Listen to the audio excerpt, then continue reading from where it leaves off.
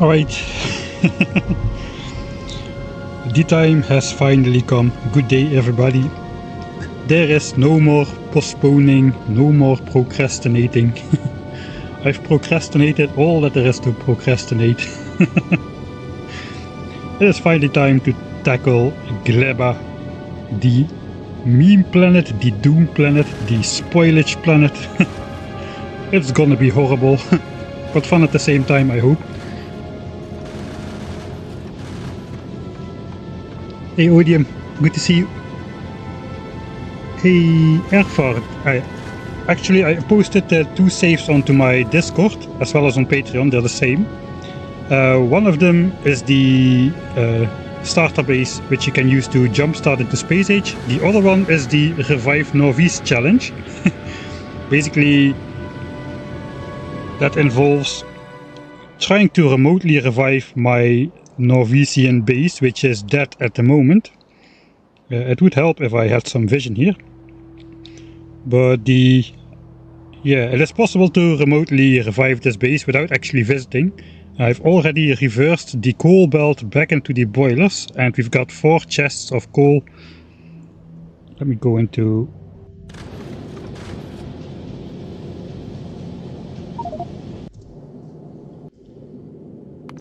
so we can see something. So I've already reversed my coal belt with 4 inserters here, which is going back into the boilers. The belt is not yet reaching the boilers. The problem is, as you can see, there's a lot of biter expansions around. The base is undefended. The biters are so close by, she will start polluting them almost immediately. So if you would like to give it a try yourself to try and revive Norvies remotely without getting annihilated by the biters, you can do so. I have even made a separate save which I uploaded.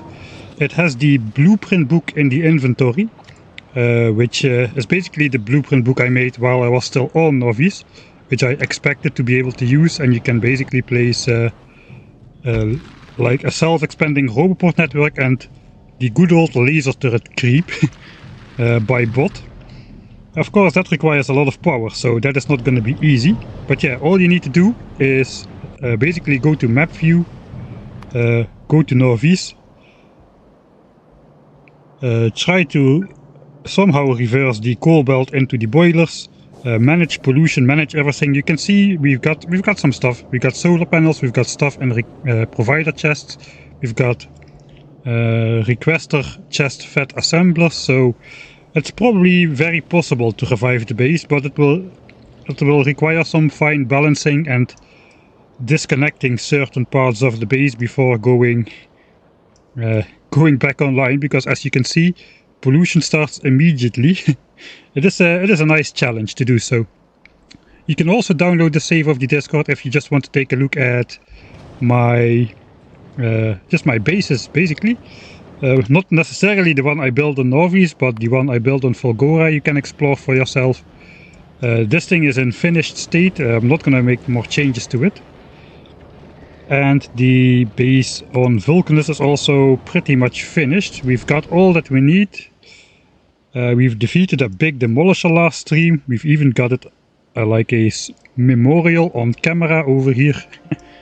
This is the corpse of a big demolisher, the most fearsome foe on Vulcanus. It took this amount of gun turrets with 2 infinite damage upgrades to take down this guy. So that was indeed. So you can download the saves of the Discord and just take a look around if you wish so. My first ship just survived the first trip to Vulcanus, says Yamacha. Yeah, that's not a big challenge. My first trip survived the trip easy, no problem at all. With 5 thrusters and a whole 2 laser turrets, it's very easy. Not really though.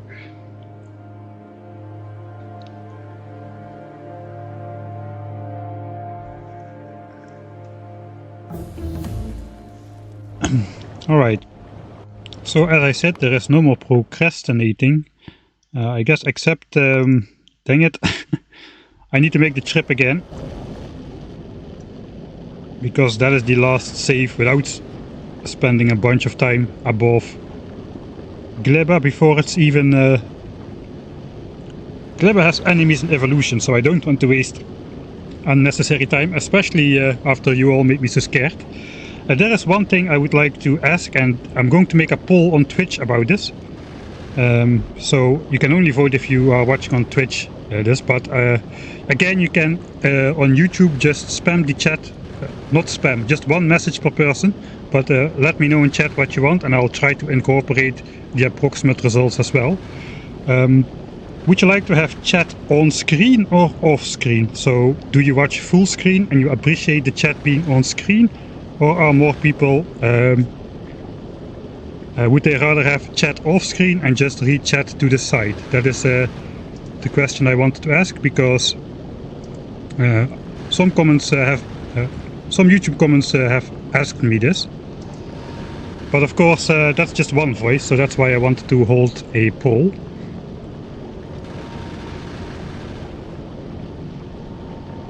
So voting is live now on Twitch, and I'll be reading the YouTube. So on screen, on screen, on screen, off screen, on screen, on screen. Okay, there looks to be. Yeah, I do like the interaction between Twitch and YouTube chat as well.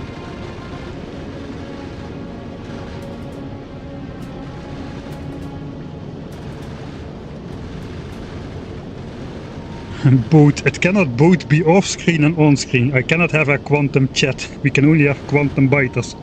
But quantum chat cannot be, unfortunately. I wish I could make it a setting actually, that you could, as a viewer, toggle on or off this chat, but unfortunately I can't. So yeah, it's either both chats or nothing. I cannot disconnect it. Looks like both on YouTube and on Twitch the general consensus is keep it on screen. So yeah, it's good I asked then. Then we'll just proceed as is.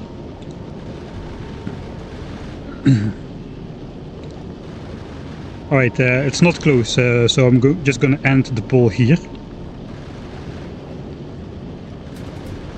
So, apologies to the purists who just like to get immersed. The thing is, sometimes unsuspecting member in chat accidentally or not accidentally posts something which is a spoiler, which kind of ruins the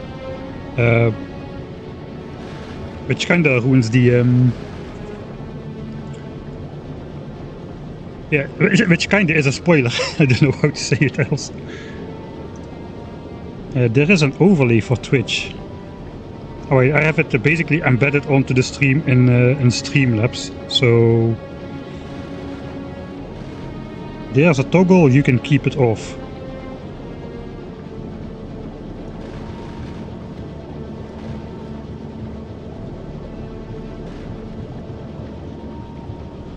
Okay, make Twitch right side, YouTube on left side. It appears not. It appears I cannot.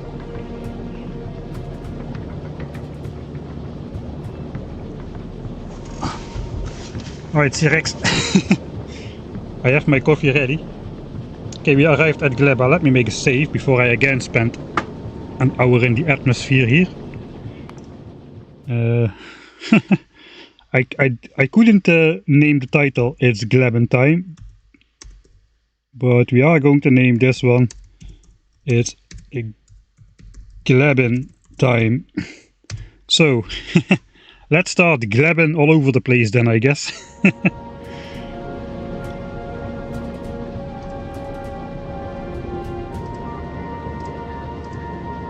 Still procrastinating. Yeah, we've procrastinated all there is to do it. I built the base in Norvis, which I let die. Then we went to Volgora, built the base there, including the entire Norvesian science packs. The blue ones, yellow, purple, red, green. Military is now up even. After that we went to Vulcanus to be able to get military science up and running there through sending grenades, and the Vulcanusian science pack. After that we even went back on a stealth mission to Norvis. That is why the rocket silo is now forever locked open, because the rocket was ready, but the rocket silo is on power, the doors cannot close. We went and mined a single piece of uranium ore so we could unlock the nuclear power plant tech tree, which already is a little bit on the way. But that is just about it. There is nothing else to procrastinate. I really wouldn't know what else to do. So let's load the save and we're going to get down to Gleba. I got a date coming over later. Hope they like Factorio and Gleba. I hope for you. Good luck.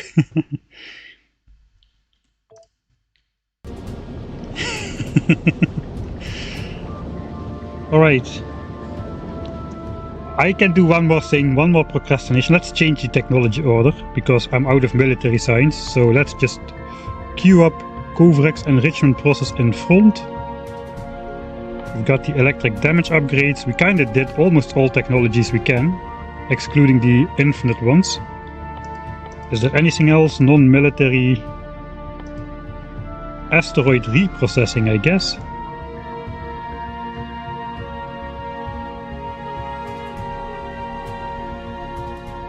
Yeah, I'm very good at this procrastination stuff.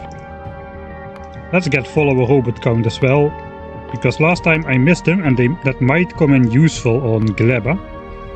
Looks like we can get about 25 follower bots before reaching infinite science. Braking force I refuse to research. Elevated rail I refuse to research.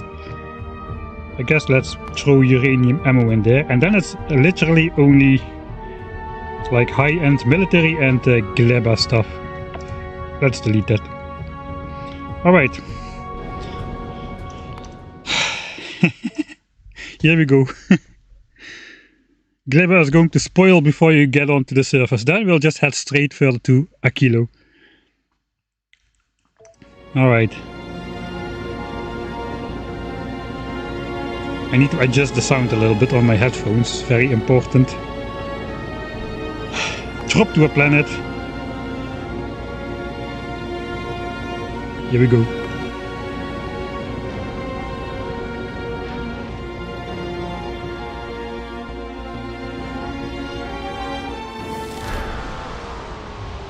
Visit. That is an achievement. Travel to planet Gleba. Oh, this looks pretty. It's raining.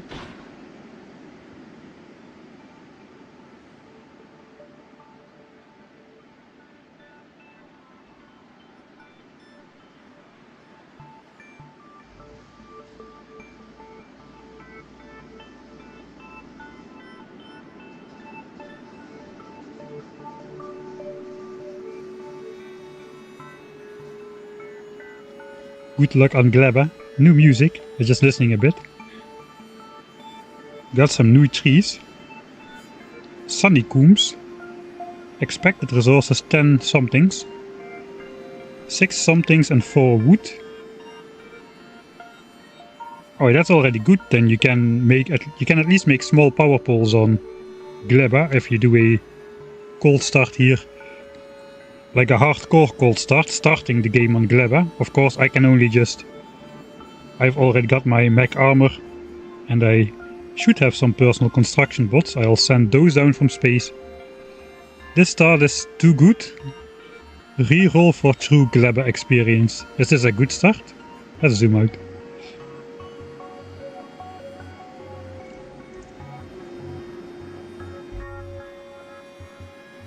Stone. A lot of different biomes.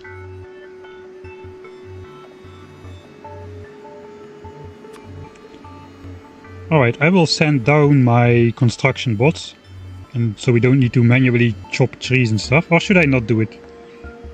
Maybe let's first walk around a little bit. I've already got my mech armor, so we can fly over those cliffs.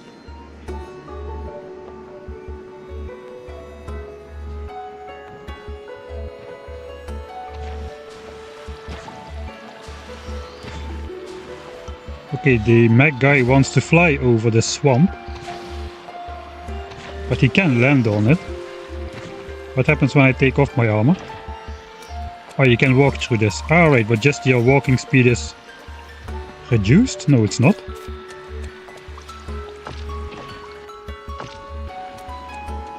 Let's go for the true Gleban experience with without the armor to start.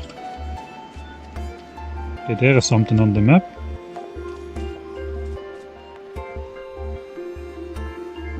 Maybe it's just another biome.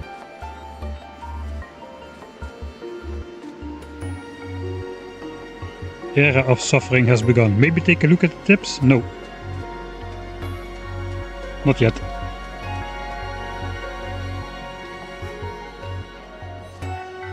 Let's just enjoy the aesthetics of the planet a little bit.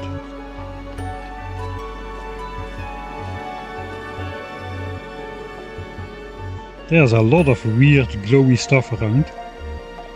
These just all appear to be different trees. They have the same expectation.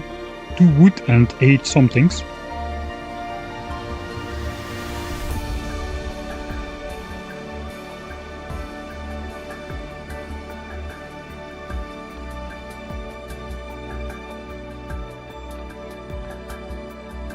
Zero Emma is brave.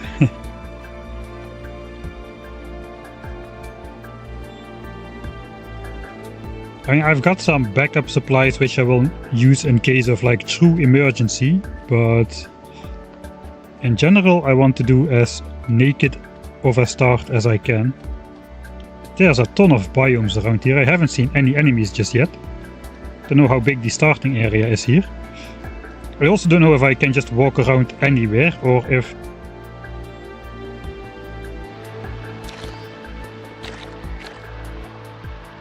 something will jump out of the dark and kill me.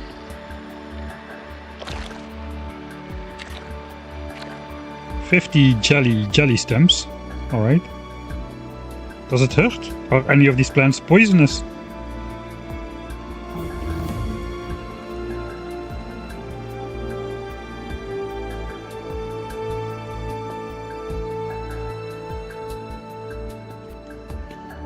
Yeah, some of these trees look very capable of just killing you all by themselves.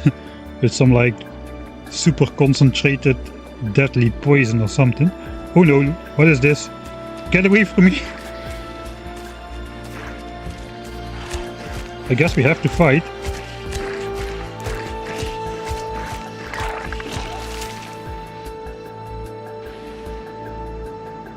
Okay, looks like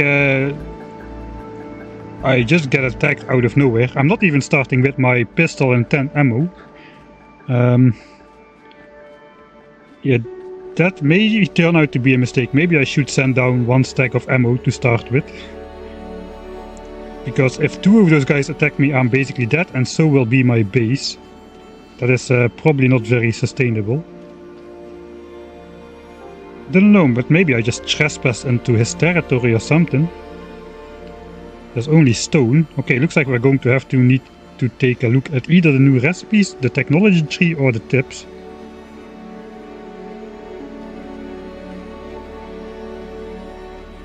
Hey Erfar, I would prefer it if you not post like spoilers or on things on how to proceed.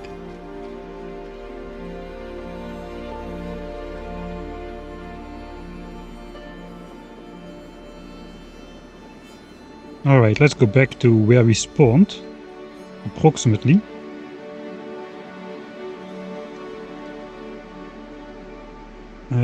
No, I will watch the qualification highlights after the stream. I'm not as worried about spoilers as I am for the race, Joe. It's only sprint quali anyway.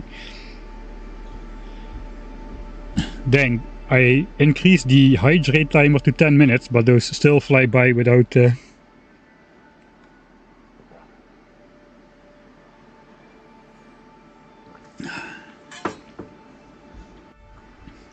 Alright, I don't mind wasting time and just slowly figuring stuff out. That is what the new player experience is all about.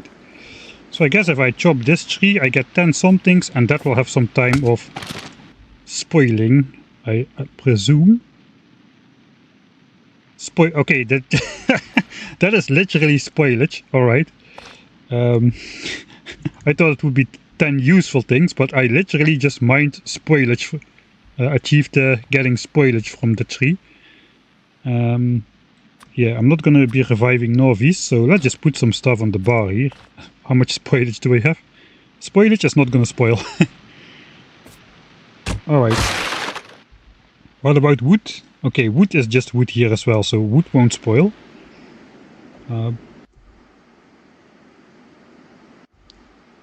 Yeah, I think I'm just going to try without ammo.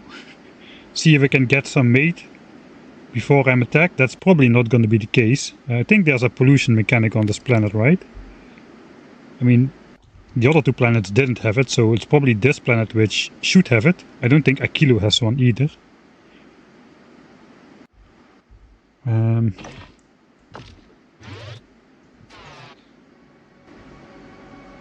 Yeah, what to do? Let's look at the technology tree. That did help us out on all the other planet. So we can research agriculture by mining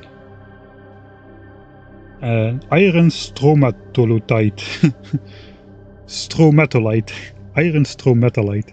And then we can make agricultural towers which plant seed and harvest plants.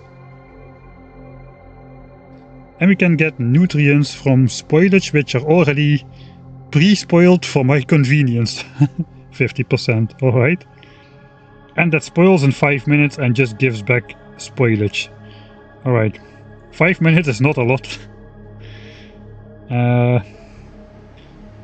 Alright, this would probably be the moment where I would have started using this and see if there is anything which has that iron stromatolite inside.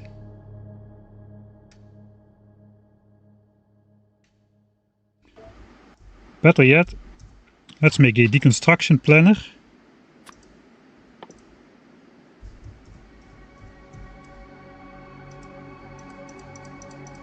Okay, Okay, I cannot set a filter for stromatolite. I cannot pronounce that term.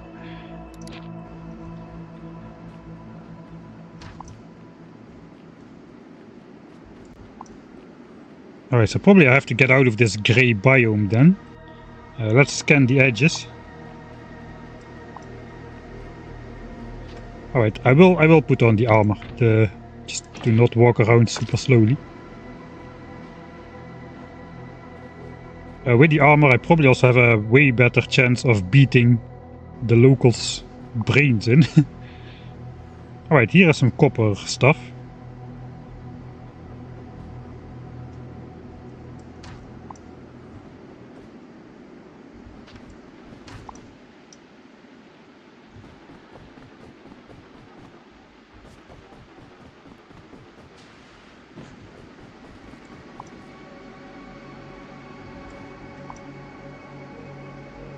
Ah wait, there is like copper stuff in the water here.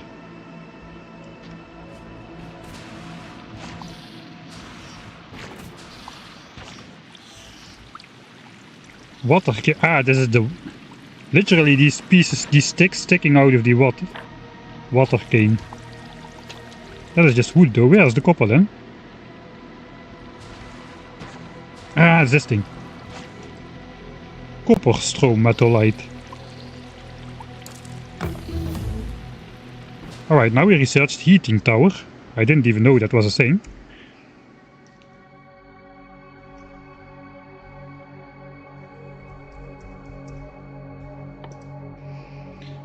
That also unlocks the nuclear power plant without the reactor. Heating tower, of course we need concrete, why not? Boilers and heat pipes, okay. Generates heat from chemical fuels, passes heat, cannot be frozen, does not stop burning. Does not stop burning when at maximum temperature. Alright, so this is like nuclear fuel cells, it just keeps on consuming. Like a nuclear power plant, not like a steam power plant, which stops consuming stuff. Right, so now I know what these things look like. Let's just grab a couple. So this stuff is probably gonna spoil very fast. 51 minute. Copper bacteria. I guess we are just gonna allow that to spoil.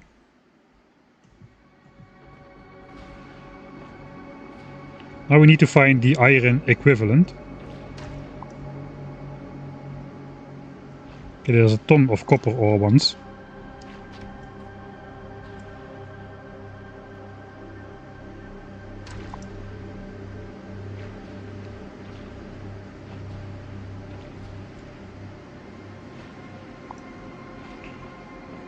I'm kinda assuming those are also on the water. I guess I cannot walk over here, can I? Oh wait, I can because I have my armor.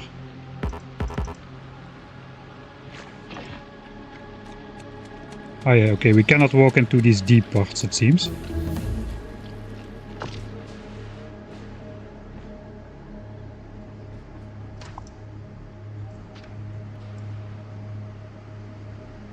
Here around here somewhere I got attacked by... Oh, there's a big one. Okay, there's a biter base as well. Let me get into the next chunk so I can see them. Egg raft. 500 health. These guys get 800 health. The small regulars which we just faced have 100 health. Okay, that kinda explains why it took so long to beat him with the steel axe.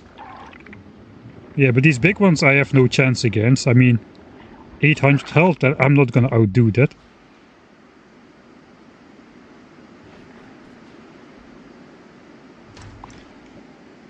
I do see iron now on the map though. Some sort of jelly. 4 minutes. Okay, things really spoil pretty fast here. All the copper ore has already spoiled away. Okay, this looks like iron. Yeah, okay, this is iron. And iron bacteria. Okay, it's getting night.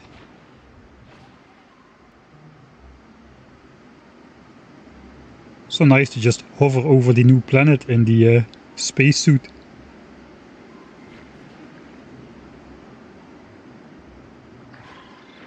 Oh, there's 2 of them. Yeah, with my mech armor I at least can outrun them. Looks like I just spawn randomly like in the... Ah no, I just went straight through their base. I didn't even see that. Okay, let's see. They probably...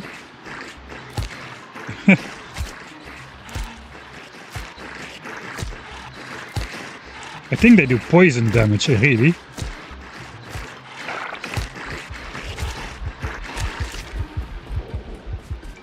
They do poison damage, so that really goes through the armor.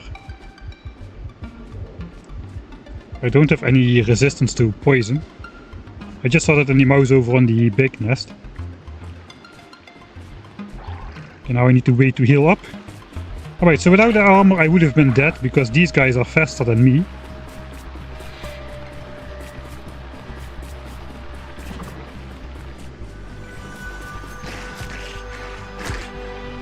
Yeah, he does like 4 physical damage and 4 poison damage. So the physical I'm pretty much immune against, but the poison is getting through me through the armor. Alright, so I did not notice that. I think I walked the first time through one of their nests as well then. Whoops. Let's look at the technology which is completed. The this one. We have 2 new ones. What is the next goal? Jelly nut processing. Mine jelly stem. I already saw that on the map somewhere. And the other one? Yamaku tree. Yumaku tree, alright.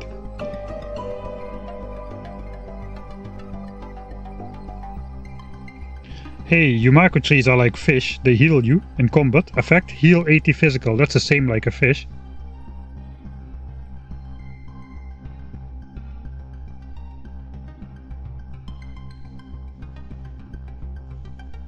I guess we'll go looking for those 2 things. So Yumako tree, and the other thing was the jelly stem.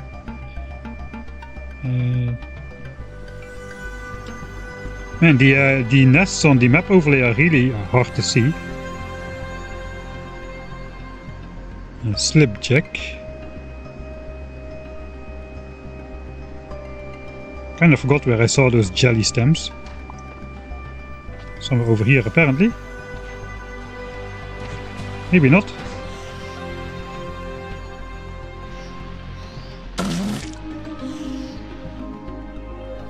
Okay, I've gotten some jelly. Man, that freshness timer just counts down so fast.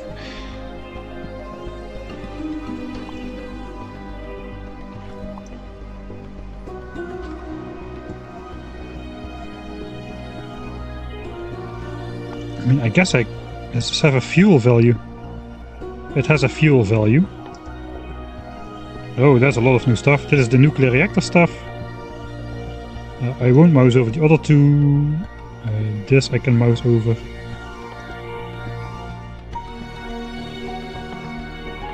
Okay, we'll look at those things as we can make them. I can make basic furnaces.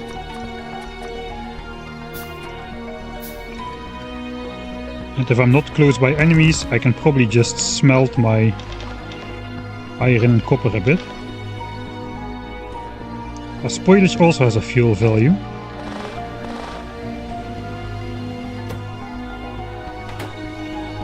Okay, let's look at the pollution. Or spores. It looks like it. I don't see any.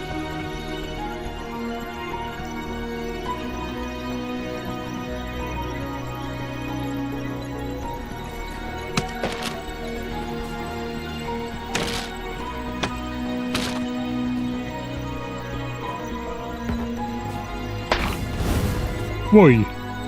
Holy moly! Ha, boom puff. Alright, a Gleba with pressurized gas sacks.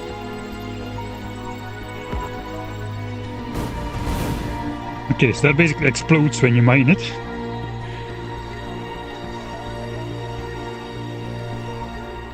You can also eat some Gleba stuff.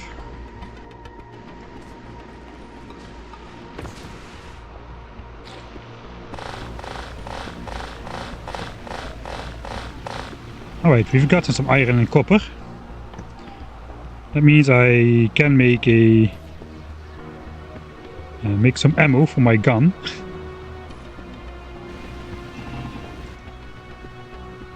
I guess even yellow ammo should be pretty effective with 12 physical damage, thanks to the damage upgrade, so that is something. Alright, this looks like a normal Factorio inventory now.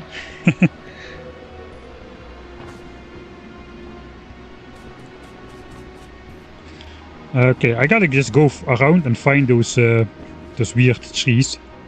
Jelly, I forgot already what they were called. Jelly stem. Okay, it looks. We need to look for purple. I found those. Somewhere. I think that was a clump of which looked like a resource patch on the map. And the other thing, we can click on that as well. That is found on some. So basically a tree with some red things, probably on green underground. Maybe on this green underground.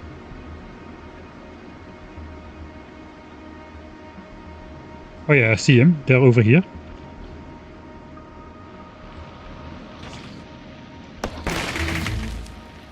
Right. Okay, this spoils in 1 hour, so that is nice. Also, if I eat this heals 80 physical damage and I get 50 at a time. That is a lot of healing power. Okay, it stacks only to 50 though. I thought it would stack to like 200 or something. Alright, now we need to find those... man, it's so nice to float around over this land. I gotta find that Jigglypuff thing. Jellypuff. I think it was here on this resource patchy looking stuff on the map. There were also some like enemies over there. So I guess we'll just go up and around. I don't even see them, even when I'm looking at them. Where the heck? Oh, there they are. Alright. 100.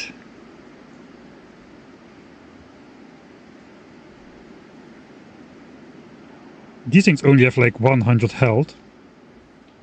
So I probably could take them out just with my gun, really.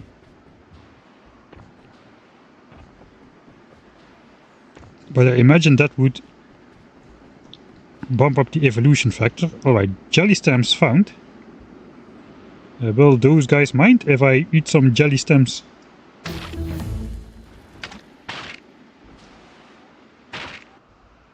Okay, that also stacks to 50. And also has a spoilage time of 1 hour. Right, let's see if we can do something with that in the upcoming hour. Yeah, of course we're gonna have some hand feeding. It's a cold start. We don't have anything. Okay, it is time to look then at the next stuff. We can now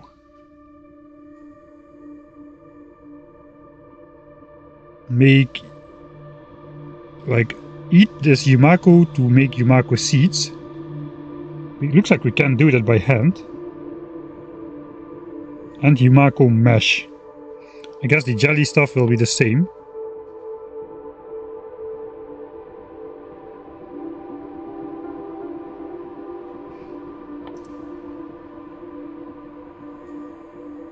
Okay, is that available in the handcrafting menu? Yumako processing.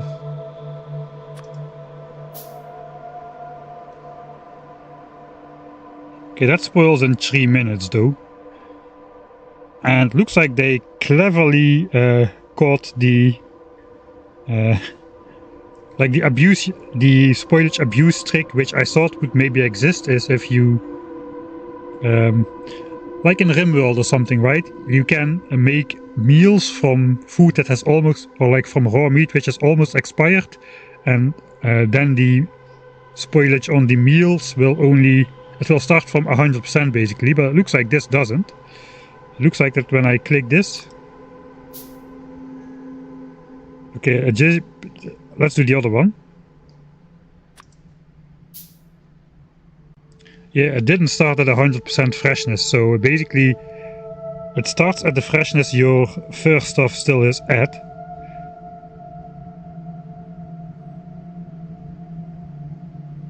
But you can extend it a little bit by crafting more of it. So now this is going under 70%. So it basically stacks. Basically the items stack, but the average freshness is combined. So you could try to save some of this by making some more.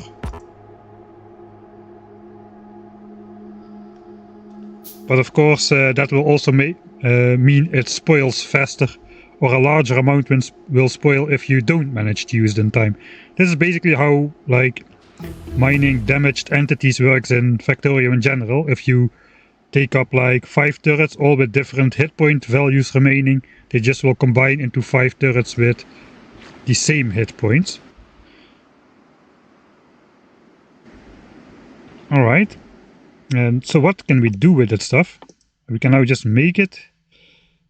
We can also make iron bacteria from jelly. So it looks like we, instead of getting the iron and copper ore from trees, we are supposed to do something with those iron and copper bacteria.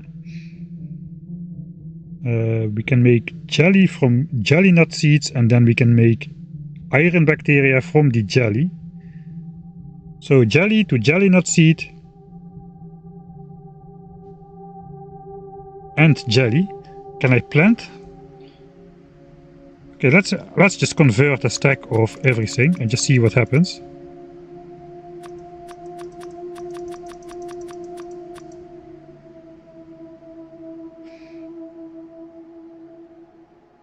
Okay, now we can make nutrients from spoilage, we can make iron bacteria, we can make copper bacteria. Okay, so those are basically the 2 basic resources then. I guess this is the jelly stems are the copper stuff.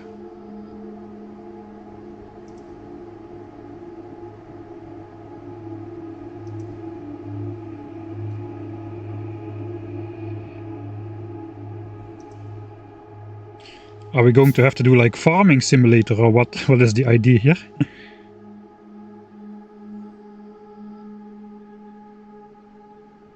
I'm not really sure I'm understanding this right at the moment. Yeah, whole new production change for iron and copper, that is what it looks like. Is this some like solid ground? Dark dry lichen. Okay, so we do have some pollution absorption from these tiles. If you look on the volcanoes terrain, it all does not have pollution absorption because pollution doesn't exist there. So we do have some form of pollution, even though my stone furnaces... What is this? Why is this visible?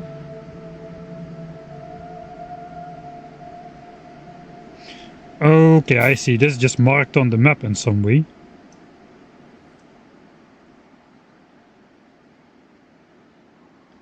Okay, so there are now map markers there that probably indicates that it's iron and copper, I guess. We'll see how that goes. Agricultural tower is a while away. Landfill, that is 50 stone. Electronic circuits and steel. That requires a lot of iron. Oh, this planet is going to be a slow start, I think.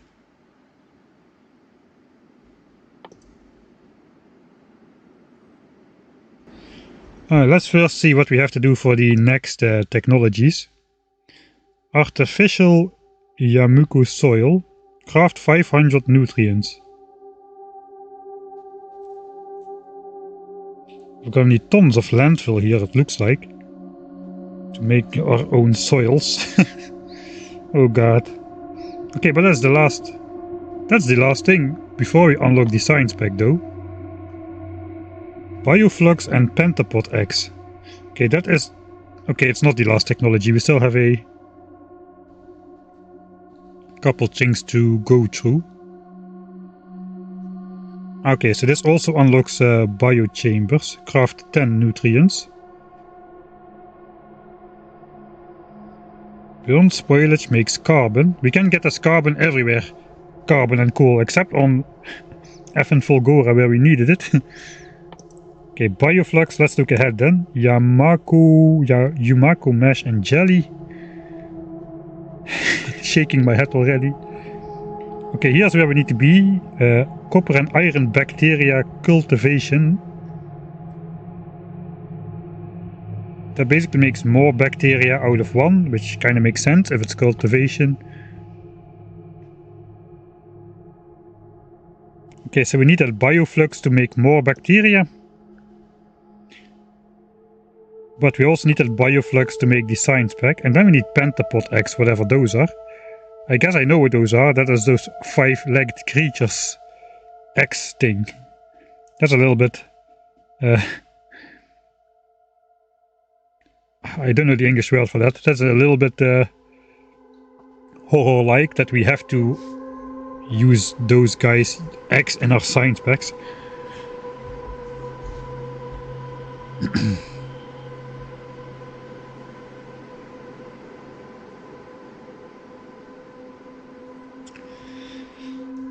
So how do I even start?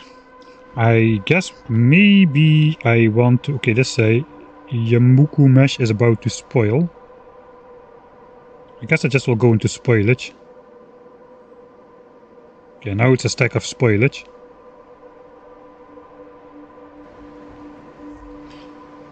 Where are my furnaces even? I think we are gonna try to...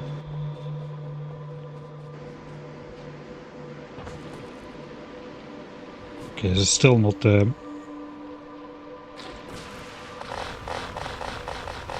Let's try to get this burned up before it spoils. Should be enough. We got some Yumako seeds. And those do not seem to spoil. Okay, at least the seeds don't spoil. There's the Yumako seed. Jelly nut seed. Jelly nut.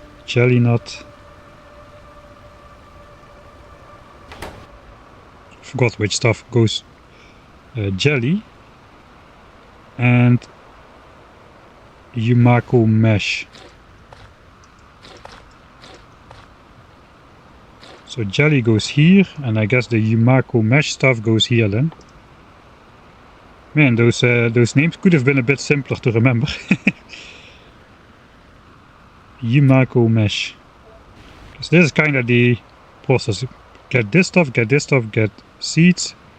That's probably not the process. Alright, I'm gonna want some more iron first, so...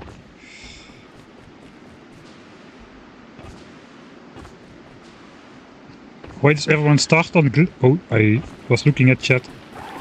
Let's not waste my ammo.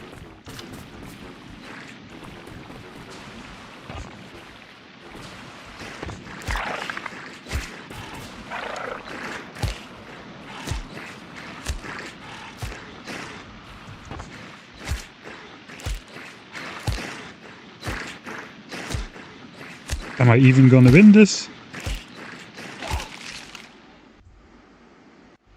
I did win that. I don't know where the other guy went. I guess this...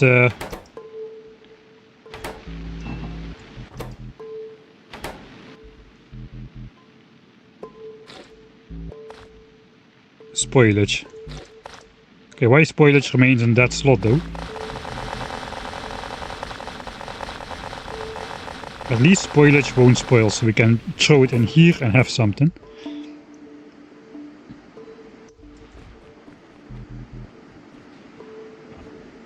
I really almost don't see those guys on the map. I can probably just beat the nest to that as well. It's got only 100 hit points, which is about as much as those jelly dudes. Let's try without ammo first. Does their poison stack? It does not appear so.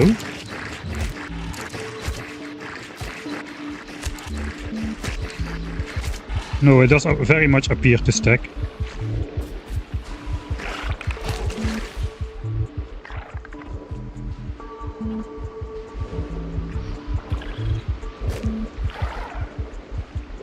Alright, that healed very fast. Basically beat it and it almost immediately healed. But yeah, those nests heal super fast. So I gotta do some DPS against those.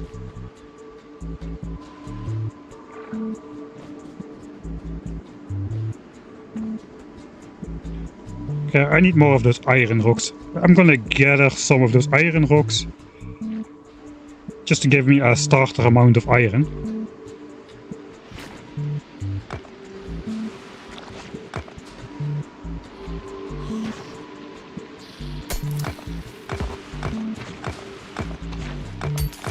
And some of those copper rocks as well.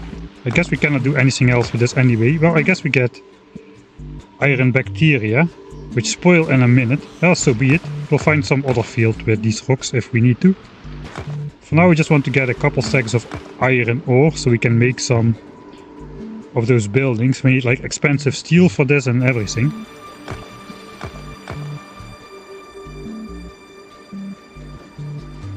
There's a couple more up there.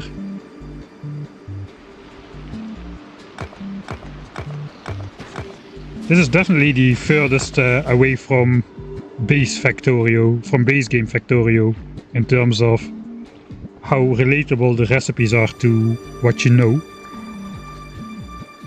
Bots, bots, bots. Okay, this just goes away, that is fine. Okay, it spoils into iron ore.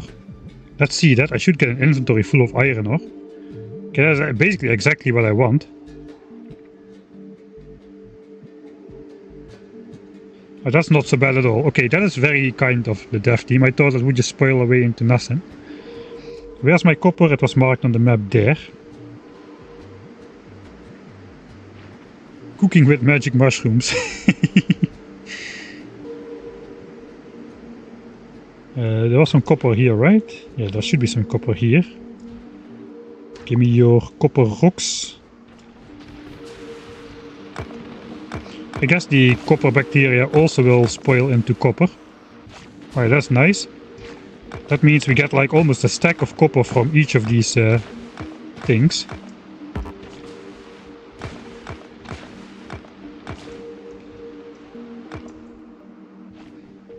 And we even get some stone for free.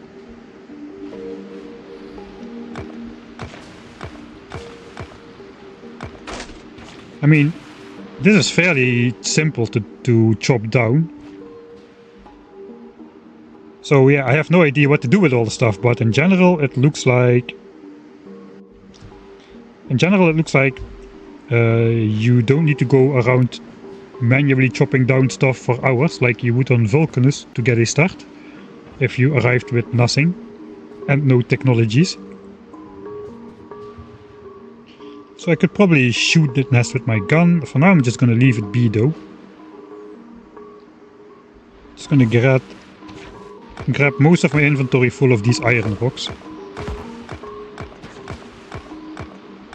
So we don't need to come back too soon.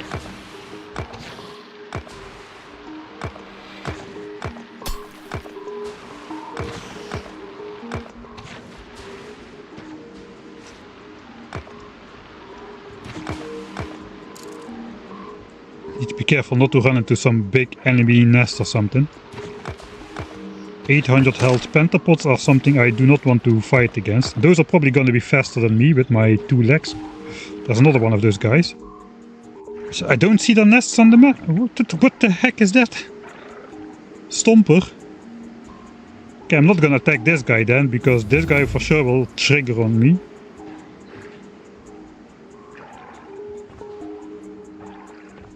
Okay, he does not seem to be coming my way. Let's just run away. Run away! Factorio is a game about automation. Yes. Just give me a minute, and by a minute I mean like probably 5 hours. And then we'll automate some stuff.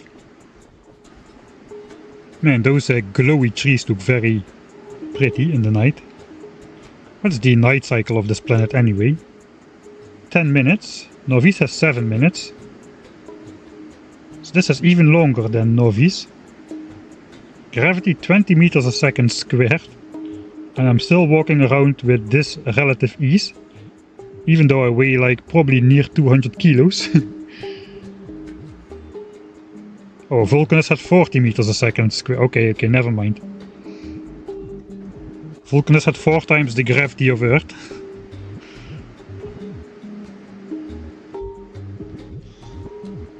I don't even have space.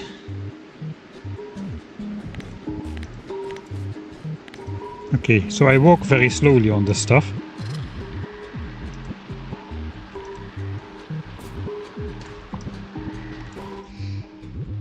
Okay, that's a good amount of starter iron, and given that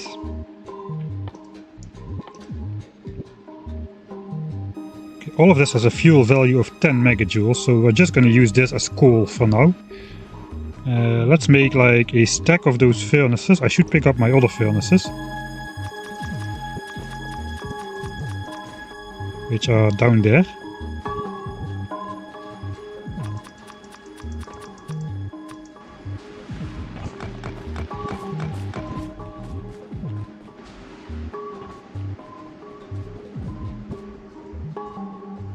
I need to make 5 more furnaces. I cannot live without those 5 extra furnaces.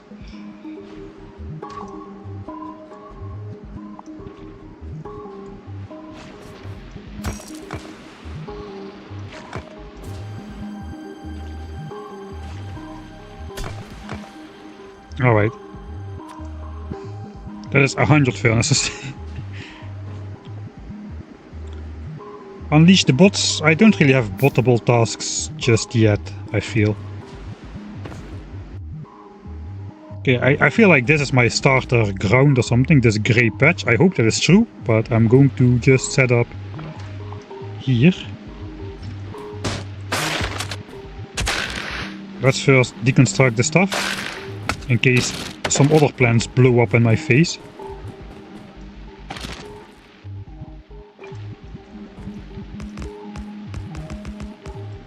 Here comes my... Okay, now I'm automatically flying.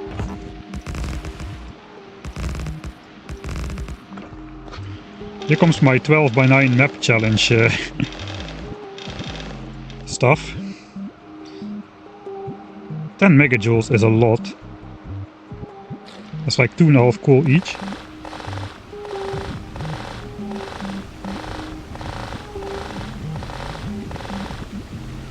Alright, that's iron.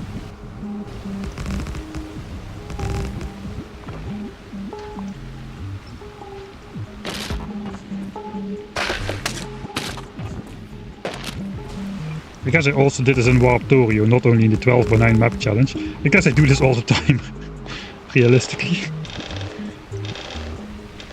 Okay, that's all the copper I have.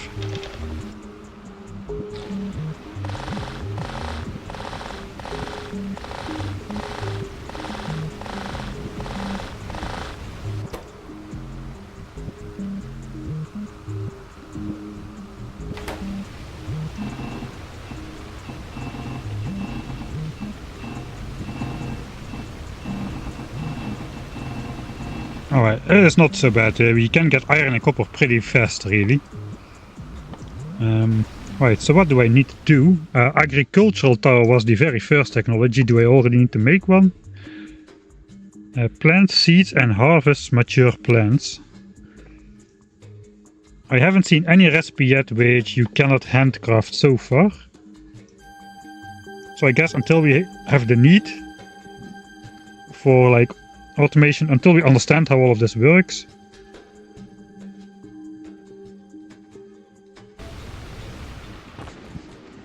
We'll just keep handcrafting. I'm going to burn or mine some stone basically. Let's get a stack of burner miners. Yeah, it sucks to be me. Actually, I should just deconstruct some furnaces then.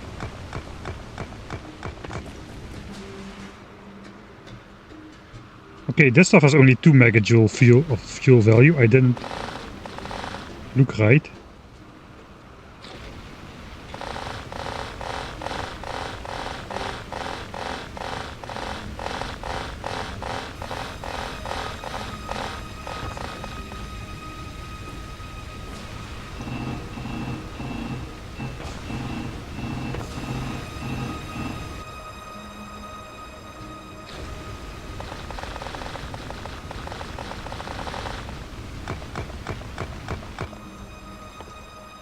Alright, so do I want stone or bricks, or what do I want here? This planet has no coal, it appears, but stone it does have.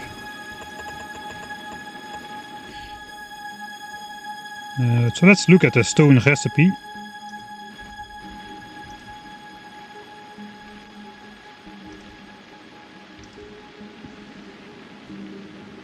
Used in bricks, landfill. We need landfill to make the artificial soil, and landfill costs 50 stone.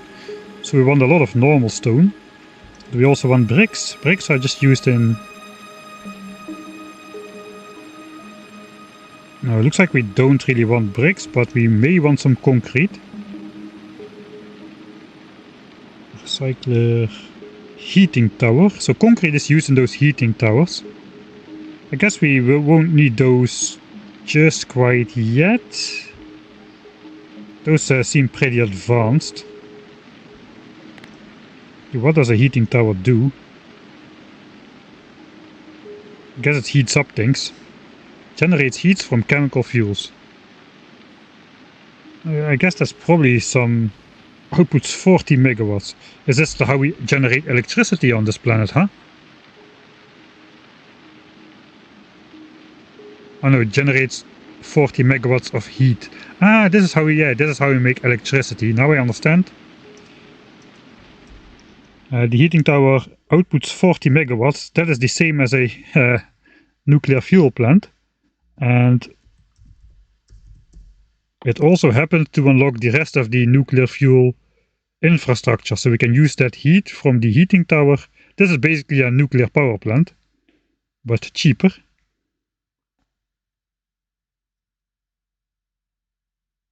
But without neighbor bonus. It just has 250% neighbor bonus by itself. it consumes 16 megawatts, outputs 40 megawatts, and then you can basically generate power through these heat pipes, heat exchangers, and steam turbines like it's a nuclear fuel plant. Alright, so until I need power, I don't really need to make those. I guess solar power is not that viable here. I think we are further out from the sun, right? Yeah, we are slightly further out. Solar power in atmosphere 50%, so it's not that bad, but it's still not great. Alright, so I mostly want regular stone then.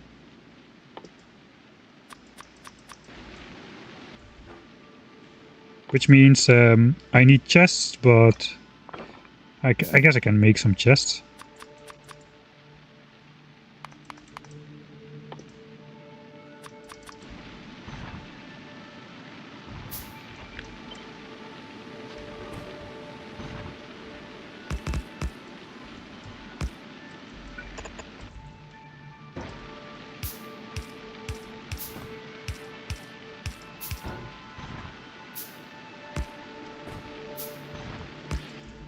Do I still have some fuel though? I have these, which is not a lot.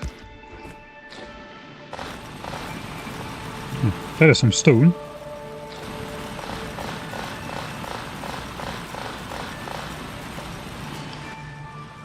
And that's basically all the fuel I have left. I'll take up these northern ones, they had the crappy fuel inside.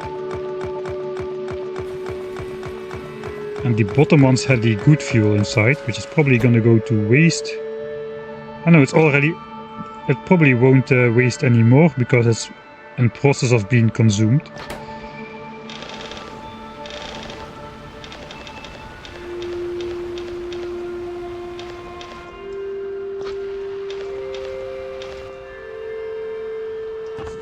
Okay then.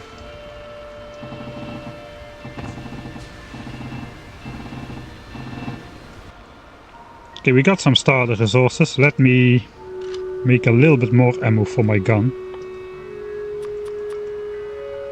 I guess we cannot make grenades. Okay, 50 ammo should do it.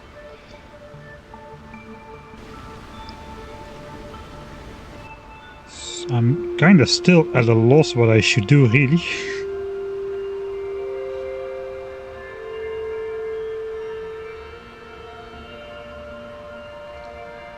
I guess I should let's read the tips. We can read some we can probably use some tips here.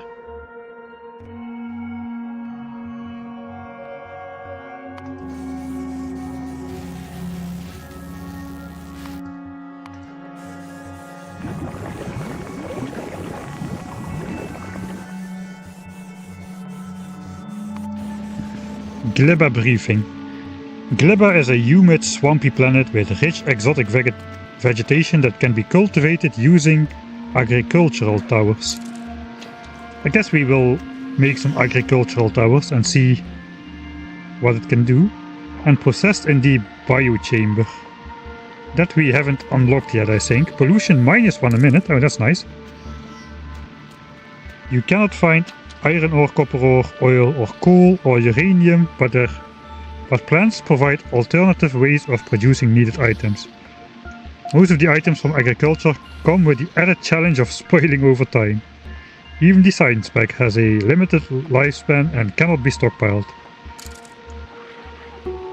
Large 5-legged creatures are the native species of this planet. Solar panels are weaker but still usable. Alright. Agriculture. Okay, this is the tower. I guess seeds are coming in on the belt. The tower basically plants the stuff on some sort of field. The agricultural tower allows planting seeds into seedable soil. Planted seeds grow into trees and can be harvested. Alright, I see.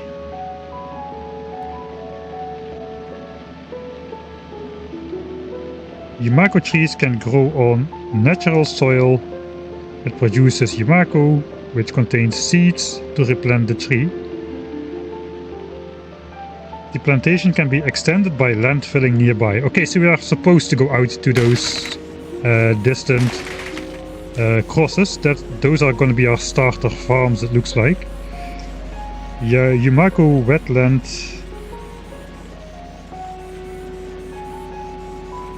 Alright, so I need to go nearby and landfill into Yumako wetland with artificial Yumako soil. These areas are yellow on the map. Jellystem grows on. This is probably the copper variant of the description. Magenta on the map. Okay, so this is actually the first planet for which we needed a briefing.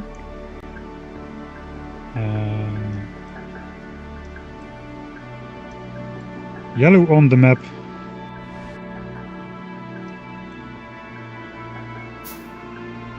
Okay, there was before there was a cross here. Now there's no longer one there.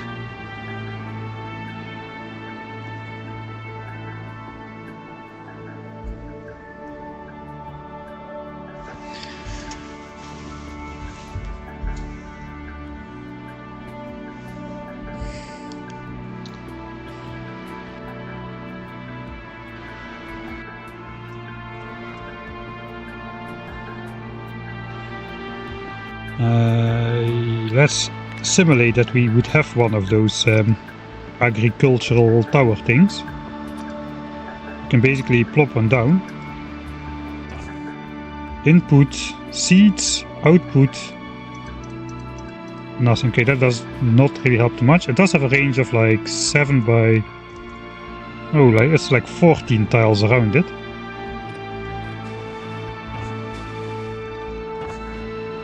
Alright, this was a mistake. Let's pick it up.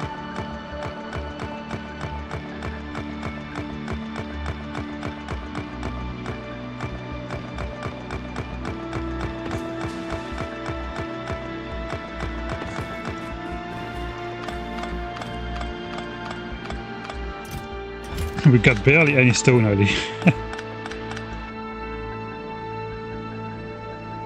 Okay, let's...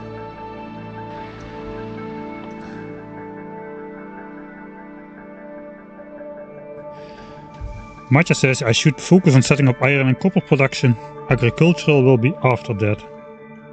Why is the first one in the line though then?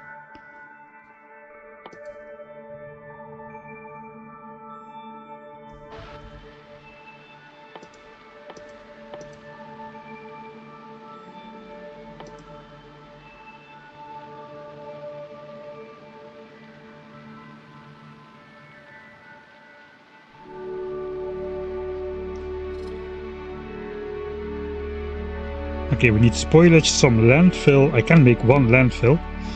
I will make one of these agricultural towers just to see if I can do something with it. I have a bunch of this. Let's smelt 5 stacks into 1 stack of steel. We'll just harvest this stuff.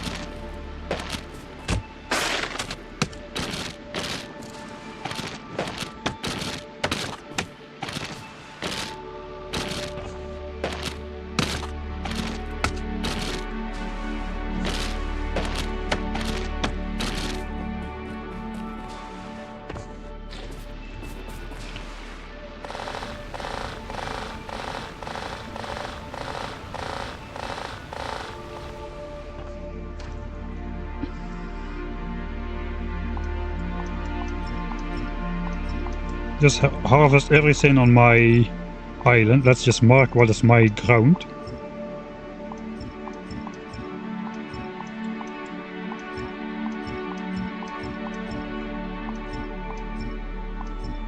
Alright, I will send my bots down to make this not drag on forever.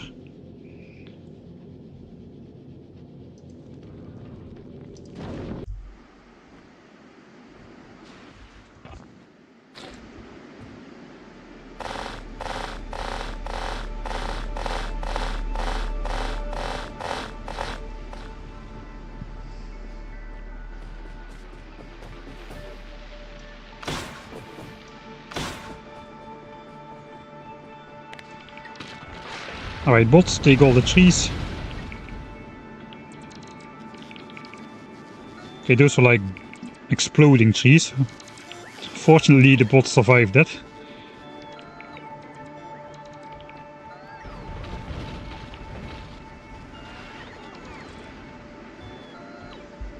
One second.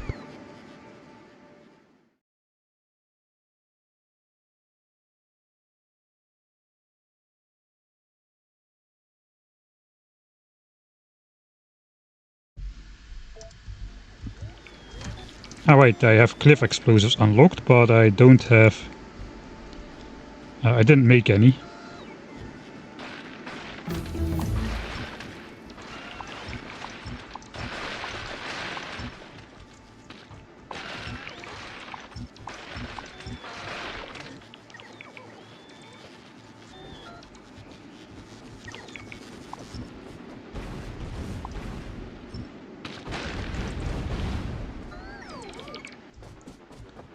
Oh, that's a bunch of spoilage. I have to leave for like 5 or 10 minutes. I will be back.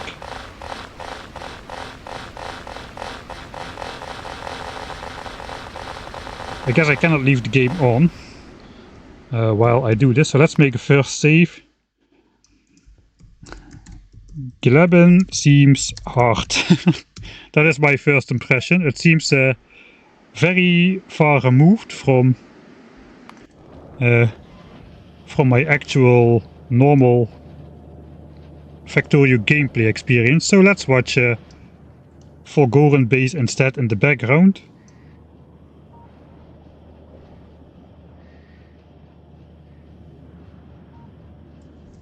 And we'll research something. Alright, I'll be back in like 5 or 10 minutes.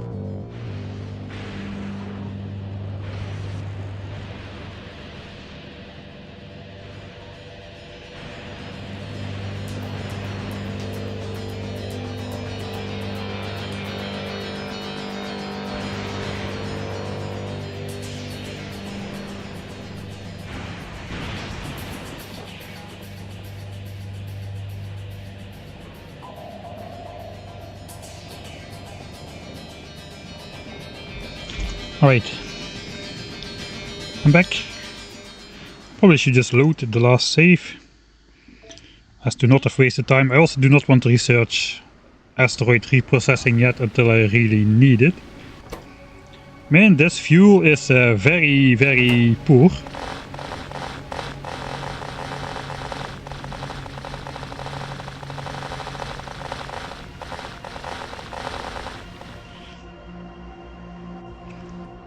I guess while the steel smells, it couldn't hurt to just go around, grab some more trees, especially on these stone patches. Just see whatever ends up in our inventory.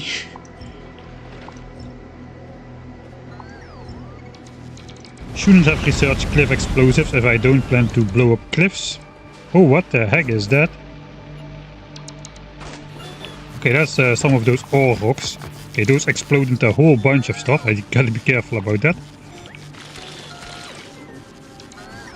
Guess my personal solar panels are also only half as effective on Gleba, since the solar panel output is 30%.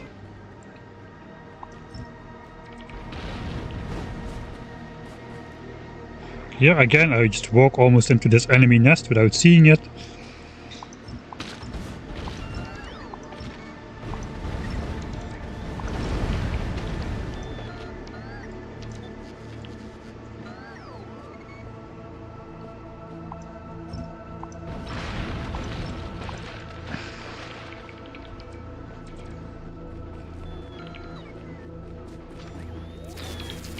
Still not enough fuel for some of these things smelting the last piece, alright.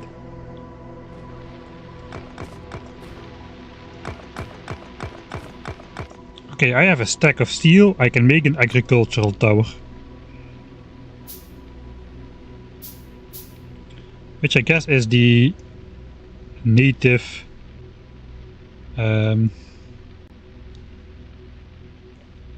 building of Gleba. At least one of them. We'll see. Okay, we'll just head over to that iron patchy, because there are these things scare me a little. There is nothing around at the iron patch though, so we'll just head out over there and see if we can figure out something.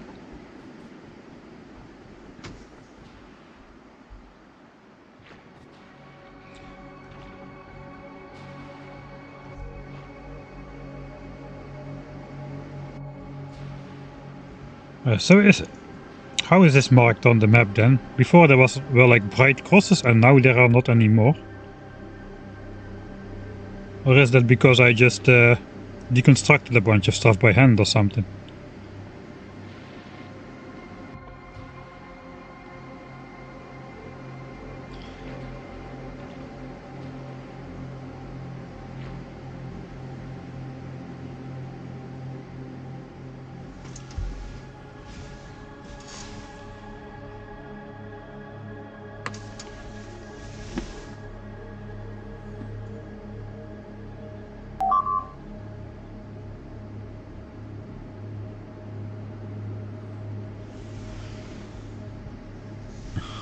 The yellow crosses were pollution. Ah, okay.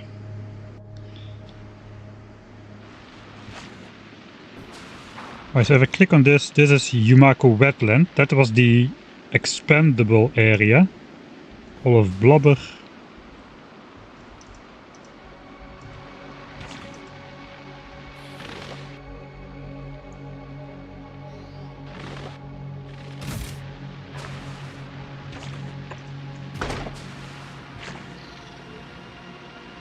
Okay, we need landfill to do that.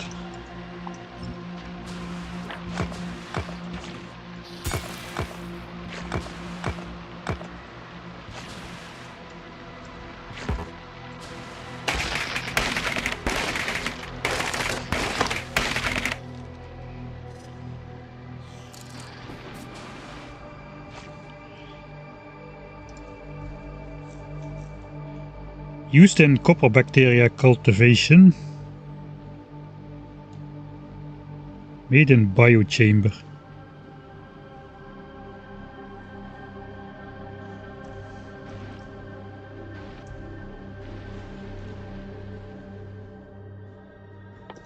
What do I need to do? Ah yeah, I need to craft nutrients. I can unlock the biochamber. That already requires a pentapod egg.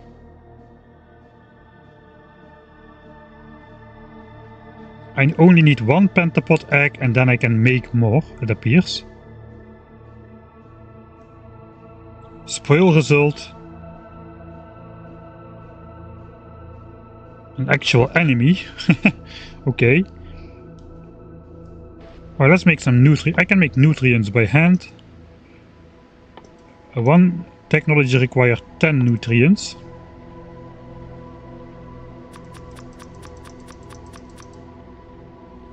So that should unlock the biochamber.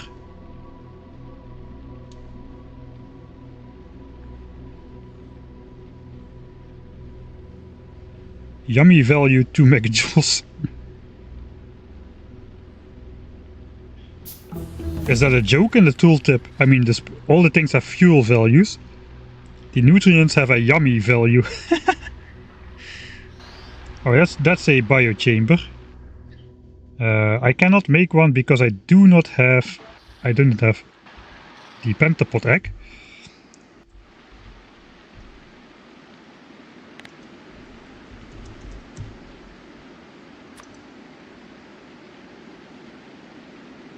So when it spoils, it actually just hatches into a into a big premature wiggler. 250 health. Resists 5 healing, or like 5 healing a second.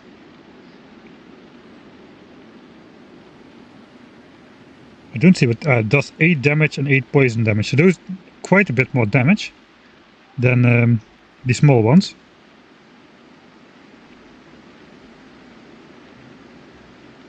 Made in biochamber located from aircraft. Okay, so I gotta take out those small biter bases, I think.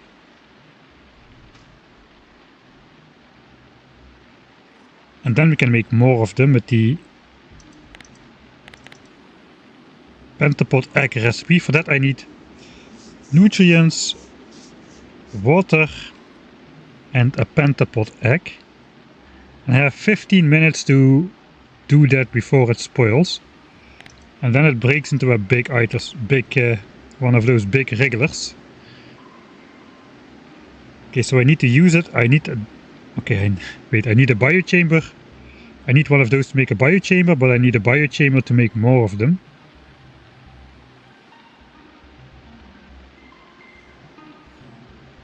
Okay, and then it's used to make those pentapod eggs.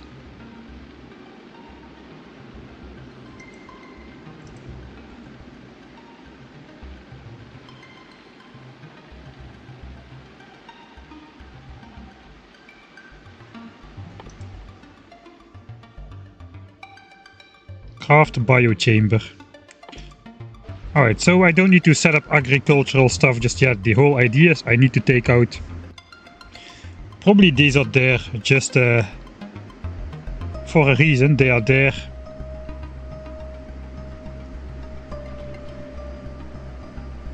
for us to take out early, so we can get our hands on one of those eggs. Okay.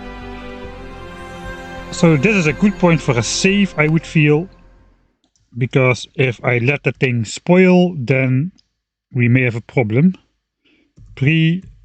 Fight for egg.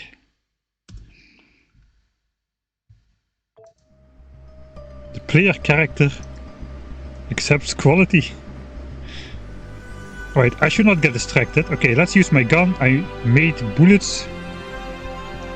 And I guess I should take out this small aircraft. I think this should be pretty... Okay, that is pretty effective. Oh! I did not see that coming. That exploded into a bunch more.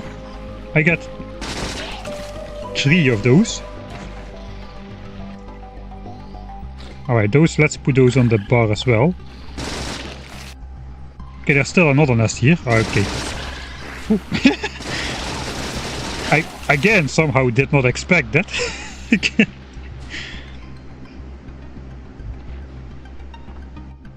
Yeah, I'm really blind. I'm really going in blind. I don't know anything about how any of this works. Alright, so now I can technically make a biochamber, right?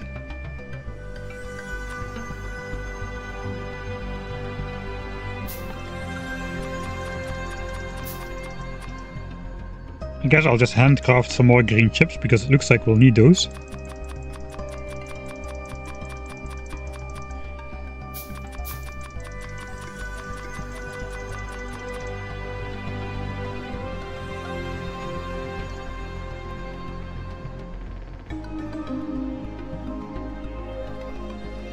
Okay, for this we need power as well. Is there even water here? Looks like water. Source of water. Alright, so if I have a offshore pump.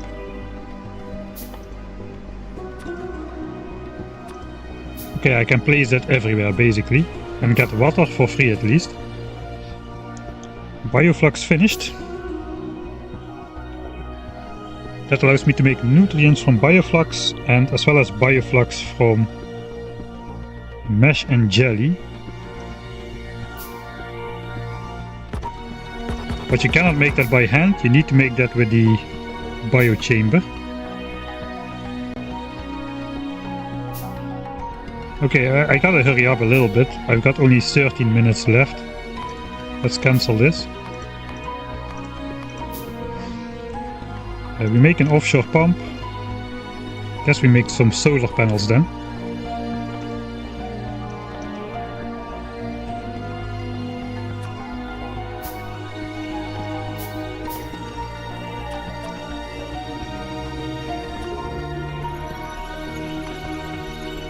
Two it is.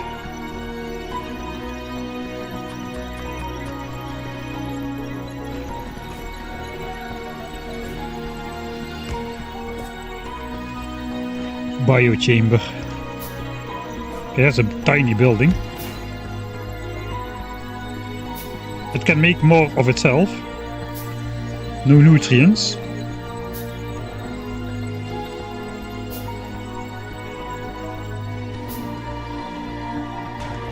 Does it also have like productivity integrated? Yeah, it has 50% productivity in there. So I should make more biochambers in here instead of by hand.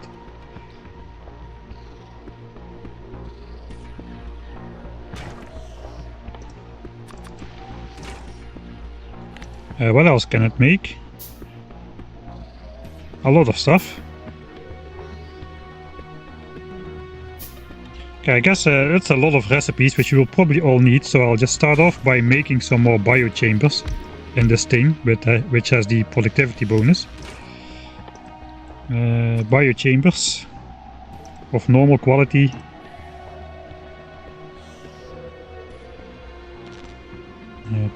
Two of those eggs can go in here. I need nutrients.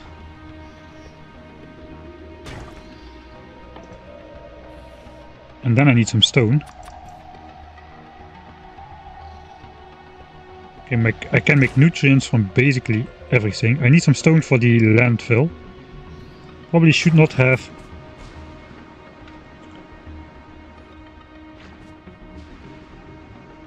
Okay, my stone patches are existing, so let's mine stone with the burner miners. I probably should not have turned all my stone into like 100 furnaces. That seemed like a mistake now. At least now I can put a full stack of, also a half stack of spoilage inside.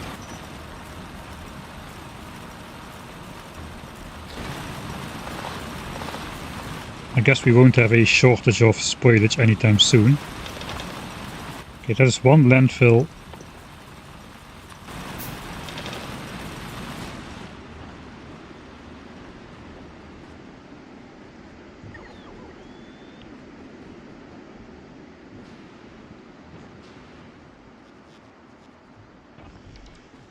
They run on pizza, yeah, it does look like it. Biochambers don't run on electricity. Okay. They just run on nutrients. Okay, it kinda makes sense. Okay, that is another landfill. They run on pizza. I mean, we run on pizza as well. Probably should start marking where I put stuff, because I have a hard time finding back my stuff.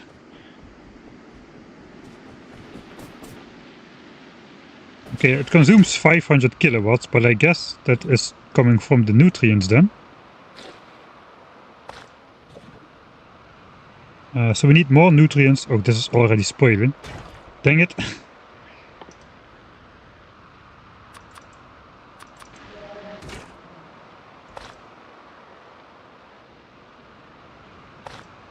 We need landfill in there. Where's the landfill? Go, go, go, go, go. Don't spoil, don't spoil, don't spoil.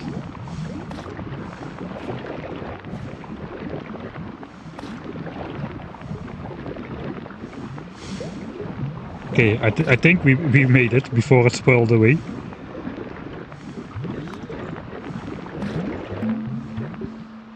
Oh, that's like 3 biochambers. I think I'll make another set.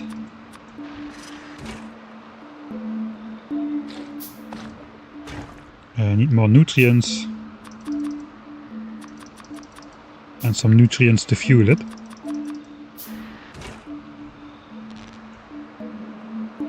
And then we need 2 more landfill, so I need to go back and grab my stone. I guess that's both of my biter eggs going in there. At least they won't spoil and hatch. That is nice. Base. We've got a base. This is my base, right? I guess some are over here is like spawn. Where my stone miners are. Okay, now I can find myself back on the map. I now know where I need to walk.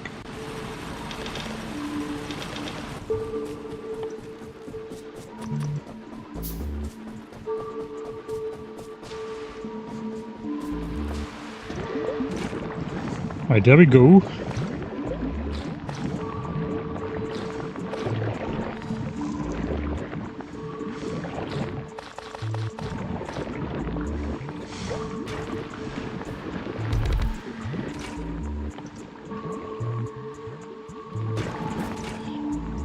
Yamaku processing gives me seed and mesh.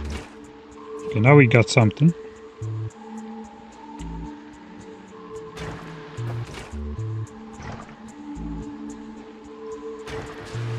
Okay, do I want to take out those other ones as well?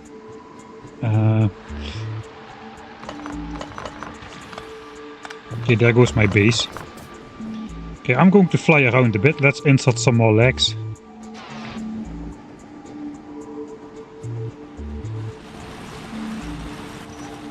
I guess we can let this run.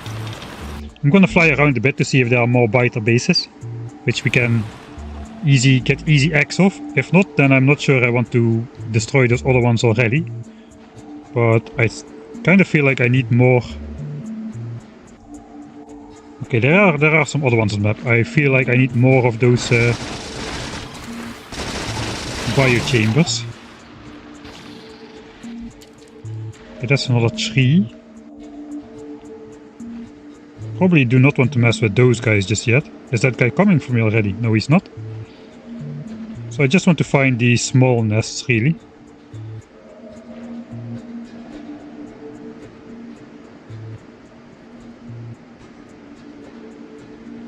They do appear to spawn in these, like, swampy areas.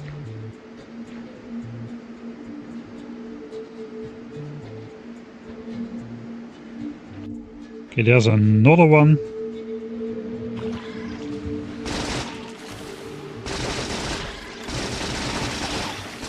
I don't know how I every time just fail to expect that these guys will come at me. Oh, yeah, there's another 6.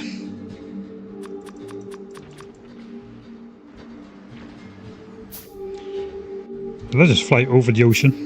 I mean, we have the mech suit.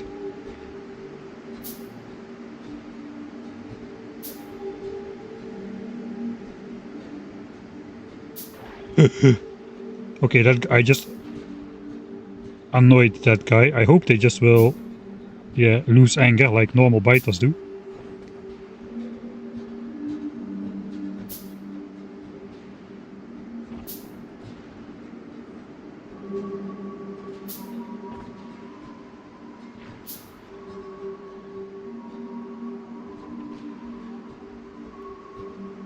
Okay, so we do appear if we look in those small marshlands.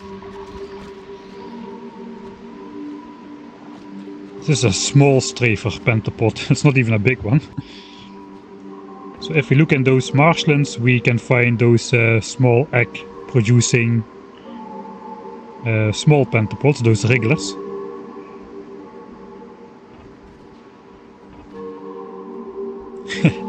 You can drain these swamps and make productive marshlands. So do these have nests as well? Aircraft.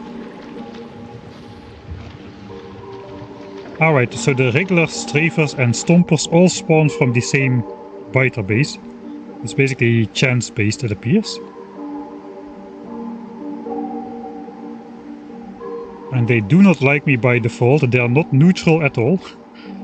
They will attack if I come close by.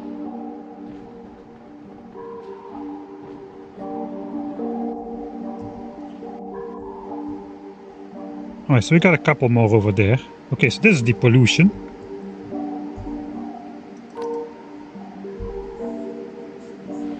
What does make the pollution though? I like the spore stuff. Is it just when I mine those rocks then? I guess that's what I did the first time. Okay, so yeah, there's plenty of those things around, so I don't really need to worry that I will jiggle myself into a corner basically. Where's my base and my spawn? It is not the rocks, alright. We'll find out what it is in due time.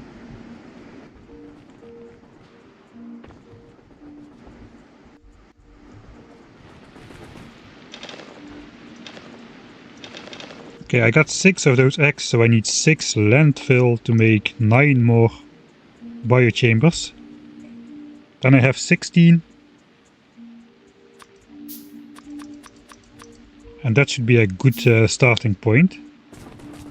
We need nutrients. I can make nutrients. I don't need to go to the water, I guess. I can make it here. It did not require water. So if I want to make nutrients, I can just produce it in here from spoilage. I'm kind of out of spoilage though.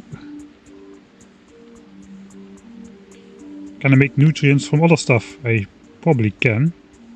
Bioflux. Yumako mesh. I don't have mesh. I guess I can make mesh. Can I make mesh in here as well? It doesn't appear so.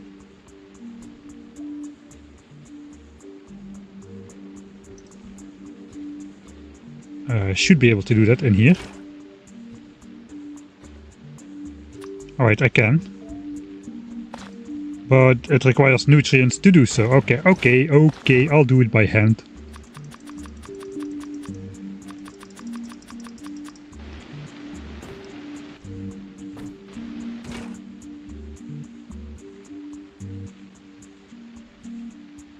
We get the productivity if we do it in the assembler thing. Nutrients from mesh. Okay, looks like I will need to craft some nutrients myself anyway. Looks like only nutrients go in there. Yeah, looks like only nutrients go in there. This stuff is spoiling very fast though. Okay, then I need to make some nutrients.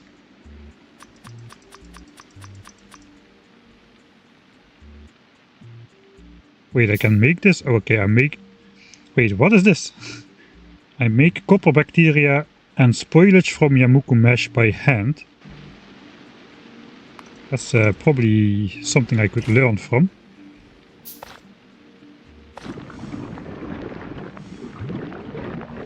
Is it gonna finish in time? Okay, these nutrients are already almost gone as well. Okay, I need to okay. So on the other planet, on Vulcanus, I had the problem I was thinking too small when I started taking out the demolisher. Now I'm thinking too big. I should do smaller amounts and just reprocess everything faster before it spoils away like so. So this is basically already garbage.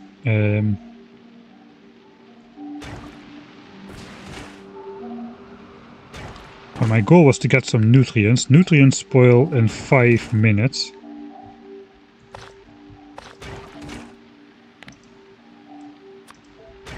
Okay, let's just panic. Click every recipe.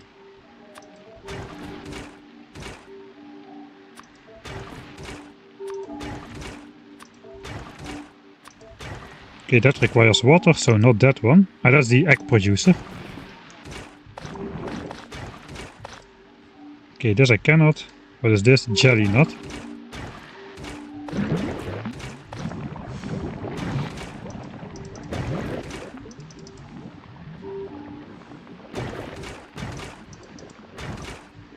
Okay, for the rest I need jelly nut.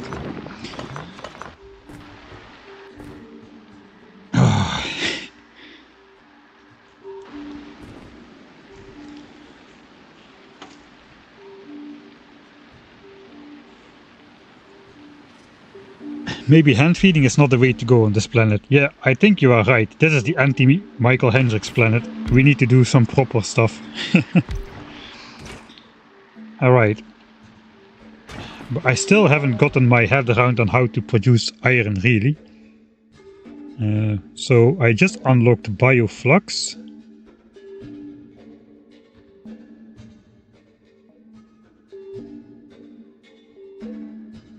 That goes into bacteria cultivation, so that recipe is not even unlocked yet. It is done in a biochamber. Craft Bioflux, okay.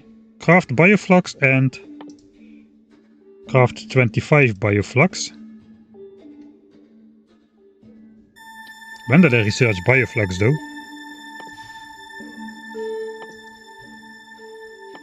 There was something for which I needed to do like 500 nutrients. Okay, that is this one.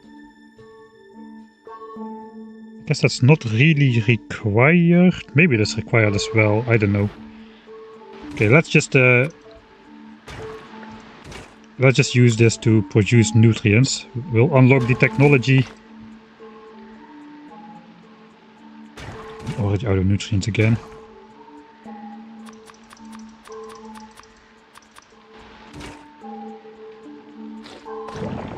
I just want to produce nutrients so I can get the technology unlocked.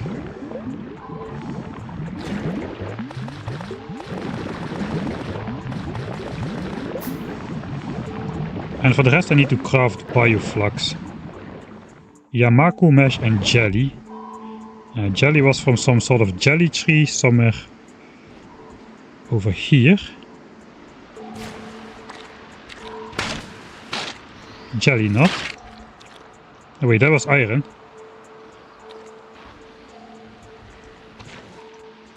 Slipstack. Okay, that is jelly.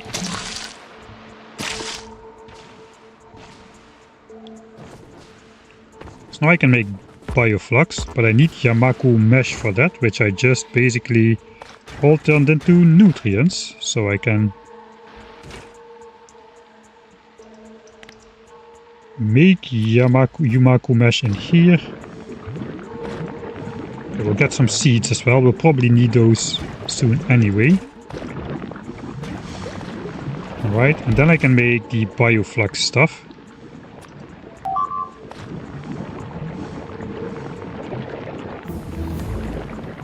This is so great to watch after going through it myself. I bet it is. Bioflux spoils very, very slow, so that is something. So Bioflux needs better make it from fresh ingredients, then it can be a very long time before we need to do it. So now we can make more copper bacteria from copper bacteria. Okay, and that is actually how we are supposed to get copper and iron, I suppose. Because we put in this. So I guess I have to mine a single copper rock from somewhere to get some of those copper bacteria, and then we can try to set it up and see how it works. I kinda cleared out this area a bit. Where is this guy coming from? Okay, he's coming from that nest. The nests are really quite hard to see on this area. Was this not the iron stuff? The copper stuff was on the left side.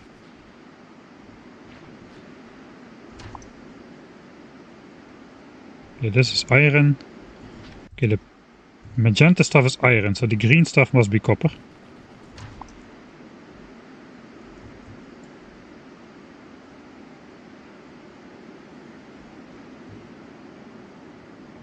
I will try to look at the recipes again. I first want to successfully cultivate that bacteria and see how that works out.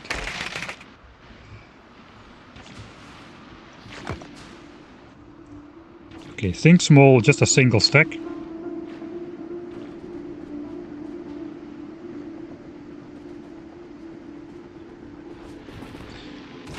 Alright, so now I have some copper bacteria. Put some bioflux inside. And some nutrients, which again seem to have spoiled away.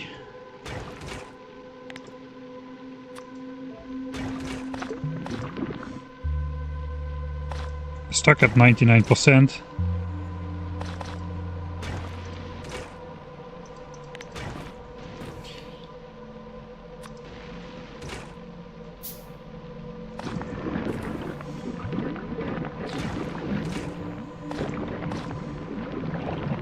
Alright, now I made more copper bacteria. These actually start off with 100% spoilage rate.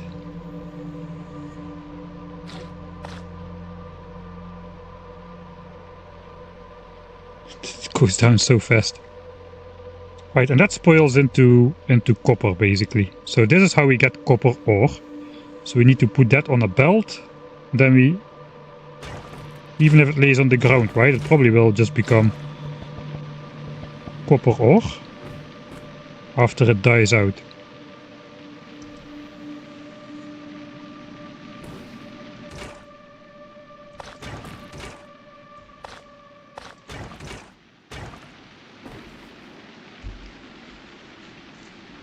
Gleba hand feeding run when already started, yeah.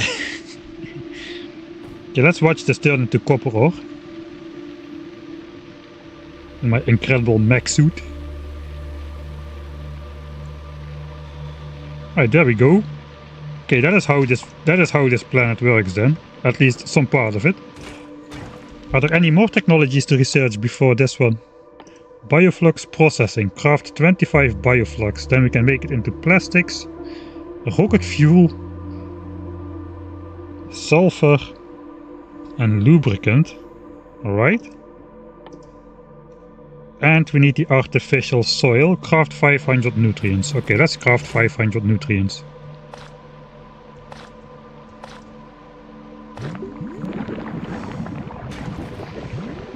And 25 bioflux.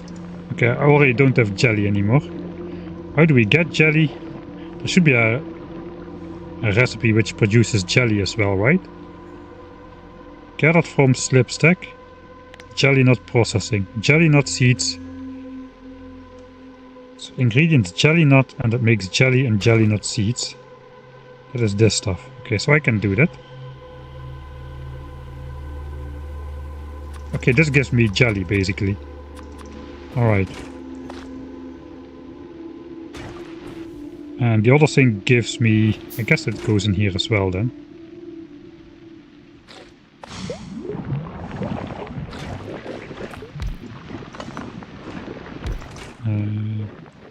Yamaku.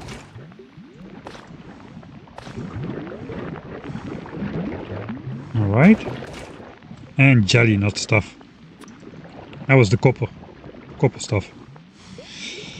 Or the iron. I don't know which stuff it is. We have nutrients in here. That gives us jelly. And the jelly combines with the Yamaku mesh into bioflux, like so.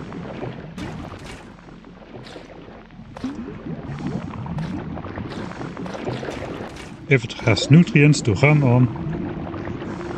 So it's kind of hard to keep these things running. So one of the first things we should do is set up some sort of reliable nutrient production. Which probably can be done by... I mean, everything can be turned into nutrients, right? We can make nutrients from everything. So I guess we need to set up 1, 2, 3. Let's keep a bit of space. Whoa! What the heck? Where did those guys come from?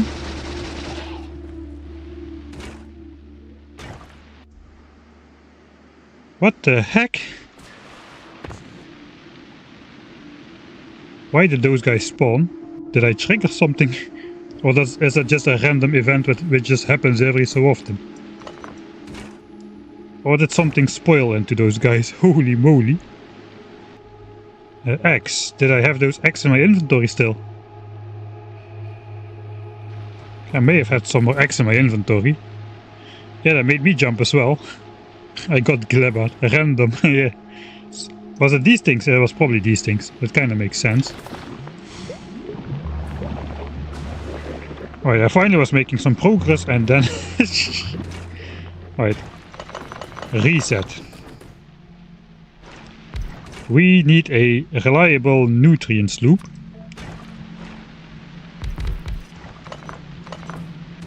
So we want basically these machines to run always.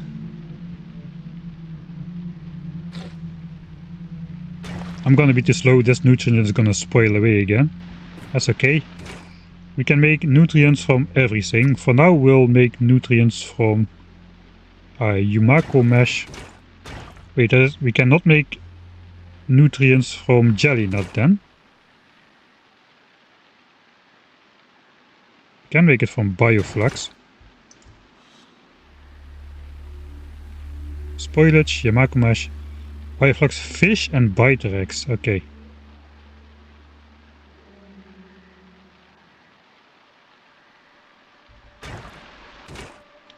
Okay, I guess these things are going to be abundant, so we'll have those. Looks like I will need to make some belts. Looks like it's handcrafting heaven on this planet.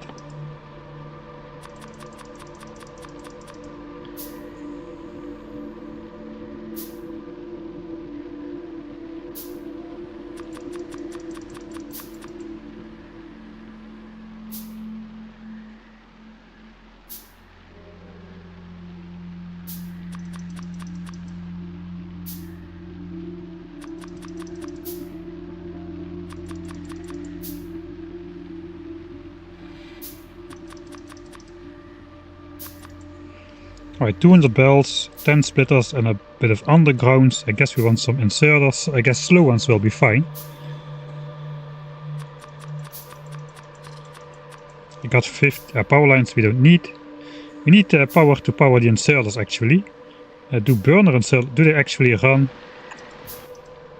on nutrient? They run on Yumako mesh. So probably we want burner inserters then. Or the factory will die out in the night. And then the nutrients will spoil, and when it's wakey time,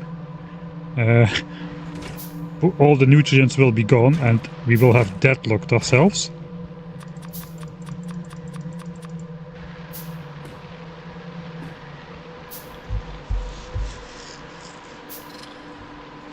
For now I'm gonna clipping in progress. Alright, these are our two main nutrient production things that produces in 2 seconds but crafting speed 2. So it is going to be fast enough, I feel.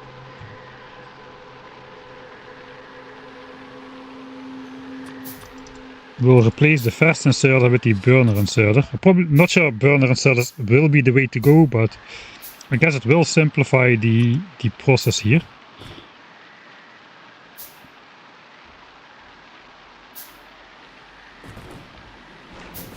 Alright.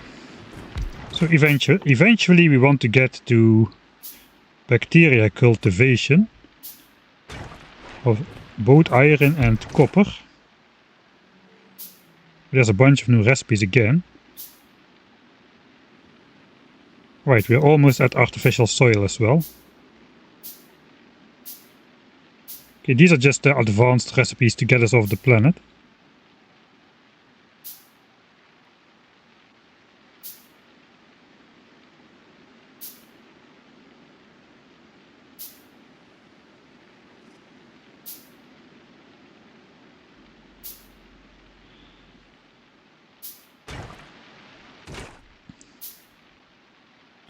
copper bacteria. So that requires bioflux and the bacteria itself. This produces 100% fresh every time, which is annoying because we want it to spoil. These things we want to spoil, right? Into copper. So we need to basically make like a Coverx enrichment processing kind of feedback loop into itself. And then we need bioflux production, which requires the Yamaku mesh and the jelly. So we need Yamaku mesh production. And we need jelly production. And all of that needs to run on nutrients. So we kinda...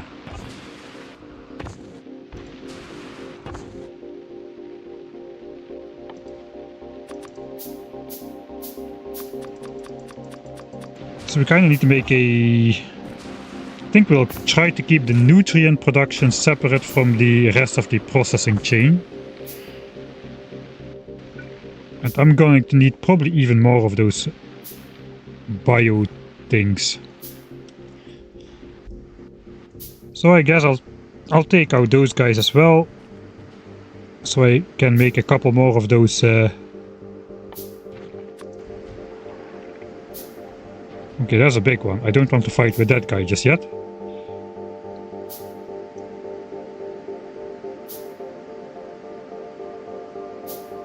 I guess up here then. Because I don't want to run out of biochambers halfway through setting up and have everything spoil away again.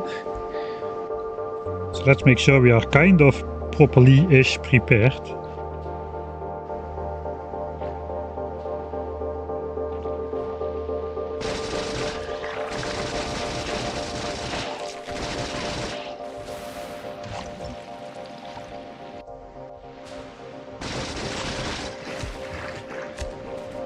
Oh, I'm out of ammo.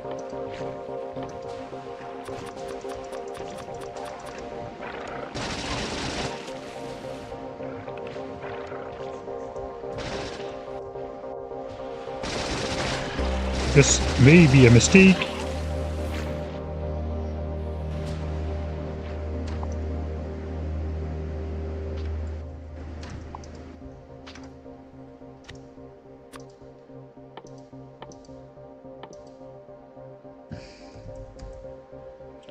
How is this thing called?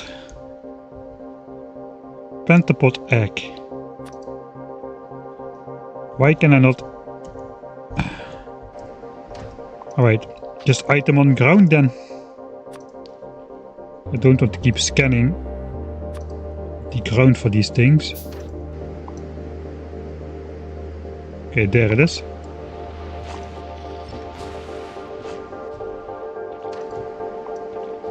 Alright, I got all of them. Let's not have them spoil this time, especially not all at the same time, I presume.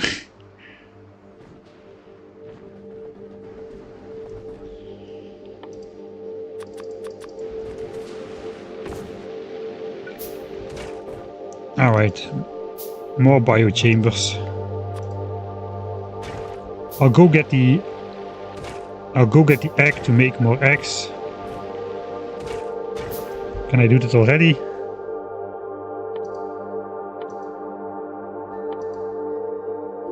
Yeah, I can do that already. Nutrients, water and pentapod egg. Alright. So let's go back to our base. Find out I don't have those things. Okay, this was all like set up as a example, right? Let's keep that there.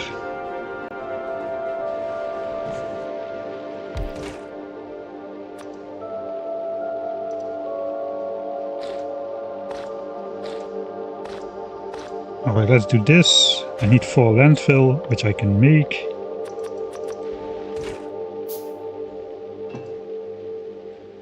And nutrients, I forgot about those.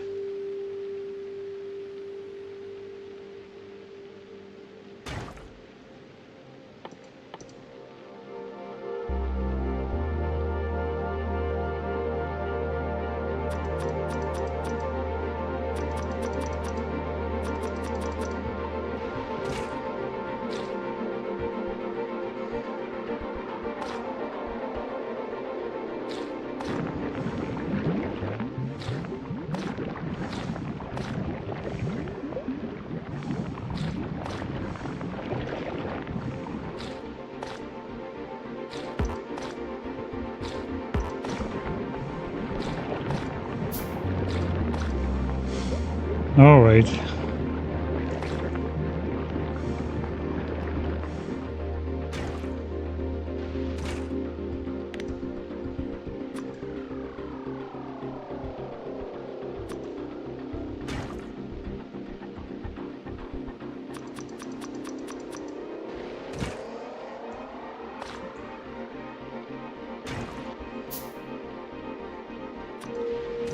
I'm out of spoilage, so we need to do this, I guess. Okay, that makes a lot more nutrients as well.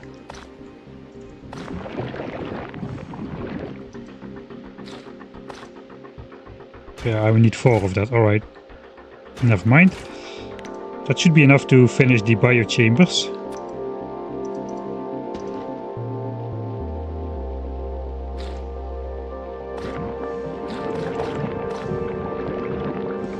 Okay, then I will have enough biochambers to set this up, and I can try to get this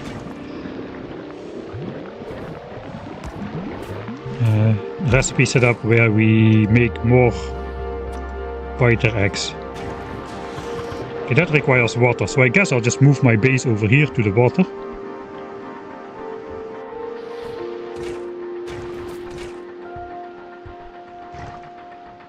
Okay, 2 biter eggs I will keep.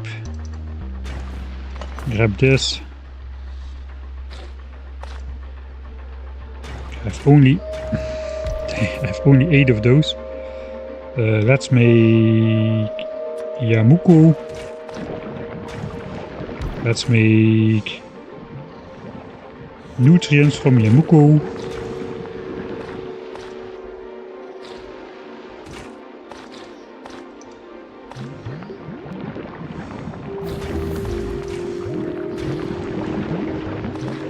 And then those nutrients can make more eggs, right? I guess those eggs are gonna hatch. I'm not gonna be fast enough to set this up automated, I don't think. Oh yeah, right. That was a mechanic I forgot about. Artificial soil finished though, so now we can make it. Now we can make artificial soil to plant more seeds with the agricultural towers, which... basics of farming. That is the first technology as well, so it's a little bit weird that this is unlocked so early if you are not supposed to use it this early. Maybe you are supposed to use it this early.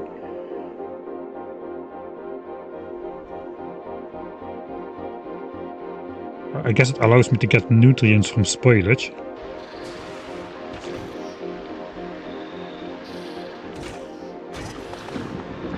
Okay, so now technically if this was connected,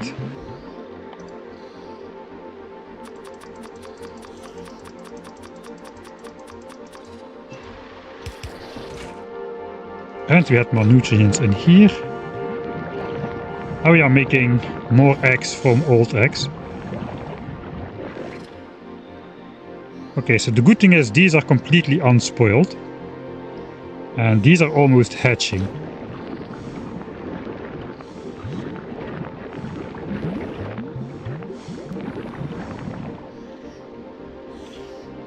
Okay, so that is either good or bad news. Depending on how you look at it. Okay, then I can just keep producing more eggs. If these threaten to spoil, I will just make more eggs of them.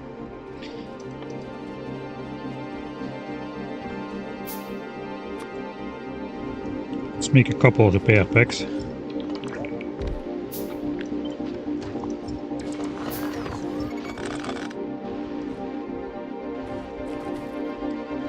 For what is wood used then? Wood is not used for anything of this, so I guess we can...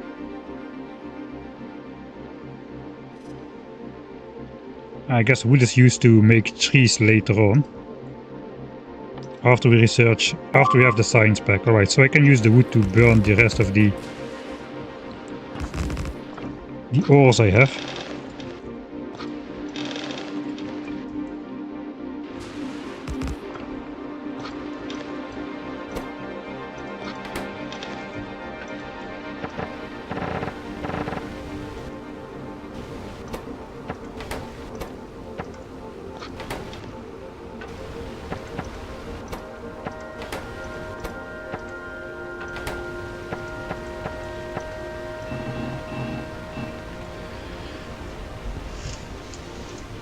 Please pay attention. Yeah, I saw the option for spoil priority.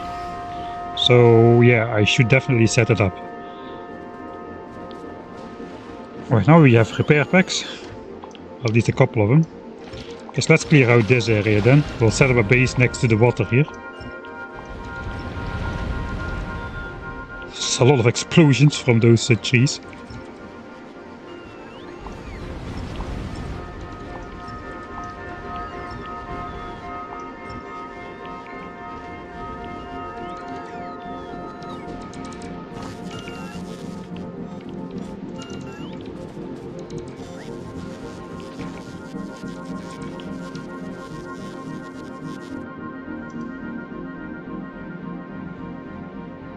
So they had more seeds, or okay, I have seeds here. Oh, they only stack to 10. Okay, that's not a big stack at all.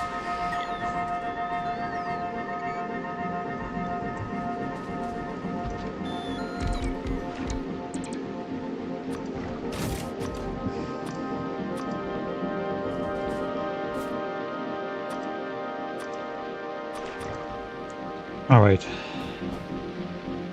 Let's try to do this.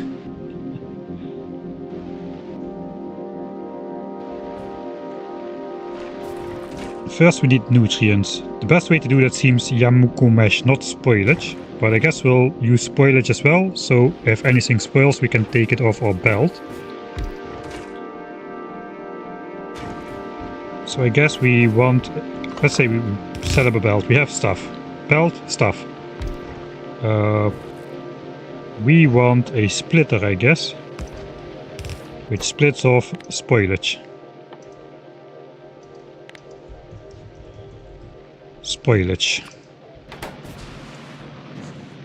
Right, spoilage will be turned into nutrients over here.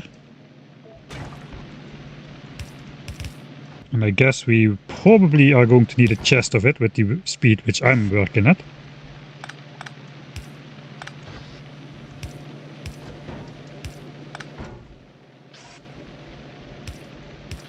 Then these things run on spoilage. No. Okay, I will need some electrical inserters as well.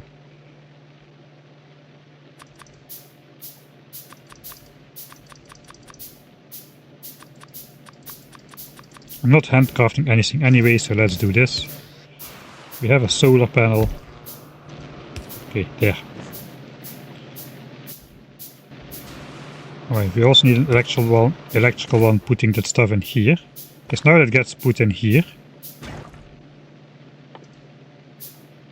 I'm not handcrafting anything anyway, but I need a nutrient to start up the stuff. Yeah, first impression is it's pretty annoying to get anything started right here, because you're constantly under time pressure to do things while you're trying to learn how it all works. I guess once you get the hang of it, it's going to be a lot less annoying, but the first impression is a little bit, it could be more better. It could be more entertaining. Or less, not more entertaining, it could be less annoying.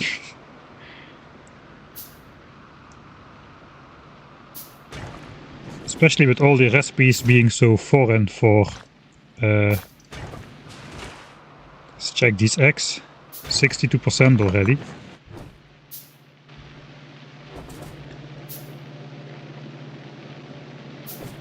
Alright, so that makes nutrients. Nutrients can be used to fuel the burner here. No, it cannot. Alright, nutrients can also not be used to fuel burner. Alright, what is the next step? The next step is taking the Yumaku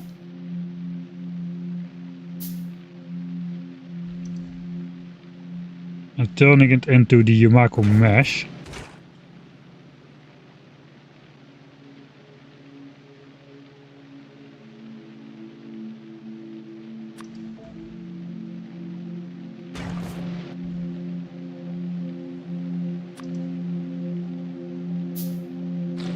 So theoretically, where does this insert into?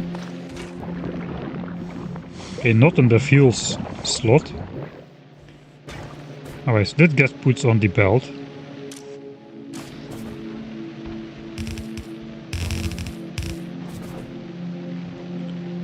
Alright, and this thing needs... I guess we'll just make filter inserters, just so I can have stuff clear for myself.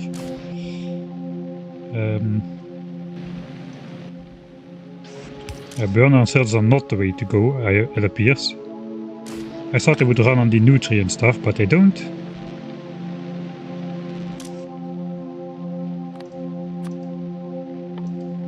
Guess I gotta learn where everything is in the menus instead of just searching all the time. Okay, so we want this to pick up nutrients. And then we want it to output. We also wanted to input the Yumako, which we are supposedly are gonna get from somewhere. Okay, here we go. This is starting to look like Factorio. We've got a belt. We gotta filter out the seeds. The seeds should probably not go on the belts just yet. It's only the Yumako, not this one. This one, the mesh, should go on the belt. What is this used for again? Copper bacteria. Okay, I'm out of iron. I probably should first start with the iron chain. Bioflux. Iron bacteria.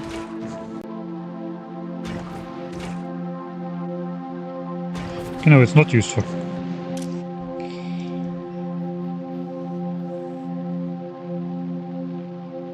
Used in copper bacteria. Are these different? I thought we were making both from bioflux.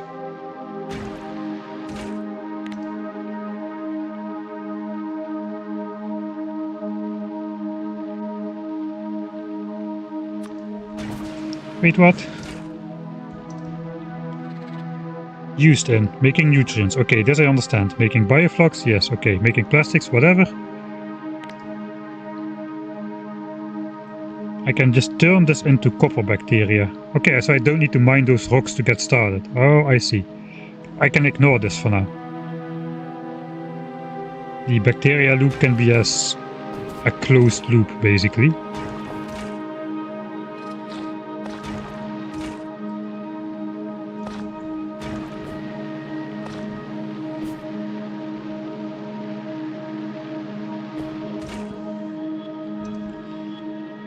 So this already turns into bioflux. We need jelly on this as well, so this was this one.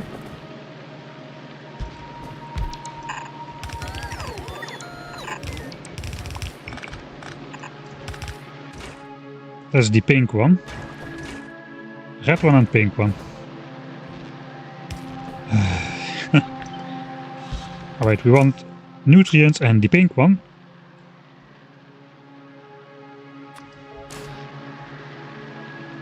And then we want to output the jelly.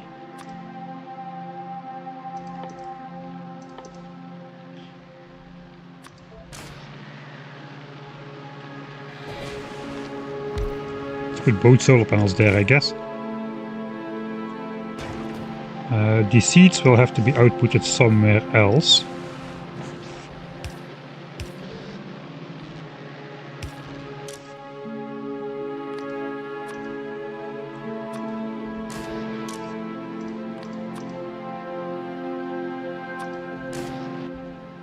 I guess for now we'll just stash them in some chests. They only stack to 10. It is a what chance? 2% chance. Yeah, that's still gonna fill up pretty fast, I feel.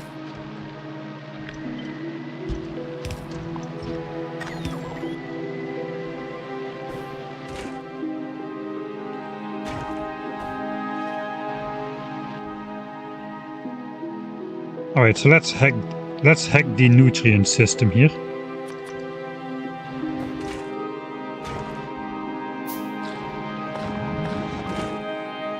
Okay, now it's half consumed.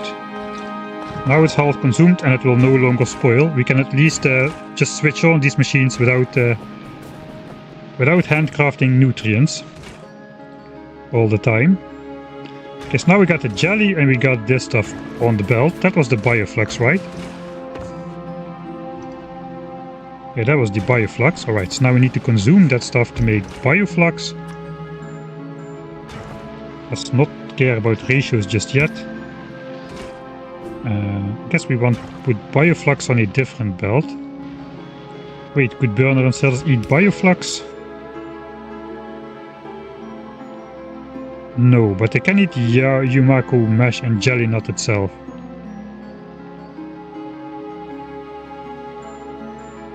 They can basically eat all of this stuff. But yeah, the outputting, that is not gonna help me too much. Okay, so this could be a burner inserter. It will just eat. Okay, let's do electric for now.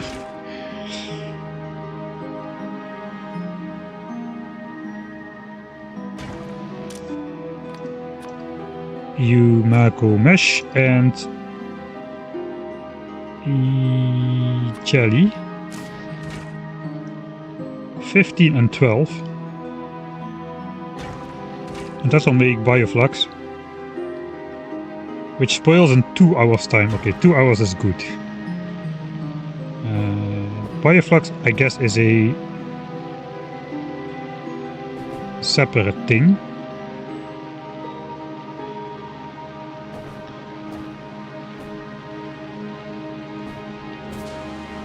Okay, bioflux goes in here. That has nothing to do with this chain anymore. So probably I want to do more something like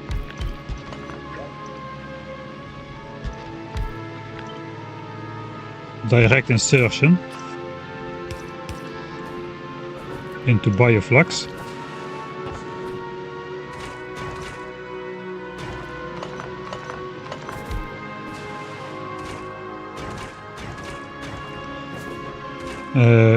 The only thing which we do want to do here is we can make nutrients from Yamuku mesh, which may be the better way to do it.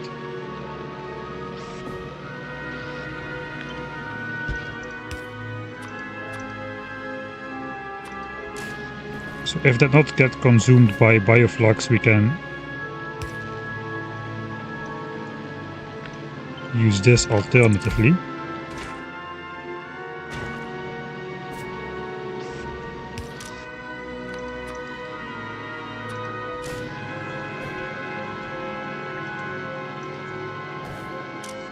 These are all like spoilage.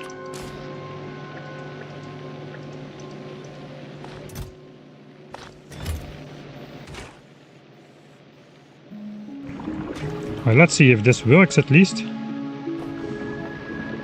Okay, now we got something automated. So I guess we can safely put bioflux in a chest for now. We'll just leave it on the belt instead of doing the direct insertion. That is maybe something for later. At least it will be a little bit visual if we leave it on the belt. What's going on? Looks like my eggs just all hatched at the same time. So we'll need to go get some new ones. Okay, that time flies by a lot faster than you think. 15 minutes, yeah, that was not a lot of time.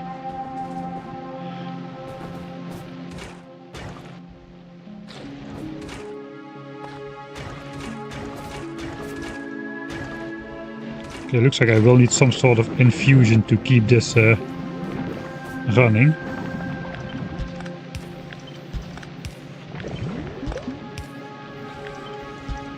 Oh, come on. Yes, now it just feeds into itself first. Okay, we need 10 spoilage to make 1 nutrient. Okay, this is basically just a way to get rid of spoilage on the belt. Spoiled priority. I guess that will only work when we have chests in between.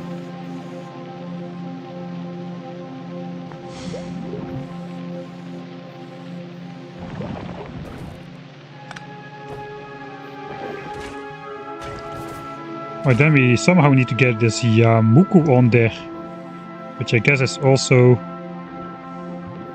as gathered from Yamuku trees.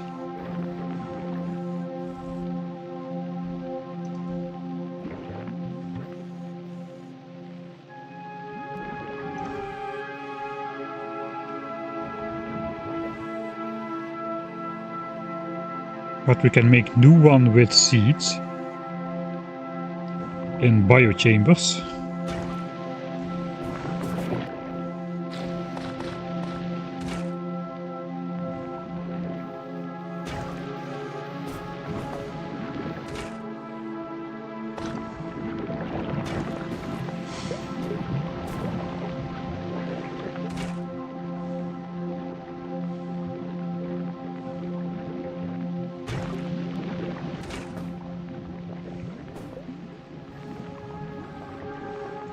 Alright, so I'll just kickstart this with doing this. I guess this is already almost spoiled. Yeah, this has like seconds to live before it's spoiled.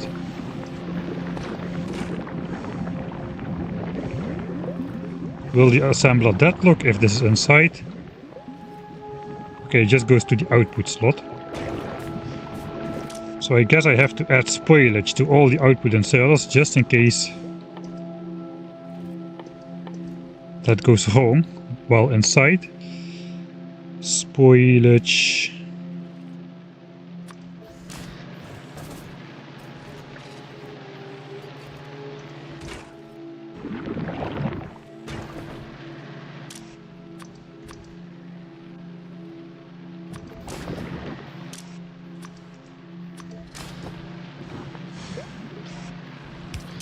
I guess this one just uses spoilage.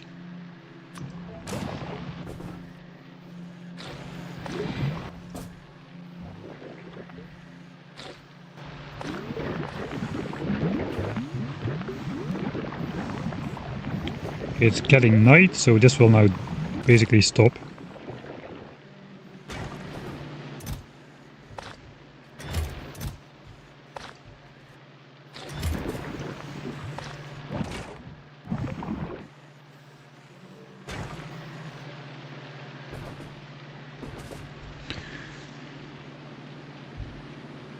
Some things can be made in assemblers, yeah, that's true, but why would I make it in assemblers if it can be made with 50% productivity in here for... Well, I guess assemblers run on electricity, which is a little bit more constant.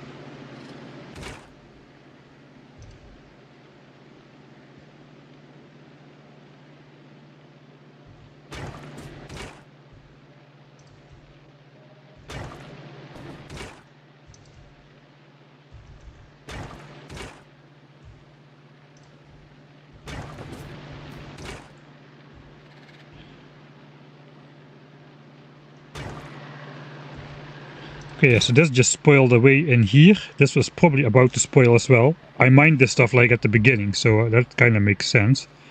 So this bioflux is about to go away as well.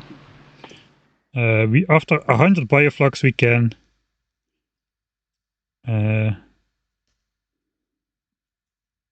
make agricultural science. But that also spoils in 1 hour, so unless I send that home on a ready-made spaceship, that does not really help us a lot either. I guess I do have a spaceship, but I don't have a rocket silo to launch it back into space. So my first focus probably should be building a normal base which can launch rockets. So we can actually send the science pack out to Fulgora, where we can then research technologies with it.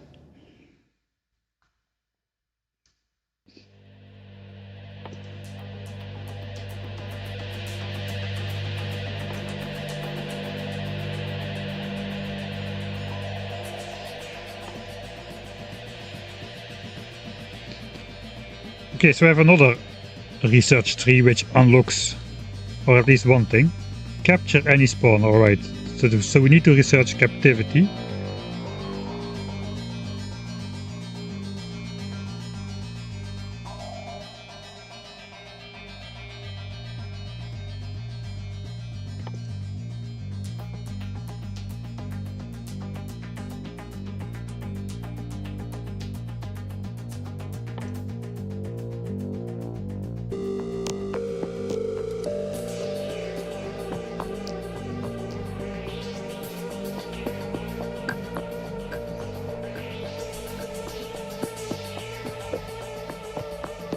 More robust soil which allows growing plants anywhere in their biome. Okay, so looks like we need to start out growing stuff in its respective biomes.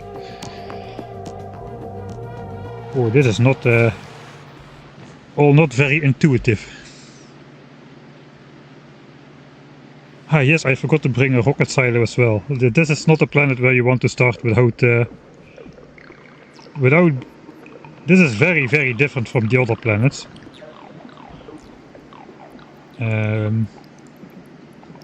So yeah, now we first need to somehow automate rocket fuel. We need to automate blue chips. We need to automate low density structures.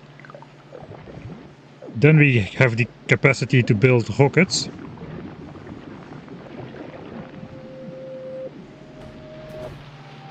All of this is already dead.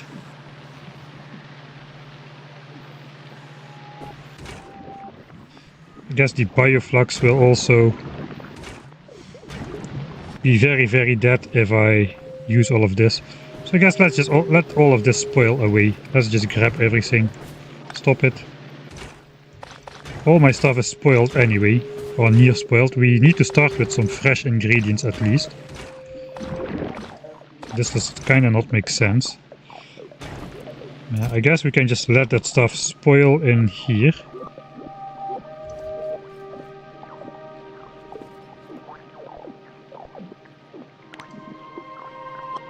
Okay, we can get more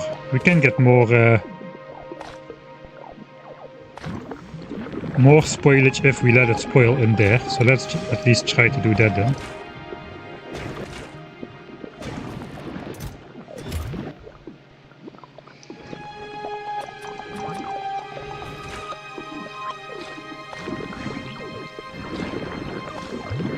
Okay, so this will spoil almost instantly, but at least that means...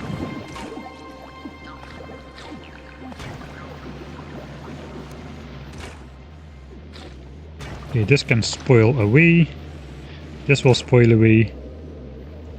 This can spoil away. We'll get a load of spoilage.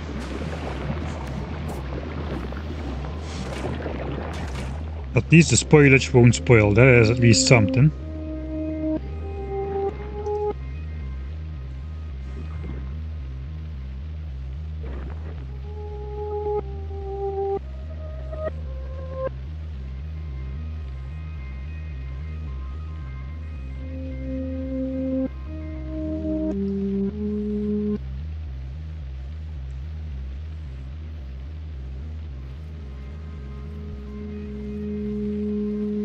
Okay, so we're not gonna be making this into science just yet, I don't think.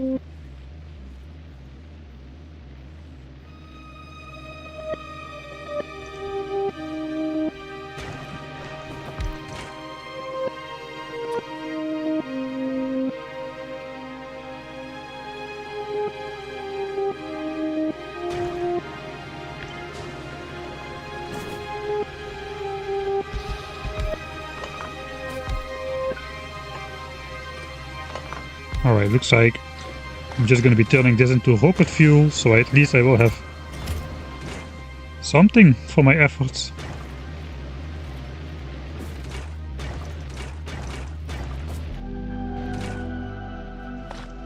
Yeah, looks like I'm not even going to be...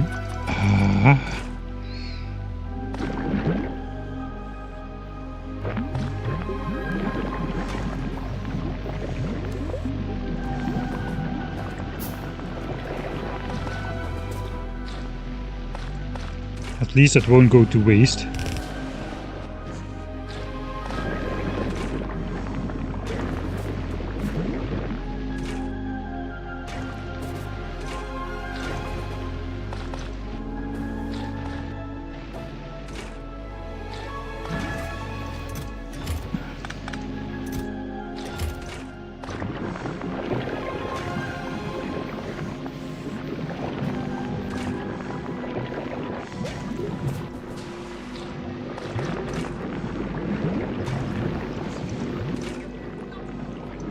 Alright, that's all gone, that's all gone.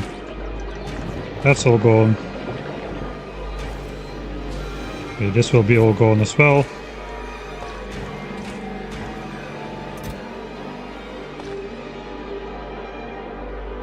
This can be spoilage as well. Alright. My inventory is free of spoiling garbage. And we've gotten a little bit of rocket fuel at least. Looks like the rest of the bioflux will spoil away as well. Never mind. We'll throw that in there as well. This will all spoil away. That is fine.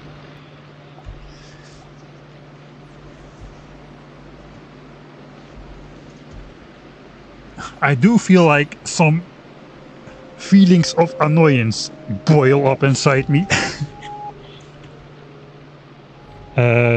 Weren't you the guy who didn't watch Gleba stream? I guess a lot of people didn't watch the Gleba stream, but no, I didn't. I don't know nothing about how to do this, which is very, very obvious. The flashing pizza is making me hungry. Yes, I'm suffering. Don't let it spoil your experience. Okay, I have to admit the usual hand feeding gospel which I tend to live by definitely does not work on this planet. At least not in the figuring out stuff phase, where I need to look up a recipe for half a minute every time, then walk to mine something for 2 minutes, and then it's already spoiled. Taking care of spoilage is like exception handling in software.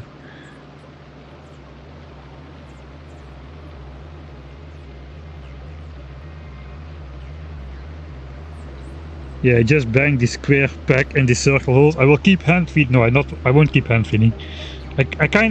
We did achieve something. I mean, we did unlock. I mean, we don't need to unlock the science pack because it won't do anything. But we unlocked all the recipes, at least. So we did the 500 nutrients crafting. We did the. We did all of that. So we've got something to work with at least. We do have a sort of a half basic understanding how this works. You know, if I would just get some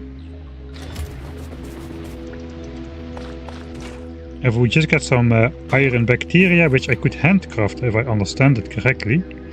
No, we need jelly. Let's mine one rock so we get some bacteria and we can make the bioflux into some iron at least.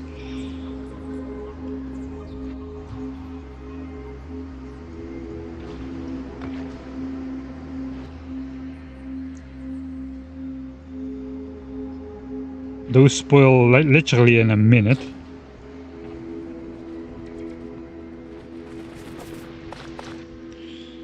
Of course I need nutrients for that.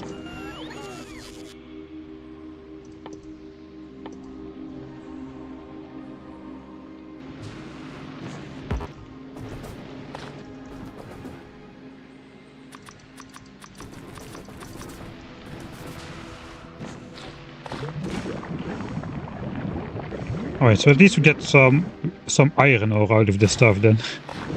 And then we can try to set it up better. At least the bioflux won't completely go to waste, which is what I wanted to prevent.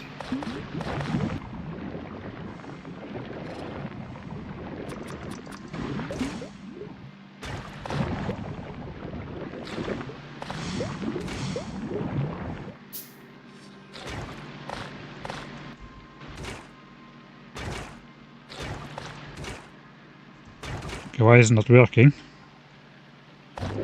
Out of starter bacteria. Alright, I see.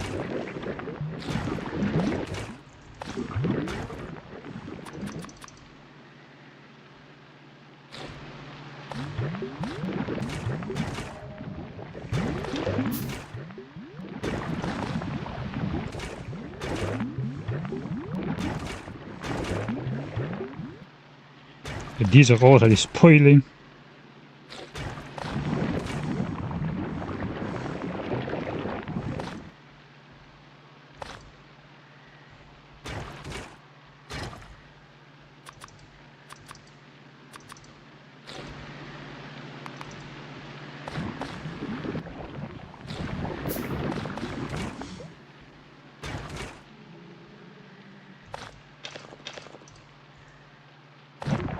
Alright, that's all my bioflux gone.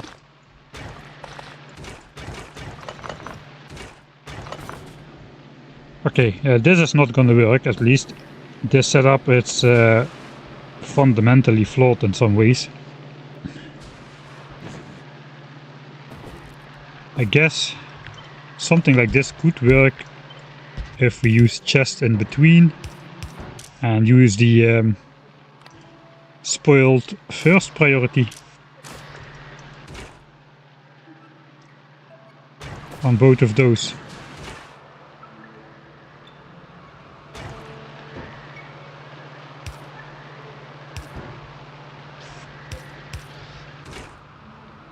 We need some fresh here. Yumako, we need some fresh jelly nuts.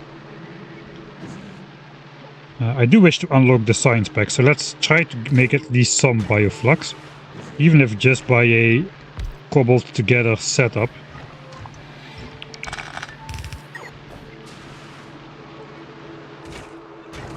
So this makes mesh. Mesh goes in here. The seeds can go in here as well. These inserts will ignore it.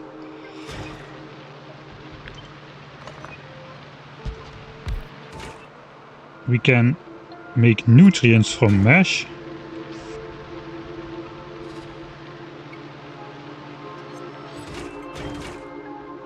This needs more mesh than jelly though. We get 4 jelly, we get 2 mesh.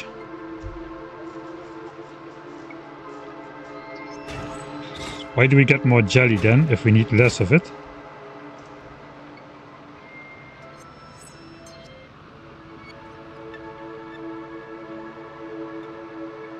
Who knows?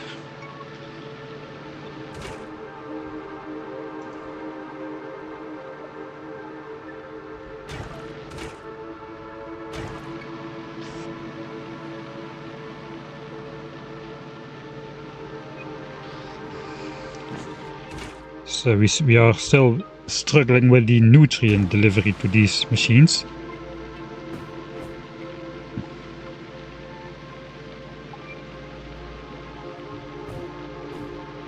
I almost feel like nutrient delivery should like have its separate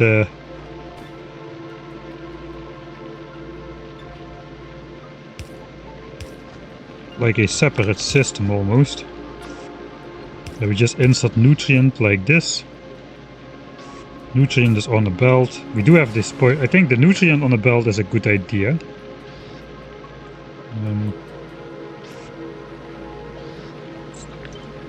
So we'll have one of these dedicated to making nutrients. That gives us, at least it gives us like a couple, like 6 nutrients from 4 mesh, which is better than 1 nutrient from 10 spoilage, as we are consuming this pretty fast. It has a 5-minute spoil time, but it sure feels like it has a 1-minute spoil time to me.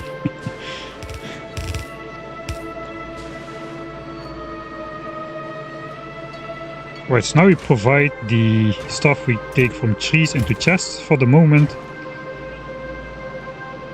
And we are making that into bioflux. We also provide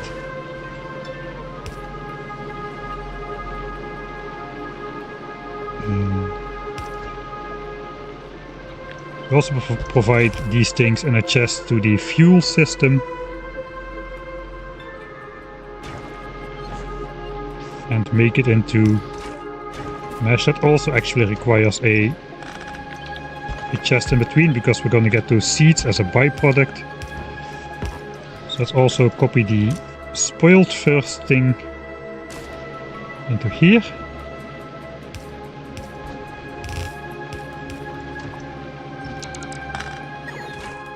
And this just outputs nutrients on a belt.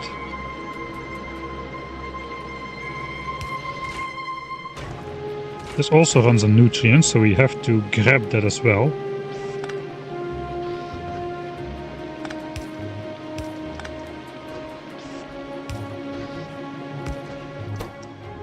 Let's keep the nutrient machine running with priority.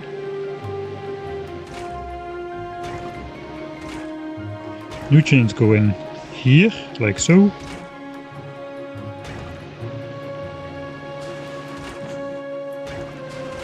Okay, that makes the bioflux. Eventually the bioflux will go into science.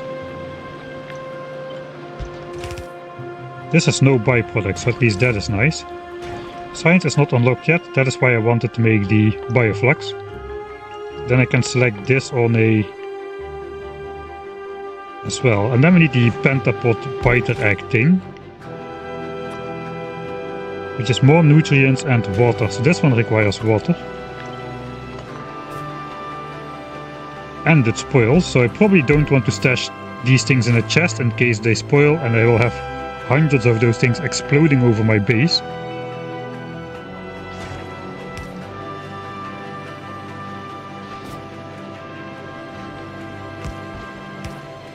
Let's keep the nutrient output priority on the belt. If we have surplus, we'll be making more eggs. And I guess then we do the spoiled first into here. We do need to insert eggs back into here to keep this running, which kind of requires sort of a Covrux enrichment setup. Take fresh first. No, take spoiled first. This needs to take fresh first for the science pack. The spoiled ones go in here and those will make fresh ones again.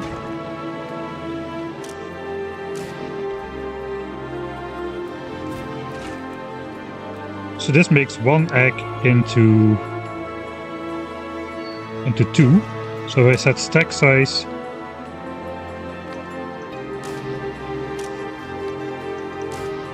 if I set stack size to 1, they will every time both grab 1. So every time this finishes crafting 2, one will go in here if there's space and the other one will go in here, but at least definitely one will go on the belt.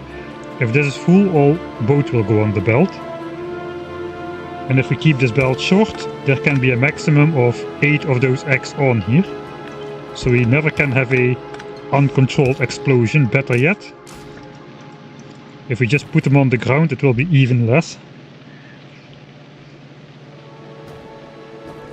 Okay, then we need to put water in this setup. Okay, let's get rid of this. This was not the greatest idea.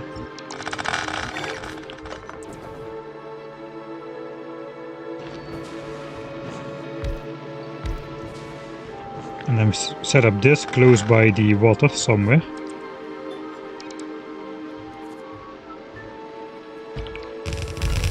Okay, we can place that just over the water, which is nice.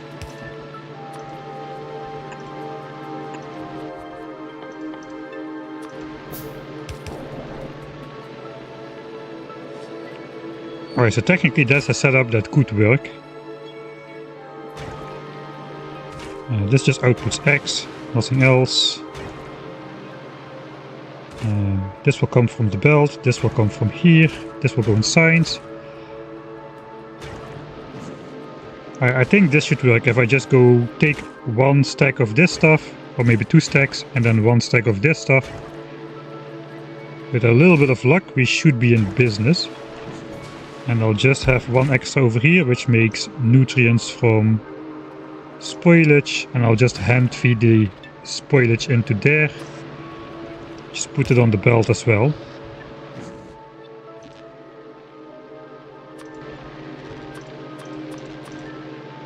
It's like I don't really need that many pumps.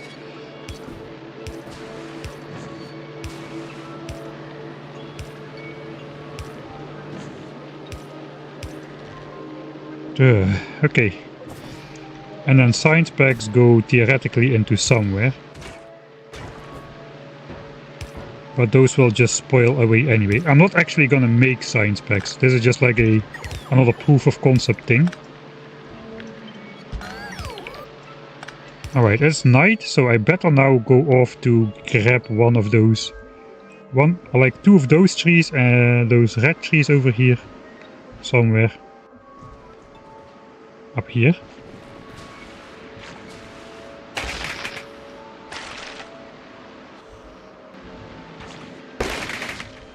Alright. And then one of those jelly nut trees.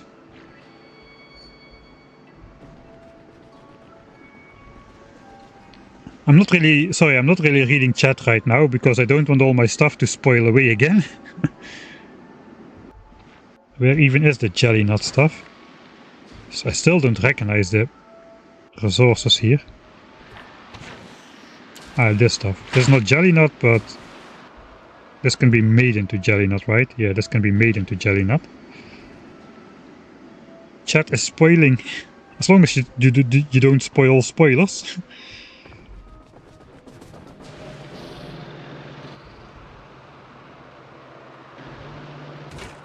Alright, so basically I just put this into here.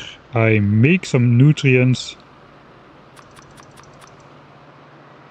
by hand to start this thing off.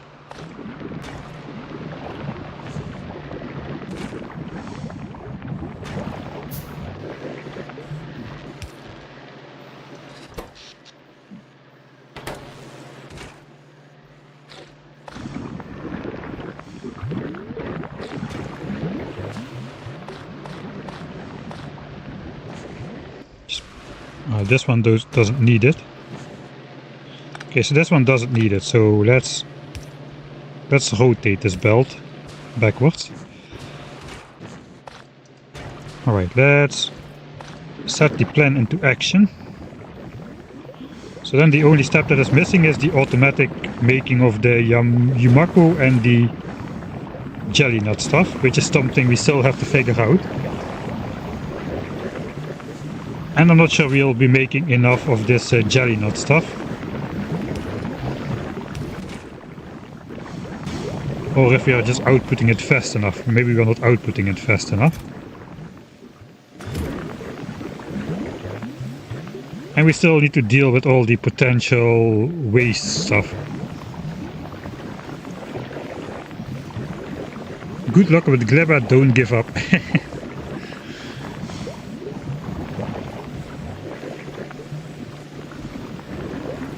Should definitely look at the nutrient creation recipes again.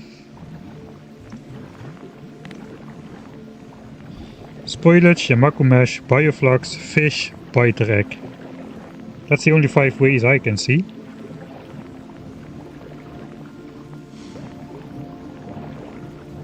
Should I be making it from bioflux? 5 bioflux into 14 nutrients.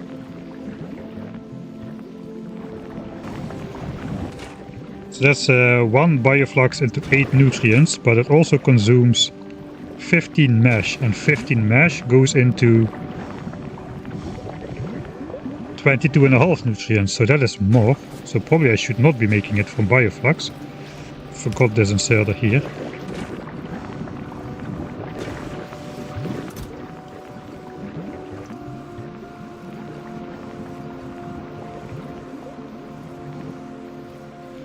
Bioflux also seems hugely important to make other stuff. So probably I'm missing something else still. I mean, fish, there are no fish on this planet, at least not what I saw. Okay, we get the science pack unlocked at least. Let's just make a science pack. We cannot, but theoretically we could if we had these pentapod eggs. Since we are not gonna be using science, I won't be making these just yet.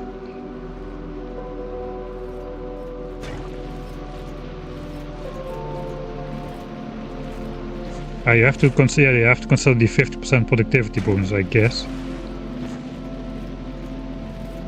Alright, so we got one 50% productivity bonus step in there.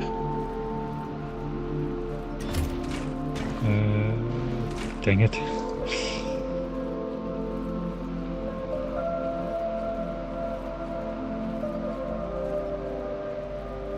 So 1 bioflux produces 8 nutrients.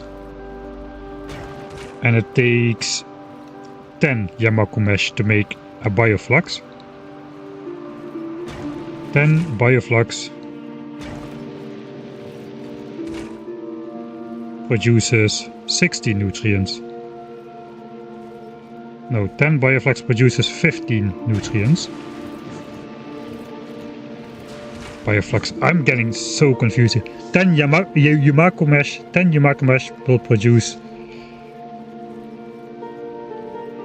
15 nutrients, right? 10 Yamako mesh will produce 15 nutrients. No, it will produce 22.5 nutrients. 22.5. Or the 10 Yamako mesh can be turned into 1 bioflux, 22.5, and 1 bioflux can make 8 nutrients. But it will be really 12. 1 bioflux makes 12 nutrients.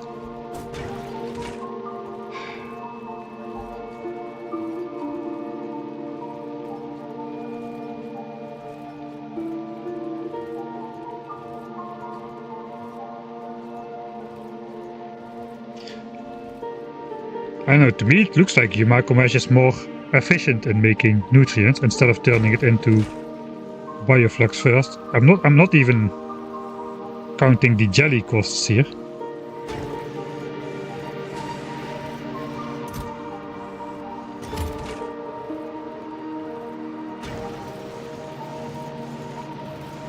At least this worked for a little while. The crafting time doesn't really matter to me.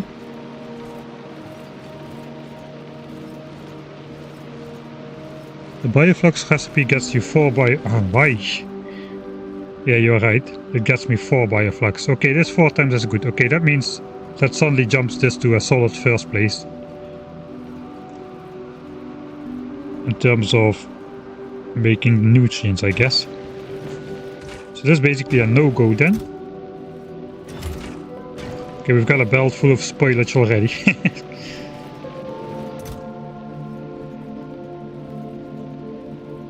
Also, the bioflux is a whole lot less spoilable than all the other stuff, which spoils very fast, so that's another plus. As this takes literally, like, I guess I know why it feels that everything spoils so much faster than it says in the tooltip, because we start with only like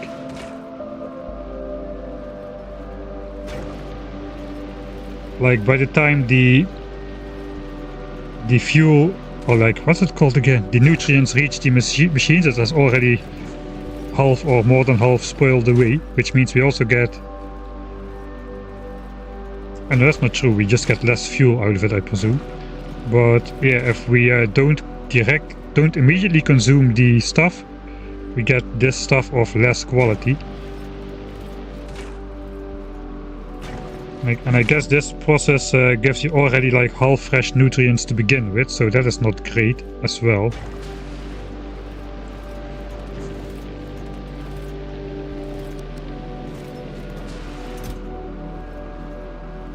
Alright, yeah, that jumps bioflux to a solid first place. Let's just for mental arithmetics do it one more time. 4 Yamako, let's count with 10. 10 was easy. That turns into 15 nutrients, but it's actually 22.5. So 10 Yamako mesh turns into 22.5 nutrients. Or we can use that same 10 Yamako mesh on average to make 4 bioflux. With the productivity bonus, we need a third less resources. And then the bioflux can be turned into, I forgot again. I guess it's also craftable in a machine here.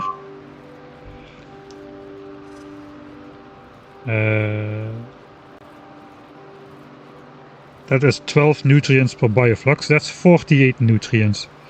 So using bioflux is slightly over twice as efficient for nutrients compared to Yamako mesh, and we'll be able to also use the jelly for that, because it looks like we'll be having a lot less demand for jelly than for the Yamako so far at this point.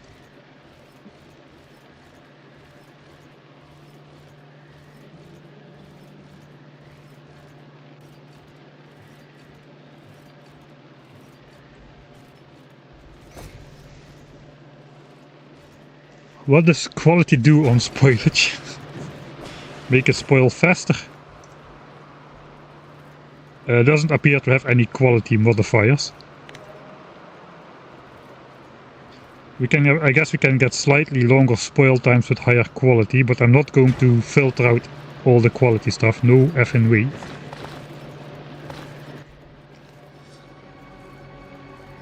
Alright, so we got more bioflux. It will just spoil away anyway, but at least this is something which could work. We can still just filter off the bioflux. Also delete it from chests with the assembler, with the inserter or something. And this could work. You know, I'm just gonna get one of those biter eggs. And we're gonna make a science pack. I want a science pack. Thanks a Dragon Roar for the 9th month subscription. Still cannot see those guys on the map, but where is the nest? The nest is down here. Do they regenerate those nests or?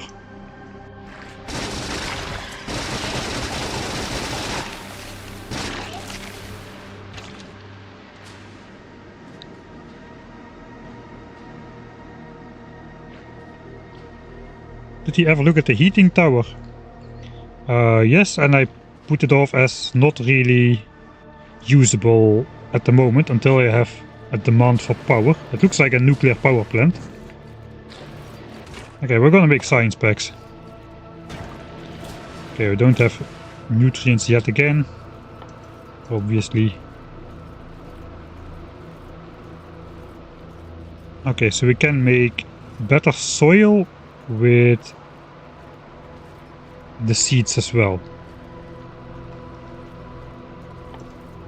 So we don't just need to plant it, we also can make the better soil with it. I guess we'll only be needing that when we want to scale up, but we're still in the figuring out phase here.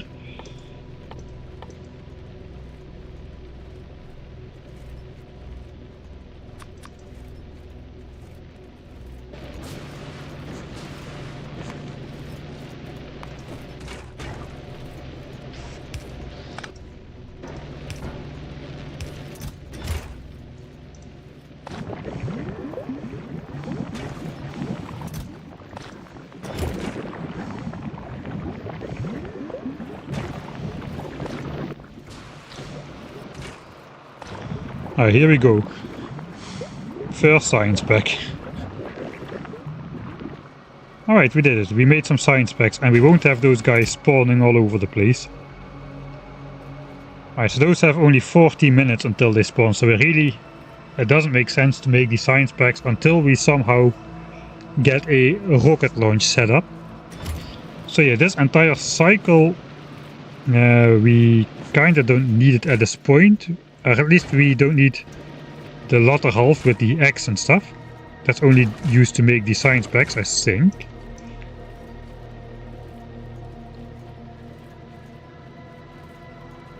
Yeah, only in the science pack, pentapod eggs, and to make the biochambers themselves. So we can ignore those basically for a little bit. Instead, what we need to do, I'll just make a blueprint of this.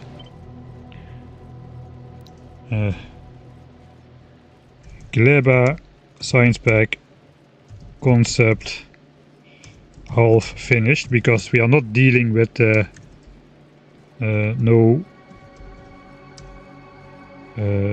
spoilage disposal and hand fed. What is the thing called again? This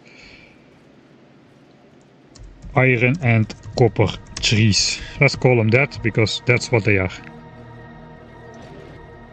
Put it somewhere like very far away in my blueprint book. I don't want to look at it. Alright, so we don't need this, we don't need this, we don't need this. I guess this just will turn into more spoilage, so I am the proud owner of 4 science packs at the moment, but that won't last. And so instead what we need to do with this stuff is we need to turn it into bacteria. We need to change this as well to use the bioflux for fuel source. We need to turn this into iron bacteria, copper bacteria, Then we can get a belt of iron ore, then we can get that smelted, then we can start building a normal-ish base. And I guess we'll also do this first small as a proof of concept.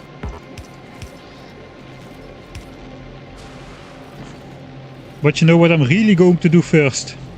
I'm going to take a small break and I'm just going to take a walk to clear my head, because this is really some weird and annoying building, like frustration building mechanics here, if you need to deal with them for the first time. I'm sure it will be a fun mechanic once it's all figured out and once I know how to do it, but getting through this stuff for the first time is not really that fun, I must admit. So yeah, let's build a filter which filters off spoilage.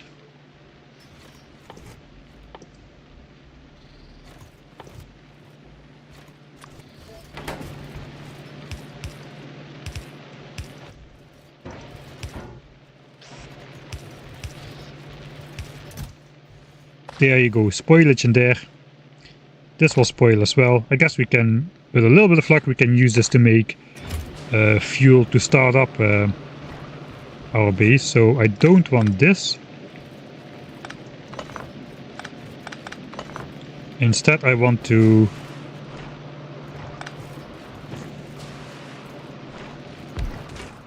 turn bioflux into nutrients, like so. I guess we'll need a long-handed inserter.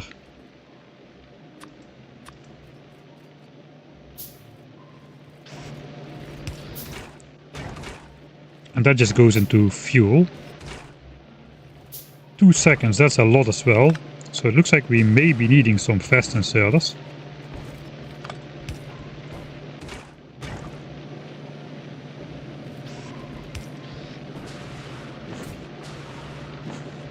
Alright, I should filter it off to the right, I suppose.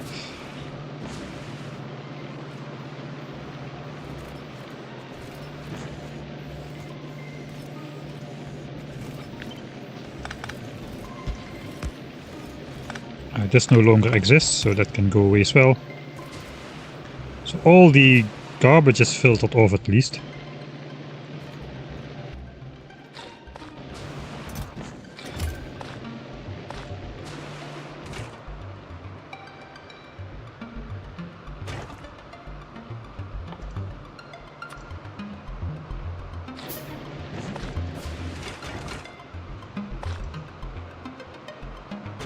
Right, we need 4 of those things.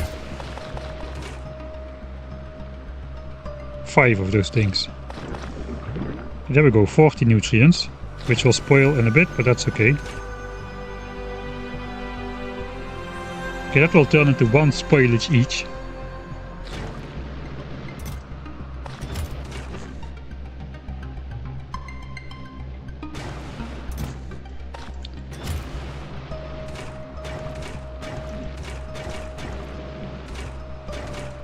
Right, then we still need to figure out this part, but yeah.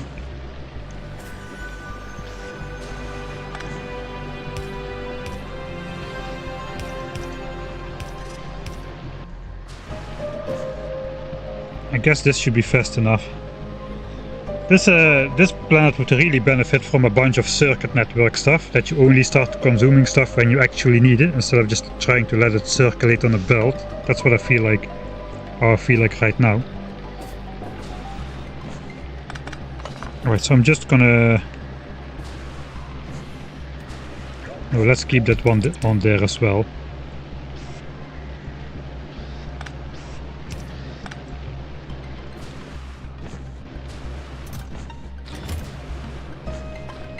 And we'll feed it one as well.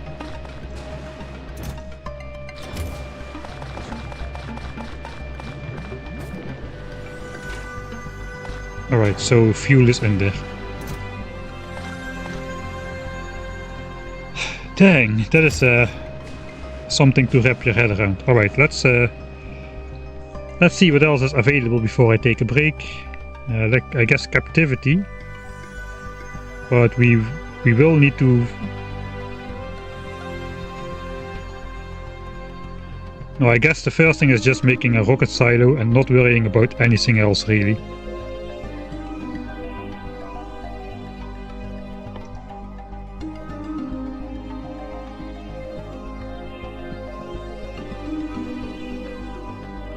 Okay, this is not a way to produce nutrients. You need a lot of nutrients and then you get one extra fish. And that basically goes back into a fifth of the nutrient. This is probably just a mechanism to get your legendary fish for a spidertron or whatever.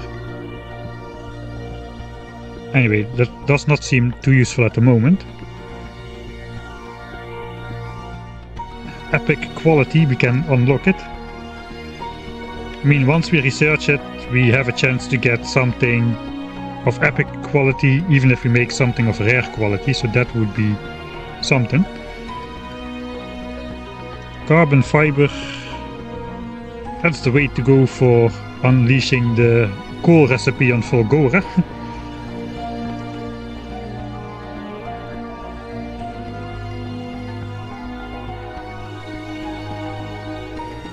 Efficiency module 3. More useless than ever now that they're no longer used to make a spidertron apparently.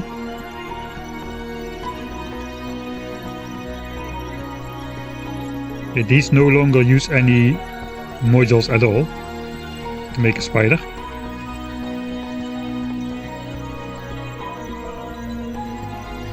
Okay, advanced asteroid reprocessing, and then we get productivity from that, alright. We get the biolab beyond captivity though. That's another separate thing.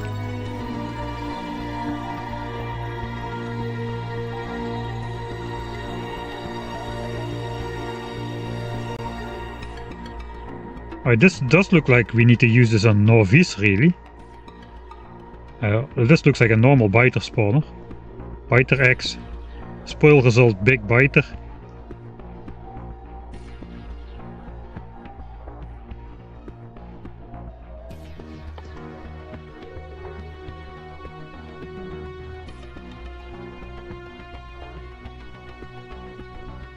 Okay, and the rest is like this, like a kilo technology, so we won't really look into that just yet.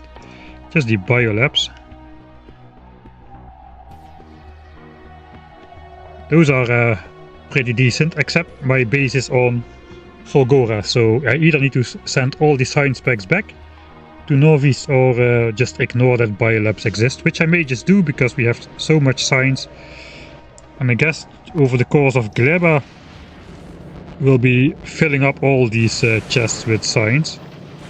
15,000 purples already, 15,000 yellows. I guess even military is building up.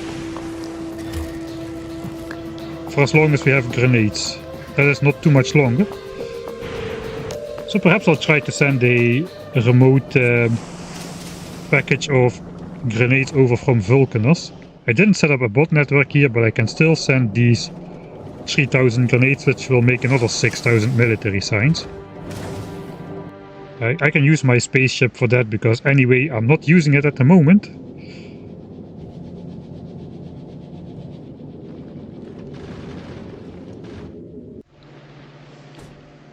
Let's actually check, do we have ammo in here? Yeah, we have full ammo in here still. Okay, so that's good. Right. So I guess the next thing we want to do is just set up a simple smelting stack really, with iron and copper. And that is basically how we need to start. We really need to start not just from the beginning like we start on Norvis with burner mining drills, but we first need to get this entire area done as well, which we then can make into basic iron and copper plates, which we then can automate into a rocket. So that's basically an extra step added on top of all of that. And it's not an easy step, it's a very difficult step, and a step which is very prone to deadlocking. So I guess that is what I'm going to try to do after the break. Still haven't found out how to do this either. I guess we need to do this on site, where those trees are in those biomes or something.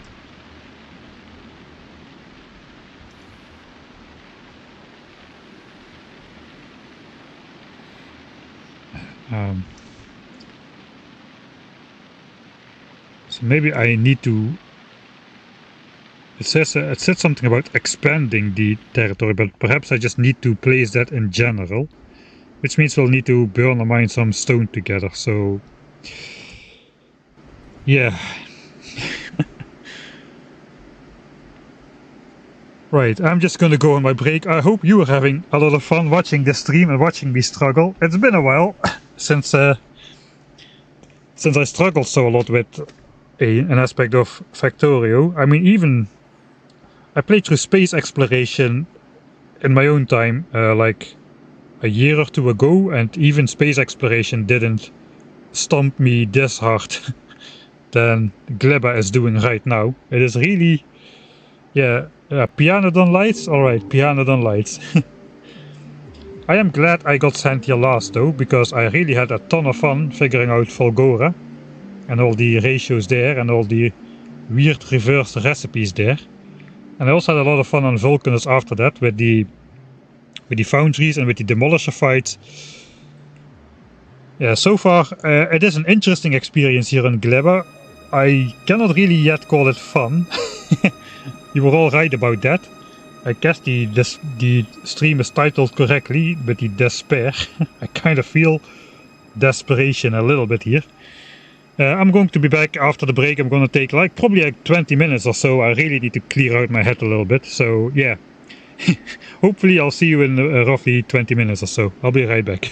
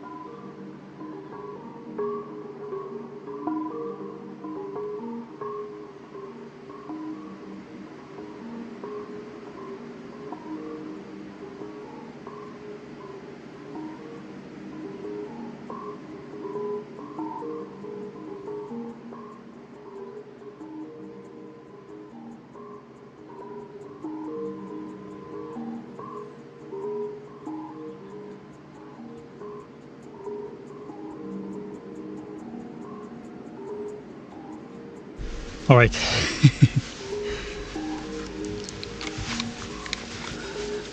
Well, that didn't work at all, the head clearing stuff. YouTube chat broke, so that's why I typed a couple times chat test in the chat. Because I saw chat pop up on Streamlabs, but not anymore in the chat box.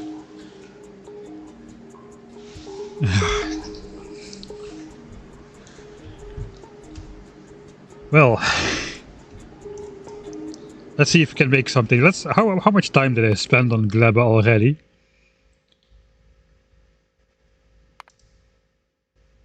$79 hours and 50 minutes. Like 2.5 hours.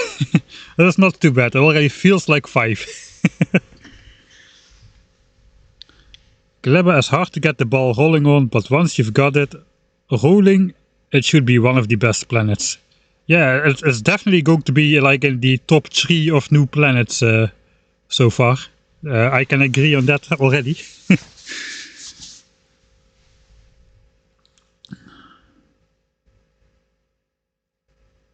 Honestly, if I had better terrain and not fields of water, I wouldn't hate it.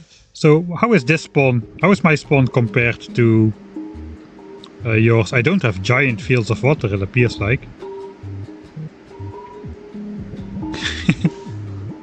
It's in the top 3 of new planets, of course, not counting Novis and not counting Aquilo, because we weren't there yet, but of the 3 new planets, it's definitely, you know, somewhere up there in the top 3. Looks good, plenty of white dots. So I guess white dots are good. So I still haven't figured this out, but are these the resource patches? Like, are these the place where we can build the agricultural towers and the farms and stuff? I guess that is going to be the place where that is going to happen. White dots are trees, the farms go there. Okay, yeah, that kind of makes sense. Yeah, that's a very well put buggers. Imagine dealing with stressful deadlines at work and then come home on Friday to just deal with stressful spoilage time deadlines on Gleba. That is really exactly as it is. It is raining. It is just raining here all the effing time. This planet sucks. Literally unplayable. I guess I'm dry in my mech armor. I shouldn't complain. Look at this shiny guy. Alright, let's load so the evolution factor doesn't skyrocket while I up.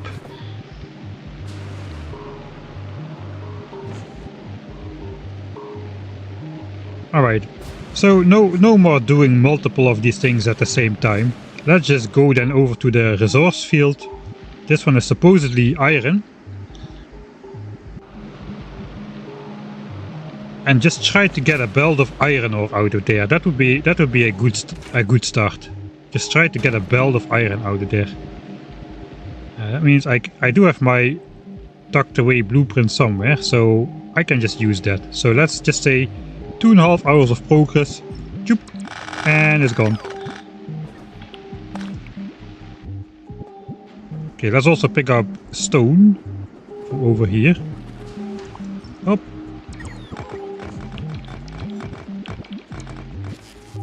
That was not stone, that was a bunch of plates, which is good. I have a bunch of copper. Copper is not that useful.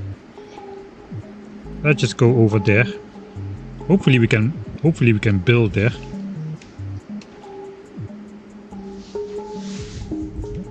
Good question, what is the evolution factor? Gleba 5%.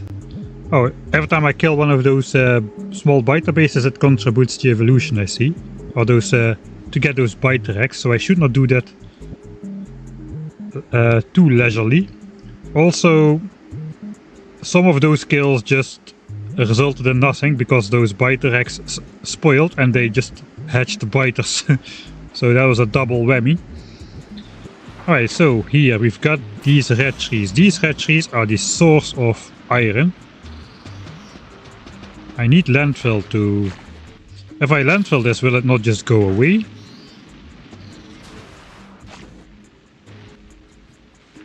Okay, we need a ton of stone. Let's set up some stone mining. I'll just use these stacks of wood to mine stone and chests. That should net us a good bunch of stone compared to throwing the spoilage in there, which has basically almost no fuel value at all.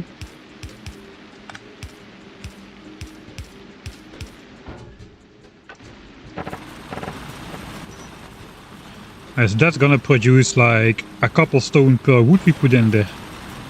So that should be enough to at least landfill a couple tiles. Because right now I can almost make 0 landfill at all.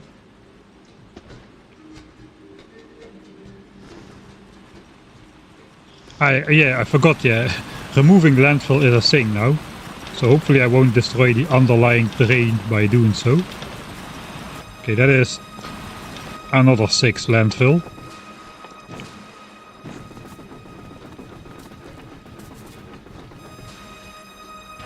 Must be placed over Yumaku wetland.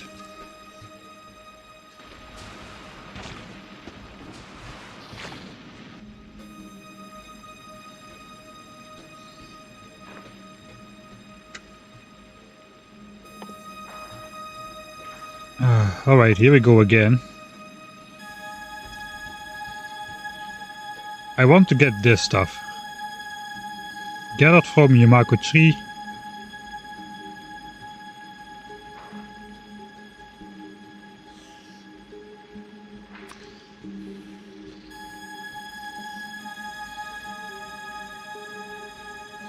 And I guess gathered from these seeds, because these seeds turn into 50 Yumakos.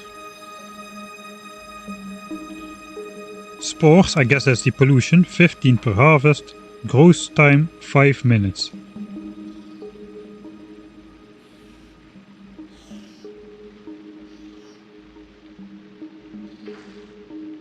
Grows on natural Yumako soil. So I guess here should be some soil, right? Ah, this is natural Yumako soil. Okay, so this is water. But this is the soil, right? Can I press Alt click? Alright, so here we can plant it. Can I plant this manually? Oh, I can plant this manually. Okay, I can plant this manually. Okay, so this is basically already a farm which has some full grown trees. I can just plant the seeds back in here. Alright, so I probably just do want to lead out. Oh, this is all water though.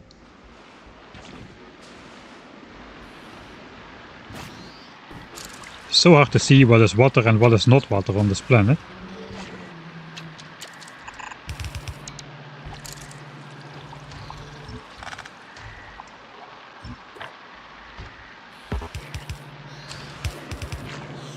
Okay, I can underground this without placing landfill. Okay, here's my closest soil, so I'm just going to pretend that that's on there. Alright, so I guess that's where my agricultural tower is gonna come into play. I built one of those.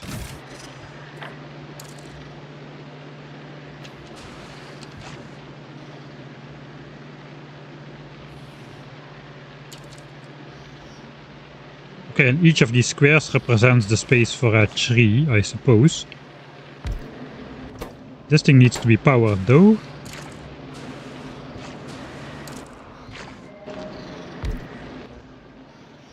Let's just underpower it with one solar panel. Okay, so if I put seeds in here,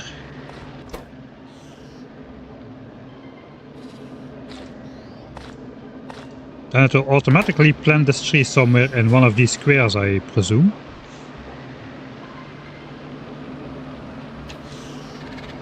As soon as night is over. Okay, it's moving. Something is happening.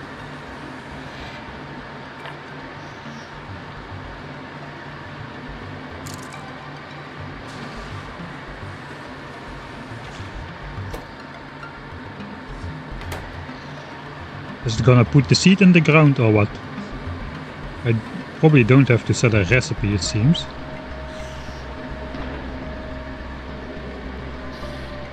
Thing looks pretty badass though.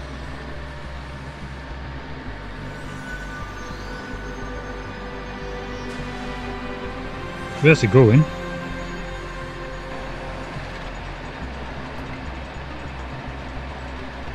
What are you doing? Whoa! Why I just completely broke the tree. Now it has a seed. Where is it going with the seed though?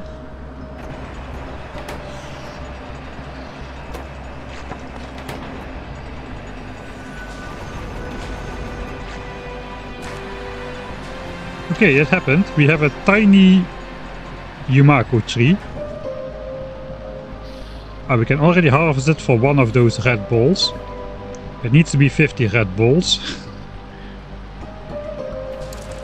Alright, what's next? Are we gonna harvest stuff or what is it doing? Okay, it's just breaking all the trees in its general vicinity, it appears.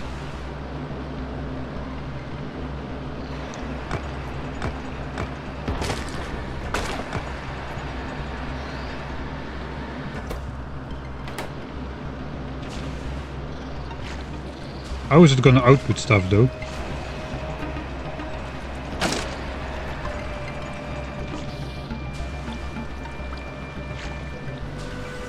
Alright, let's just help it a bit. Apparently it wants to break all stuff.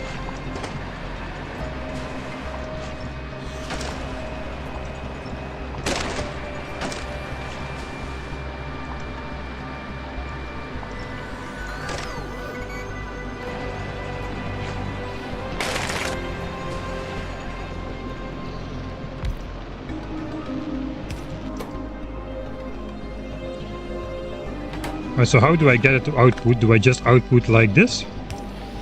I just output like this, huh? Okay, so it took one of those rally trees apparently.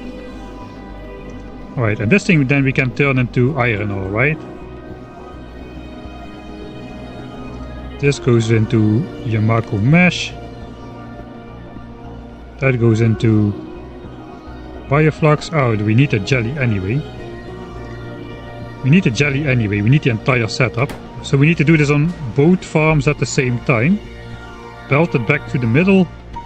And then we can make the iron out of it with the iron bacteria and the copper bacteria. Something like that. Right, so technically this should not have other outputs except for... Okay, there it took another one. It should not have other outputs except this Yumako. And I guess I should be like feeding it seeds so it can plant those things. Right? There we go.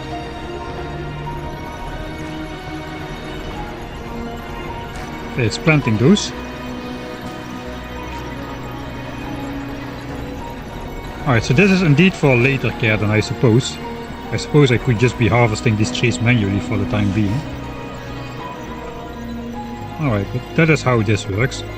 Alright, so we can definitely just power this with one single solar panel. It is kinda slow, but it doesn't matter. It is fast enough for our purposes. I'll keep those seeds on me just for now.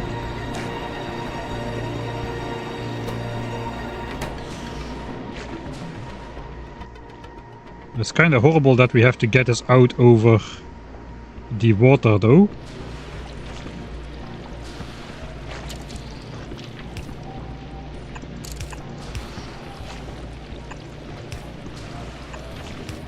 I guess we can try to minimize that. Okay, I think we've got a clear path.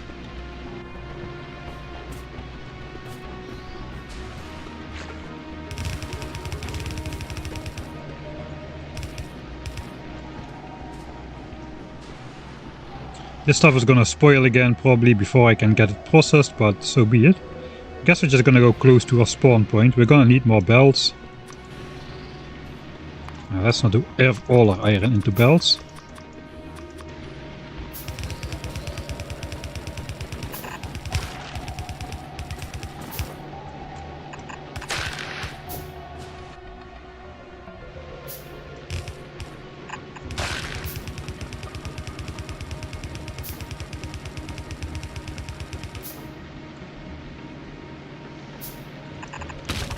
I'm not really worried about optimizing where it can plant at the moment. I just want it to plant some trees.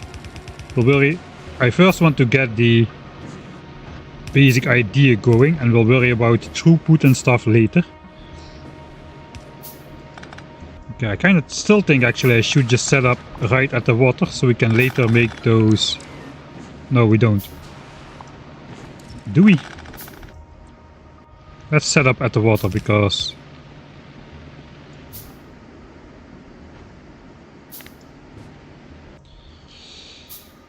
For the science, I can just pump water out to wherever I need to. Let's just give ourselves a little bit of an area where we can build, which is over here. Right, let's grab my blueprint of doom.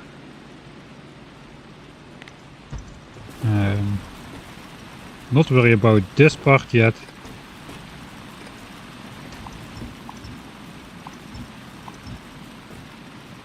Alright, this should... I forgot. I didn't... do I still have that in my copy paste queue somewhere? I do.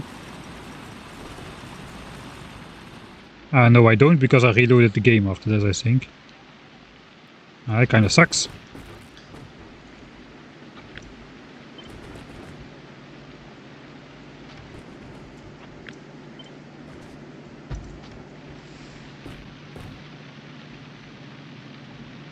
We need the nutrients from this thing. So this one was cancelled.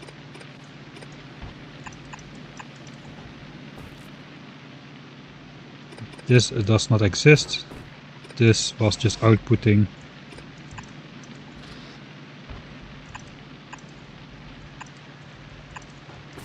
on a belt.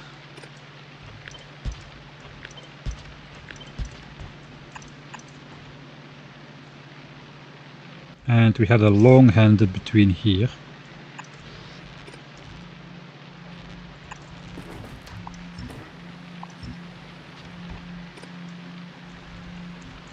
And we need to get a spoilage out of there, but that is still a question.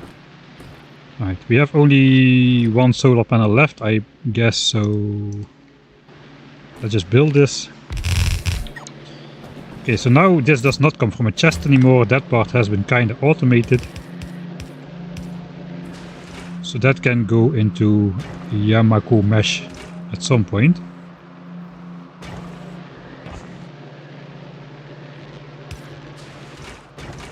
Okay, now we need to do the same for the copper thing. Let me just make 2 more solar panels then. The copper thing is out there.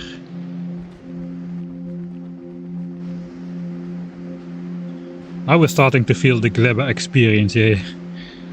Okay, so this is the copper tree thing. This is then the soil. So I won't build an agricultural tower just yet. Let's tear down the other one as well. I guess we will need another agricultural tower, to be honest, instead of not needing it.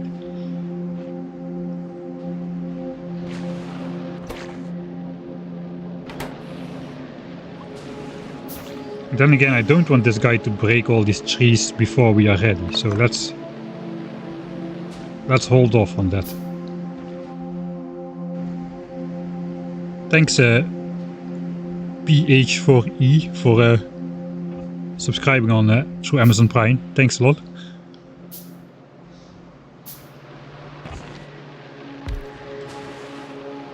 Alright.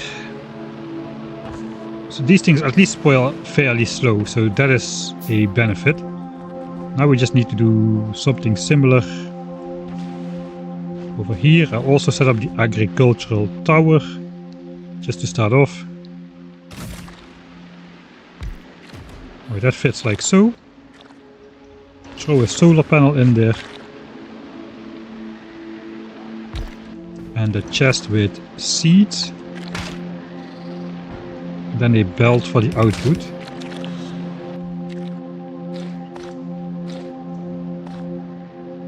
I only have 10. Alright, so I won't put the seeds in there just yet.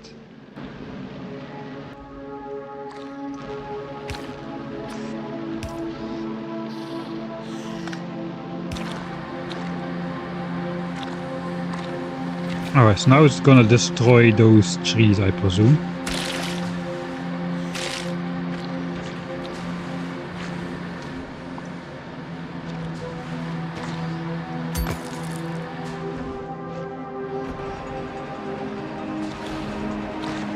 What are you doing? These trees. Alright, I see.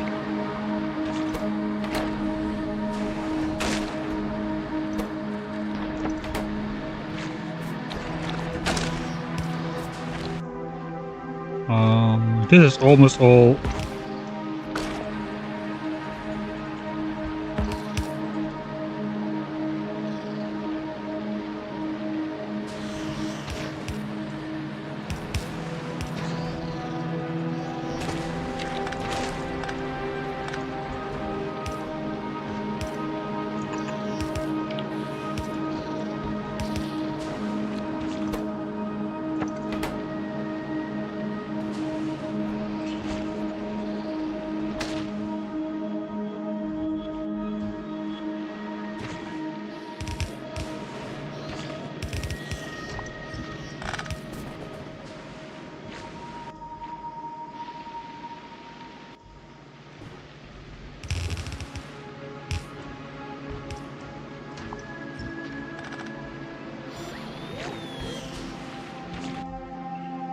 Here's more water.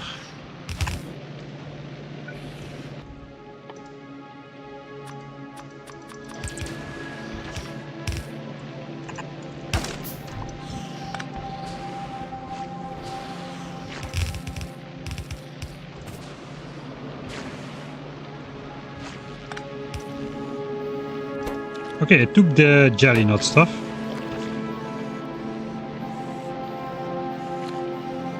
I guess I will, for now, also deconstruct it. Put it instead like so. And we'll put it back once we are ready, but this is a decent-ish setup. This is pretty close to our biter base though, or our pentapod base. Okay, then we need to go also all the way over there somehow.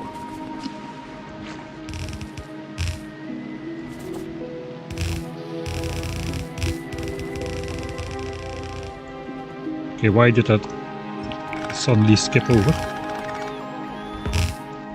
Probably a mouse issue. I think my mouse is dying a little bit.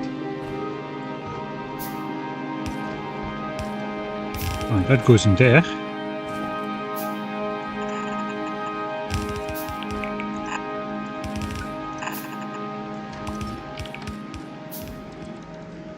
Alright, there it comes.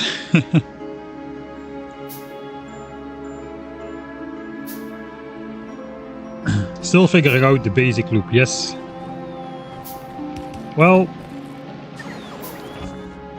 kind of, but I guess this will now start to make more bioflux. So, anticipating the arrival of that stuff,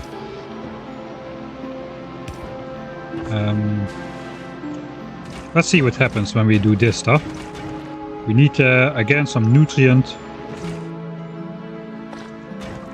to start up this stuff.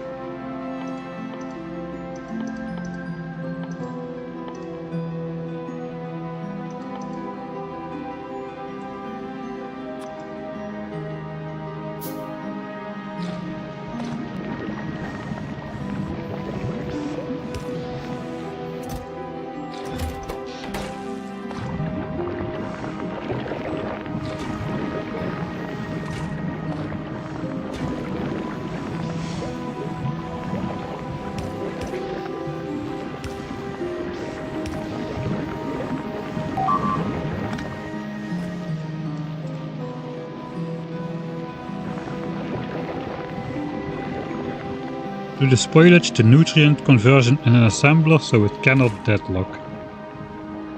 We'll see about that spoilage to nutrient. I'm not going to do this, just to start up the process.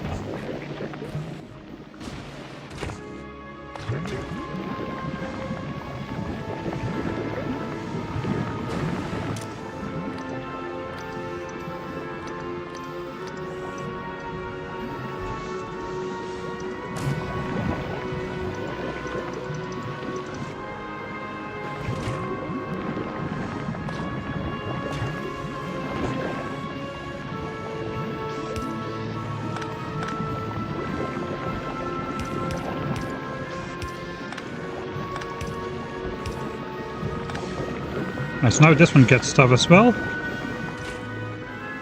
Okay, now we're making bioflux.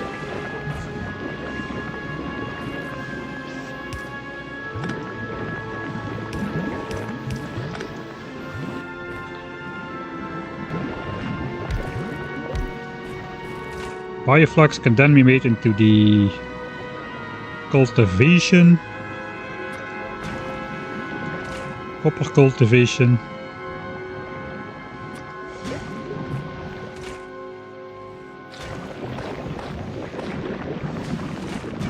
Right, this guy is not taking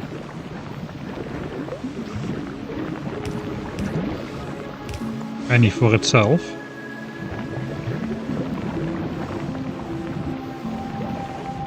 That's probably a bad way to do it. I probably should just do this. I promised those inserters would be fast enough now. Yeah, they are, alright.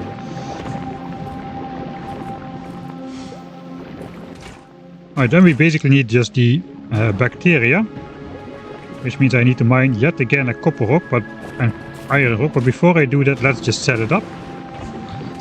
We need the bacteria to go back into back into the entrance, basically.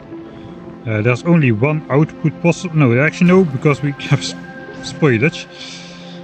So I should never think there's only one output possible.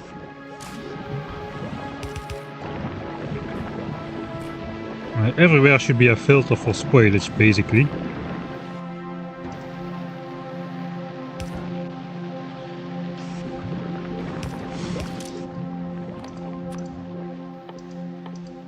Basic spoilage.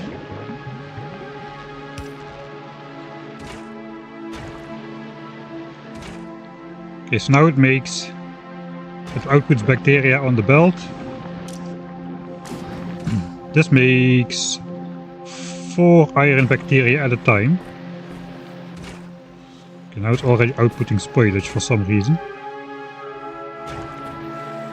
Where did that come from? Nobody knows. Maybe from the nutrient.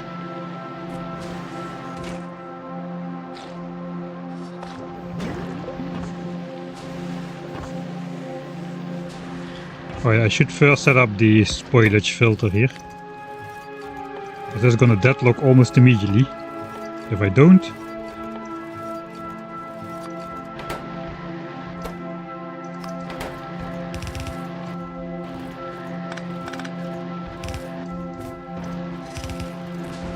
I have a feeling there's gonna be a lot of spoilage. So now I'll just dump it into chests here.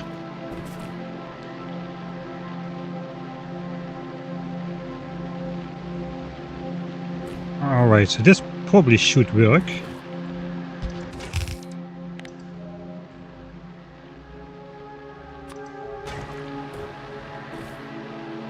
Okay, so if I set this stack size to 1, and then this stack size will be 3 by default.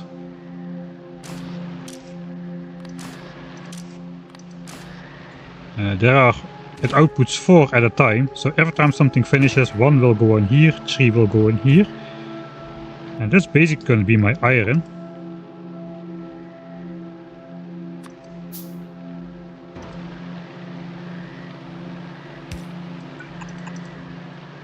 Actually no, let's do output 1 and we'll just use 3 of them with 3 different chests. Because we want those bacteria to spoil. And here we will use the iron thing filter. So spoilage does never get on this belt.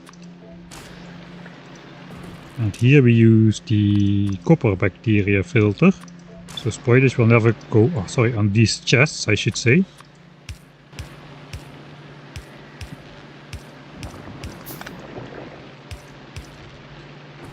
Alright. And then we basically just wait for that to spoil into iron ore.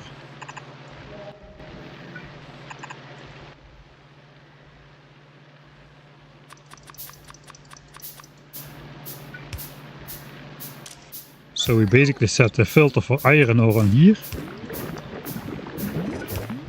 And then copper ore on here.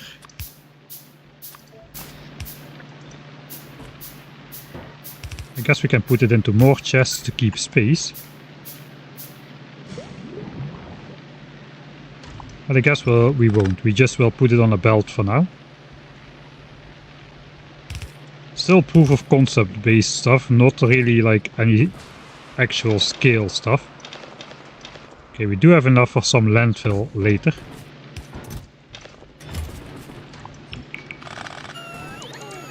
Alright, so now if I get myself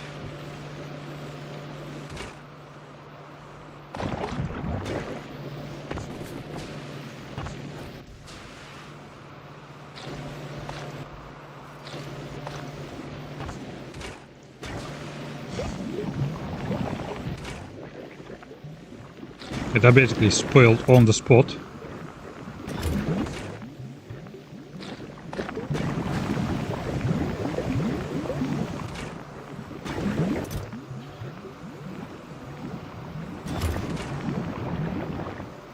Guess I should get some pretty fresh stuff out of here. Let's delete all the not fresh stuff. This is already all not fresh.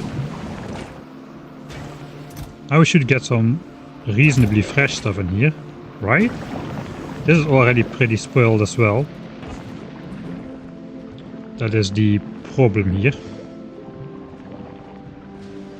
That is why this stuff is pretty spoiled as well.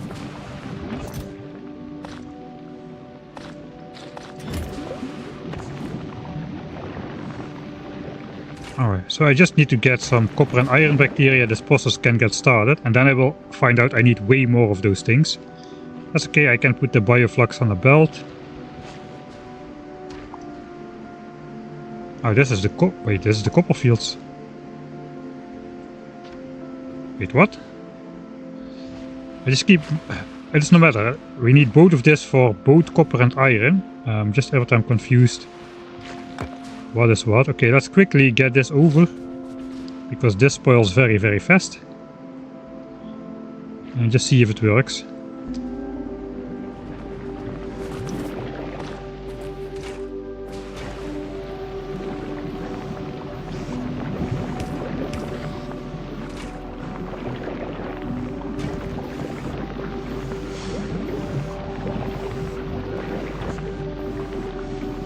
Well, it's working.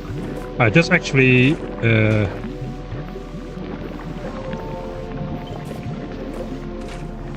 okay, I guess because I put that in there, this now should insert, right? Okay, this every time inserts one.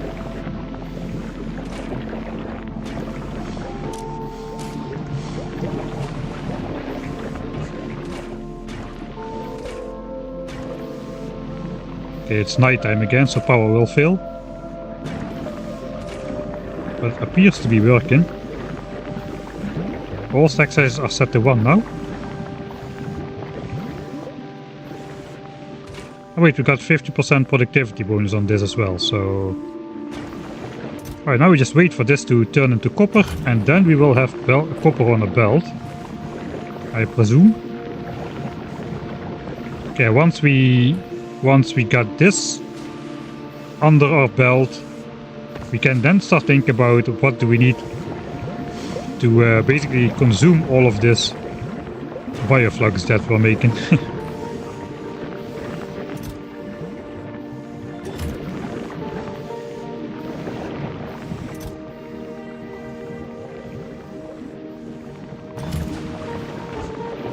I just want to see these 3 symbols turn into copper ore, and then I will be satisfied.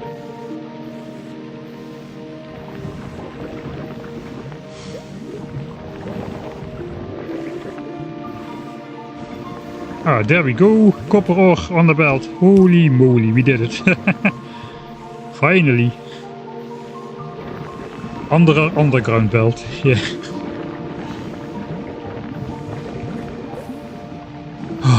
Why are a bunch of machines flashing pizza? So I don't know, I think this game is sponsored by New York Pizza or something.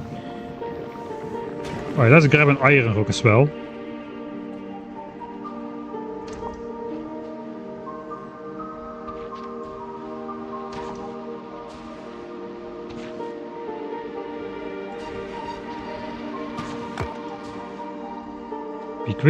Be quickly with this. I guess as soon as this process stops, the bacteria will spoil.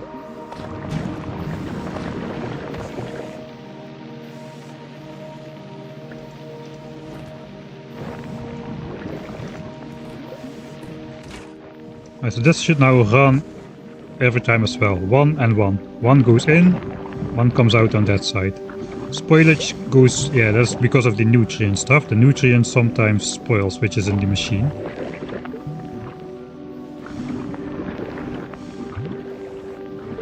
That's okay, it still keeps working. Okay, so that's the basics then. Now we just wait for this to spoil. I guess if we do this, this will spoil a bit faster.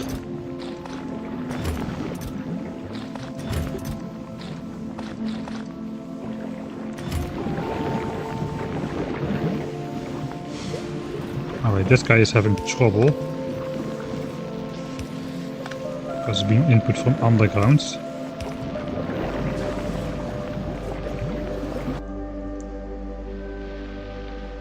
Wait, did I leave the tower up there? No. But apparently there's some spoilage and wood coming out as well. Right, that concludes the Yamamoto. I got some seeds. Those need to be transported back to the farm, I guess. I guess the chance to produce seed is the same as the harvest.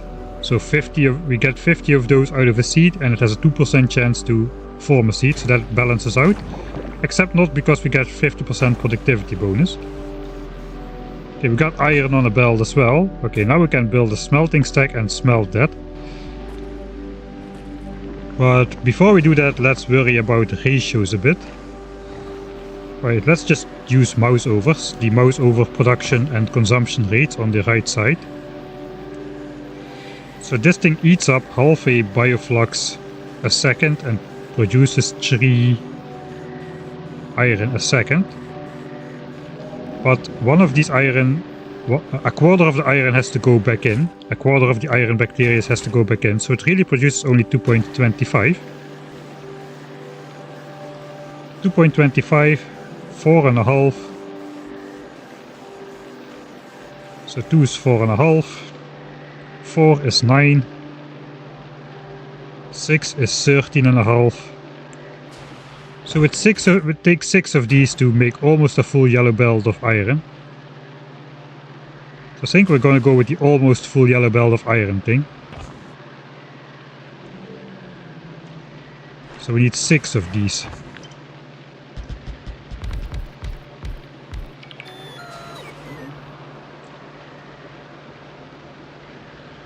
And this thing can produce 2 bioflux a second.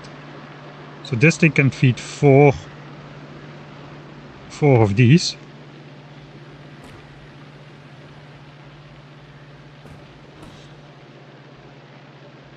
Okay, this is like balanced around blue belts almost. I guess we can put modules in there to speed it up or slow it down.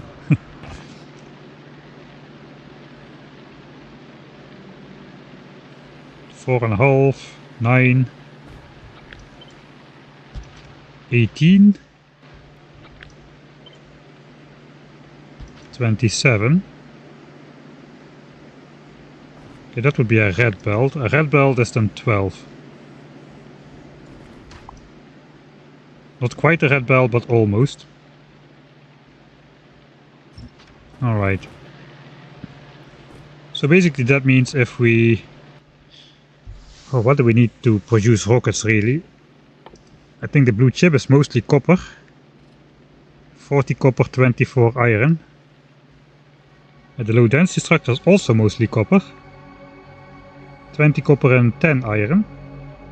So far it's twice as much copper as iron to make rockets. As the rocket is basically made out of 50 processing units, which are mostly copper, 50 low density structures, which are mostly copper, and rocket fuel, which is nothing. That is just a pure bioflux, if I remember correctly.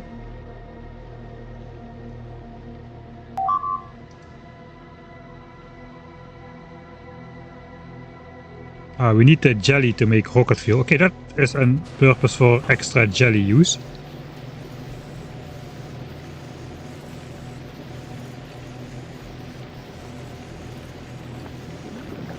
Three a second minus half a second is 2.5 a second.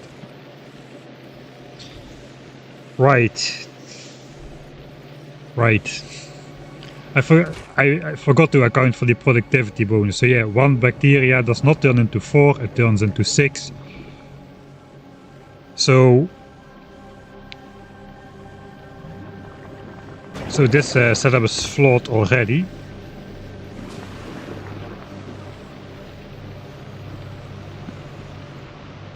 Alright, it has deadlock now as well because all the bacteria are gone. So you are right, yeah, 6. So we get 5. And 1 goes back in. Okay, that makes this a full yellow belt. I guess we're gonna make an equal amount of iron and copper then.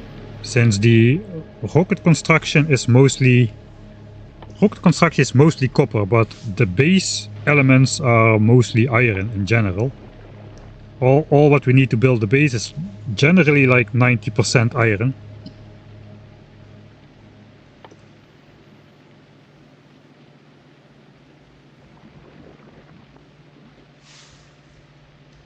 Let's check if it's also true. Okay, the biochambers are 25 iron, 7.5 copper. These are 30 or like 53 iron and 4.5 copper. So the base is mostly iron.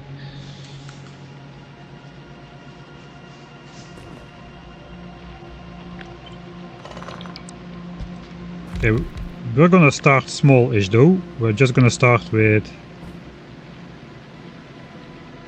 Let's see if we can set up in some sort of elegant way, if the ratio is 1 to 4.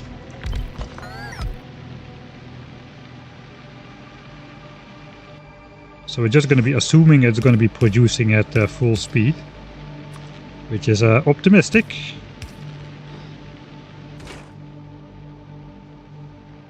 Alright, now we're going to properly label everything. So we want these things to only take the bioflux.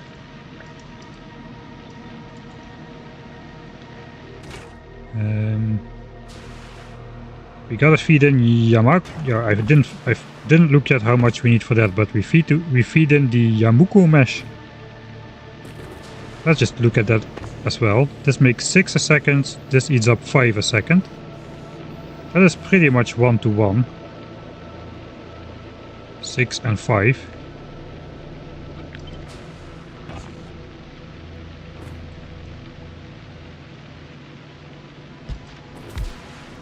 And this produces 12 a second. And this eats up 4 a second. So we need only one of these.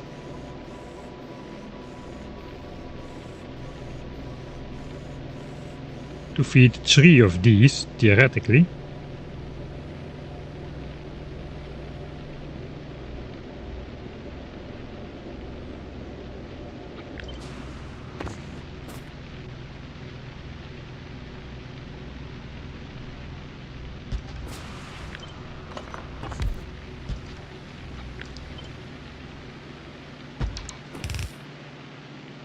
All right.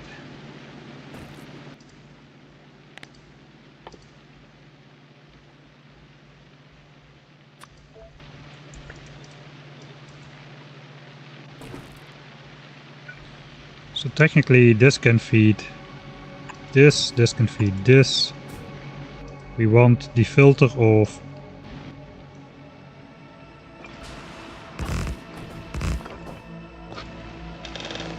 let's smelt away all of the stuff which we get here. Guess we got some more in here.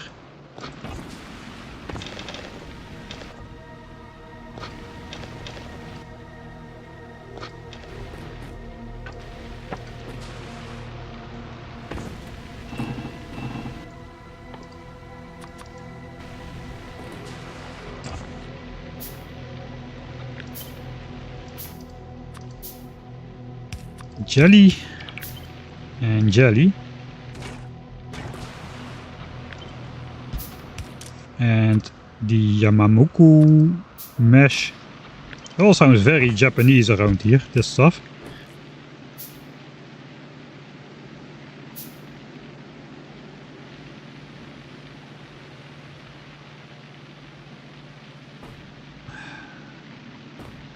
And all of these machines somehow need to get access to nutrient.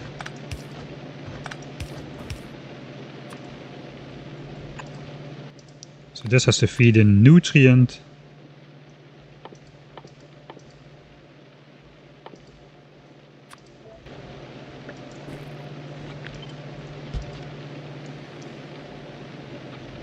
We can also feed it into this guy, and this guy.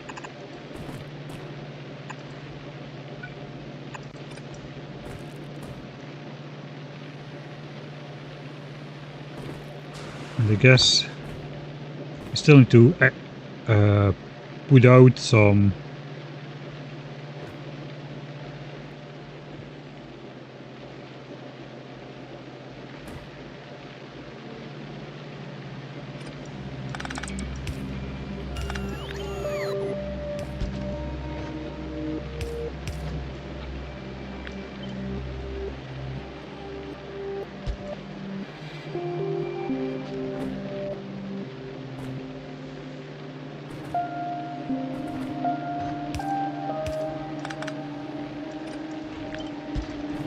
let's put it in a line.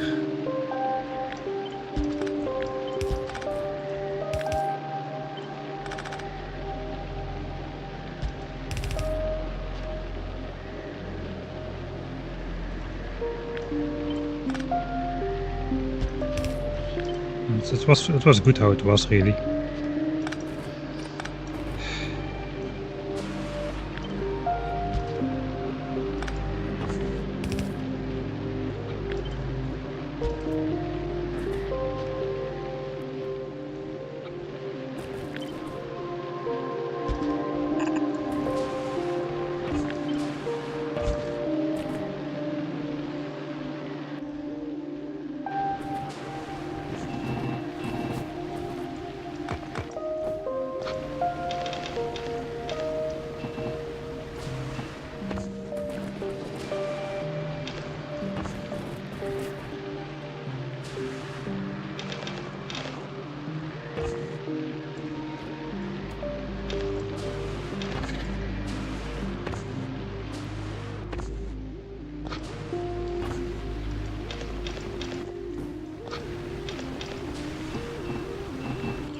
This is all I got. We'll just see what we're missing and we'll just handcraft it later on.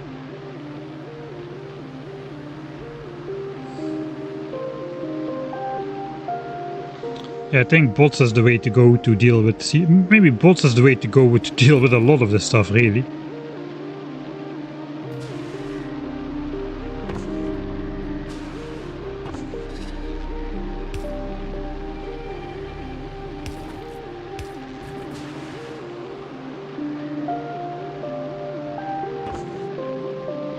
Alright, so nutrient feeds in here, and here, and here, and here, and here.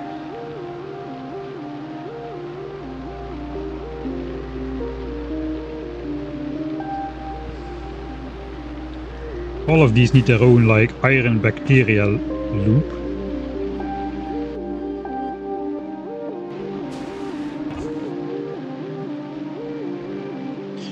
So I guess once this is running, we should just start smelting and never stop.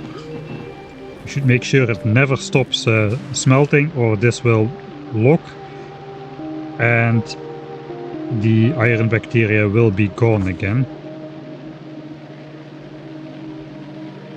If I would pull this apart one tile further,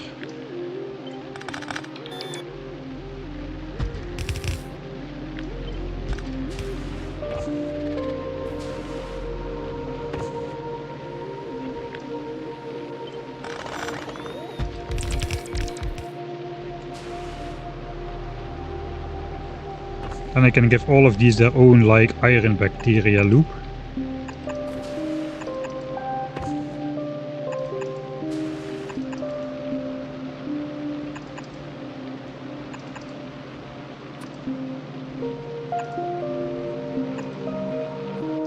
Where we basically output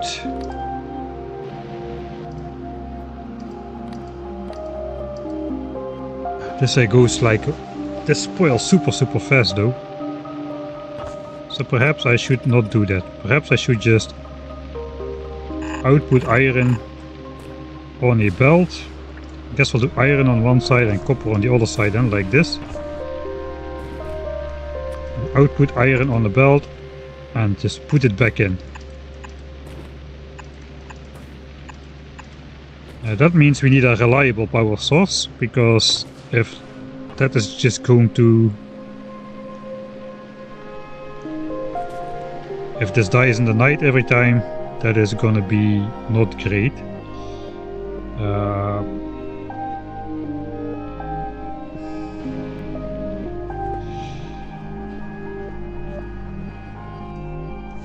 What can I do for power though? We have water.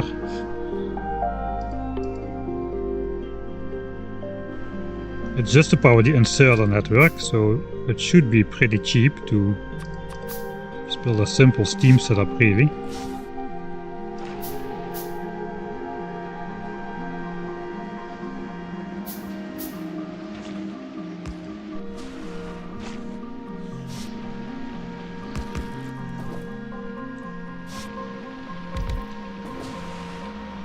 We have to have some reliable source of fuel for this. Oh, chat is so fast. It barely has any fuel value.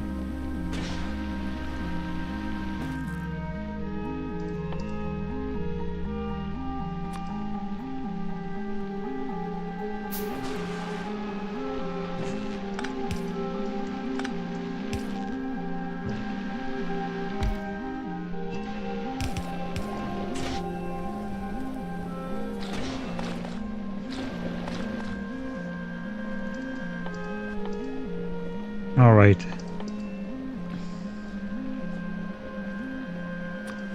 I guess I can even set up an alarm if the steam tank is running low, so that it will be warned that I need to put fuel. Let's do that. That sounds like a great plan. If steam lower than 5k, it will start beeping. Yeah. Let's not put volume, we'll see something blinking. Show alert. Okay, this is worrying, but that is the biter or like some turret is attacking. We'll put steam alert on there. Steam running low. Okay, if we see this, we can just come back and power it before something happens.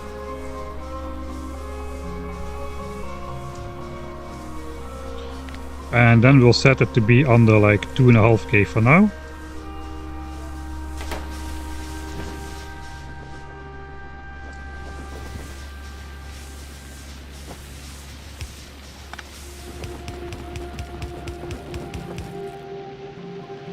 And we can still use the solar panels.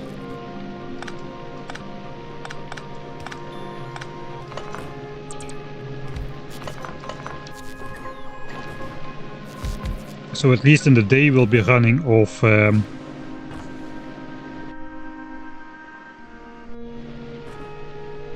the day we'll be running off solar panel power, so we won't be using that steam all that much.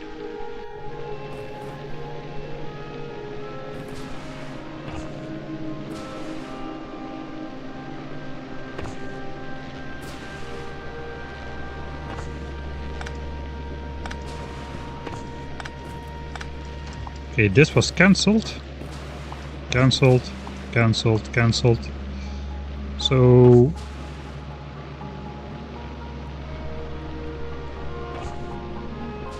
we're basically redoing this. I forgot to do the bioflux for nutrient thing.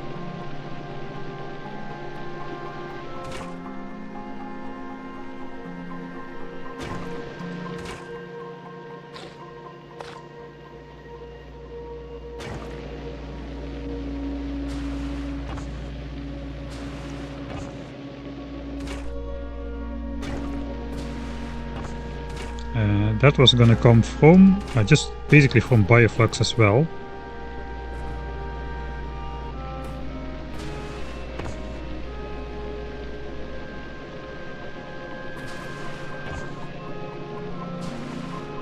Alright, so I guess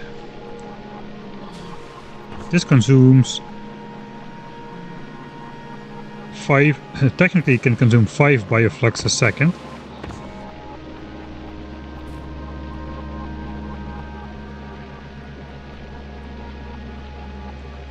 So we probably can do a little bit less. I could just make a dedicated one which just grabs just for the fuel, like this into this into this, and then just feed it separately onto a belt. That's probably the way to go.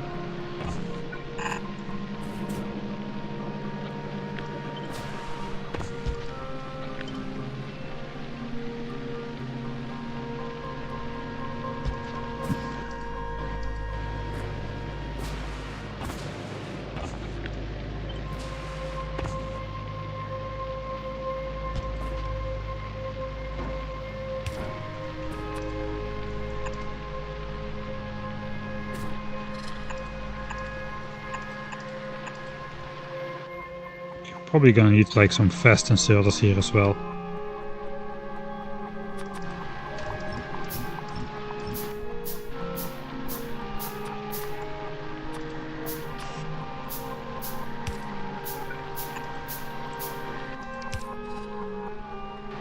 Oh wait, there's another step. I forgot about that.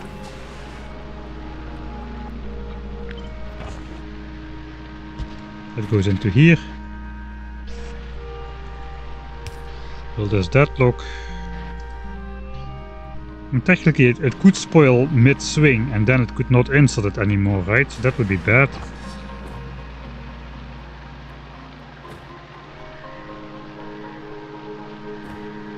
On the other hand, I don't really want to do this everywhere.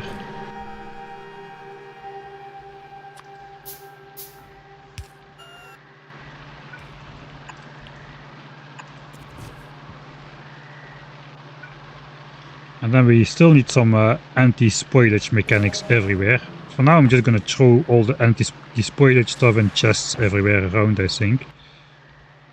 It stacks to 200 anyway, if I'm not mistaken. Yeah, it stacks to 200.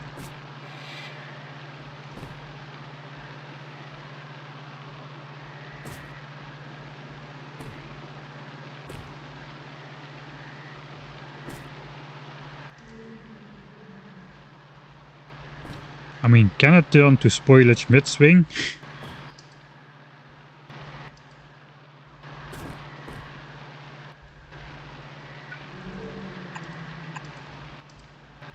I guess that's an issue everywhere. So let's presume it cannot. Let's just presume it cannot. That will keep things a bit simpler.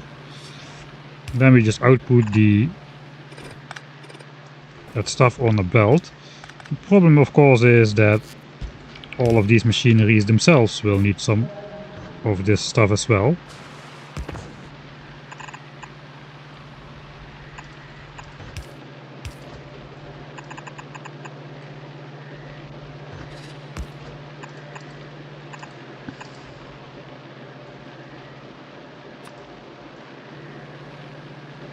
So nutrient, nutrient. Let's do it symmetrically because that looks nice. Nutrient, nutrient. And then stuff from the farms.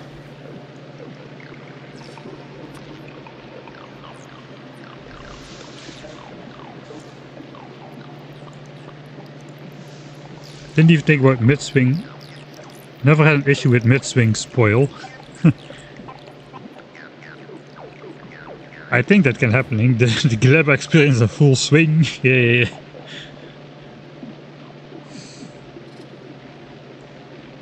Just finished watching part 15 last night. Wake up to part 16 live. Nice. How does the rod hole go? Not very well. Not very well. Not very well at all.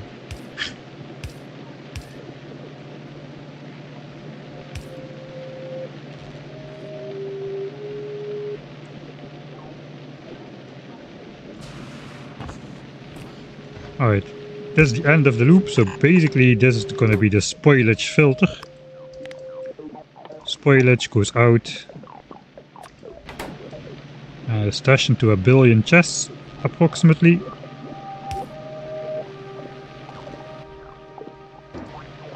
For now we'll use 4. So this belt can just continue for forever, basically. At some point.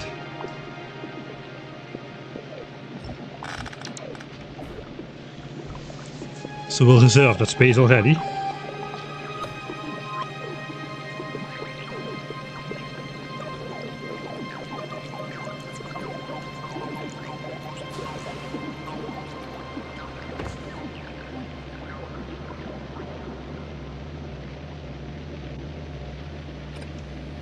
Not sure what those were doing.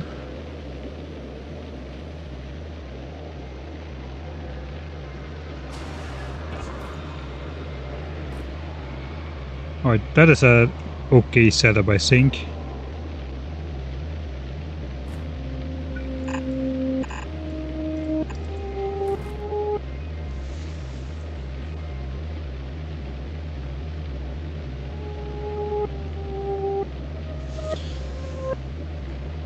The problem with this is that these belts are just gonna fill up with the farm stuff, so everything is going to be already deceased almost when it gets here.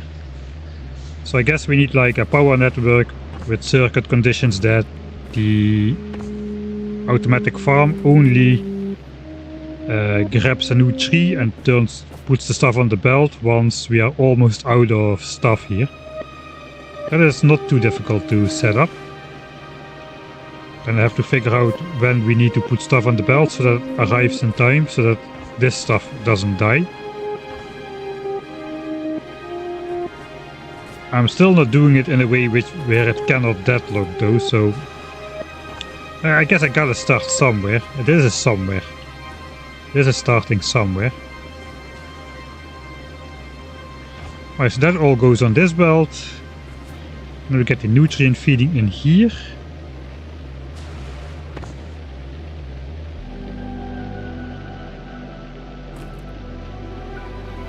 Can we come back over here? I kind of think we can.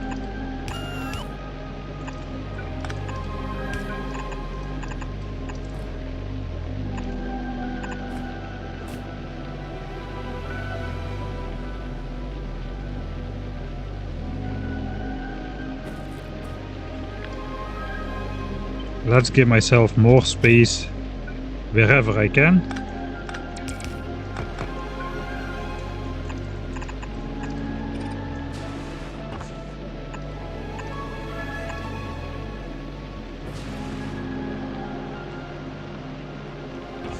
Alright, so now we can insert that into here as well.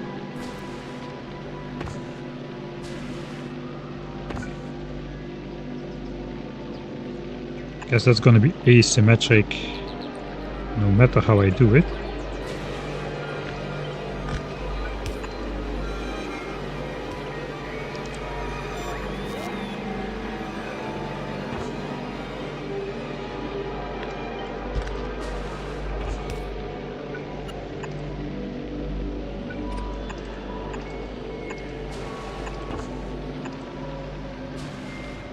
Alright, that goes into here as well.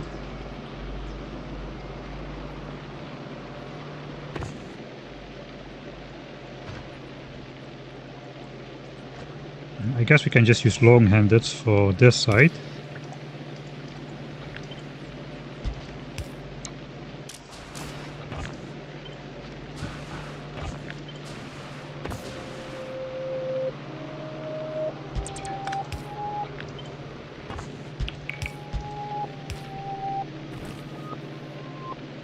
Okay, that's all machines supplied with. This is worse than burner setups, man. This is burner setups with the fuel spoiling all the time.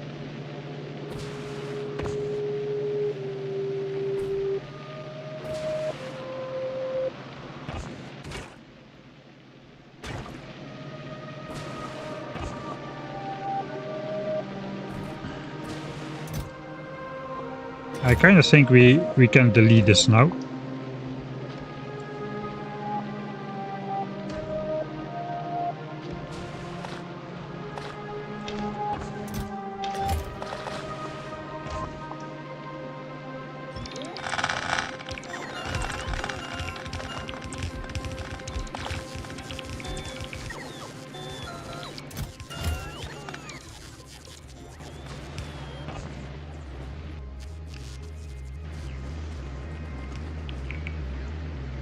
Okay, now we can kind of see what we are missing.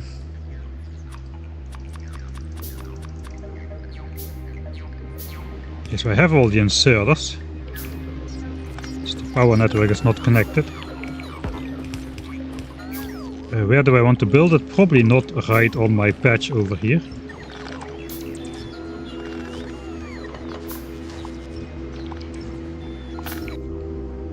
Okay, let's go some sort of I think we're already at similar distance. I want to keep the stone patch free, so I probably want to build it maybe up here instead.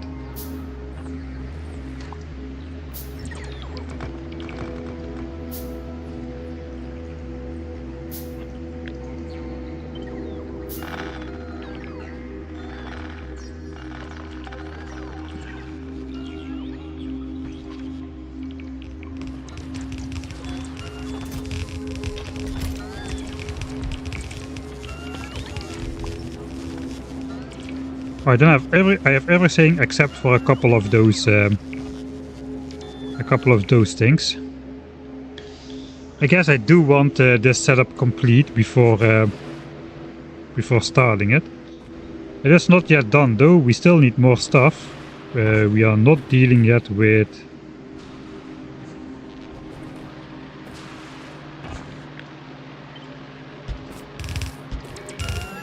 let's just use this to expand the power network.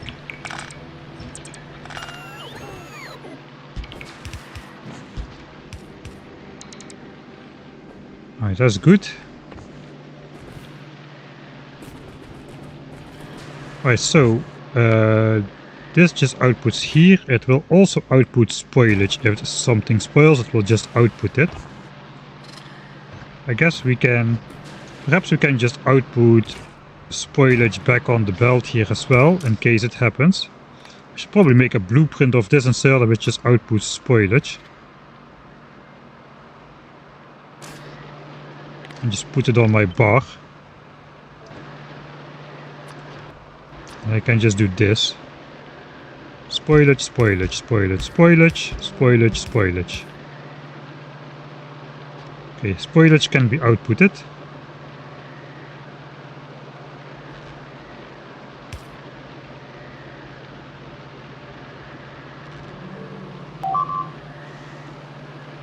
Why do you have 2 rocket launchers? I had 3.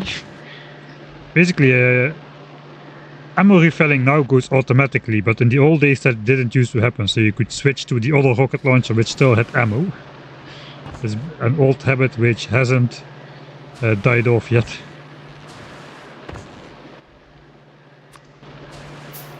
Okay, I'm just gonna make 1 medium power pole because I don't want to block this area. There.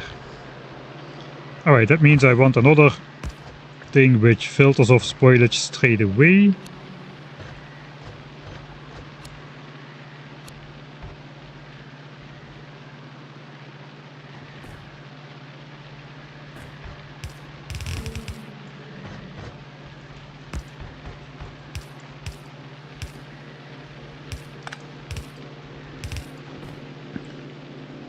Just for the spoilage that this will output. Okay, then this is just gonna, this belt is just gonna come back with all the fuel stuff. I'm just calling the nutrients fuel, the nutrients.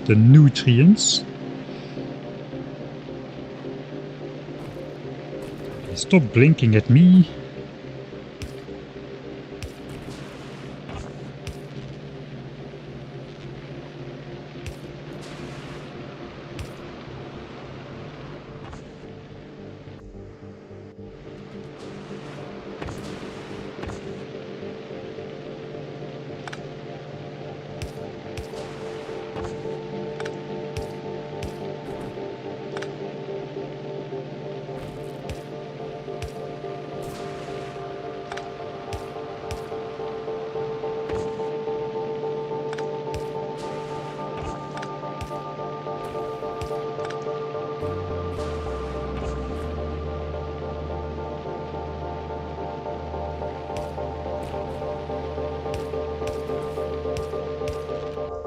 Alright, it even looks nice.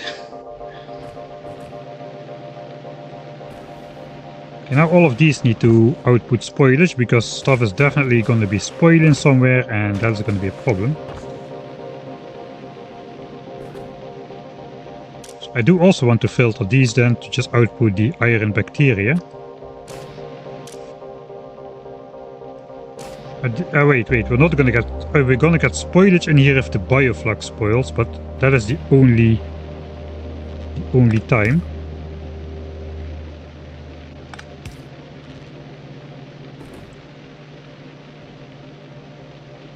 So that won't happen often.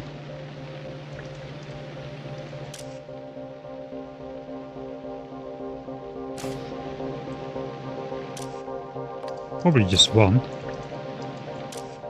Just as many as possible.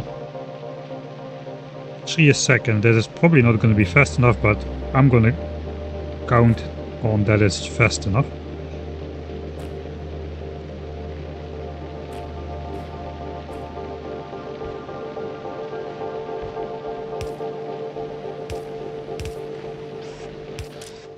Alright, spoilage, that is this guy.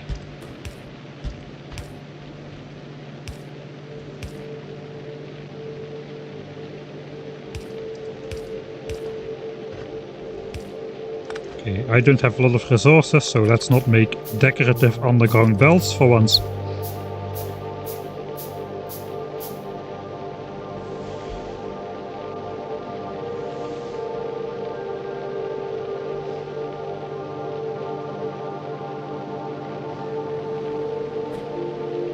I'm pretty sure stuff can spoil mid-swing, which deadlocks everything, so that's why I'm setting filters on all of these things. Not that that will help, because it will still turn to spoilage mid-swing. I just hope that is accounted for, and that it will still insert into the assembler, and then it just gets outputted again. But probably that has been accounted for.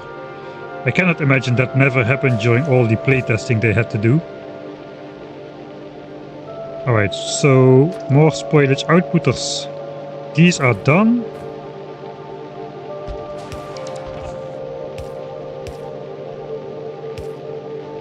This outputs here. This has to go on the other side of the belt as well. Alright.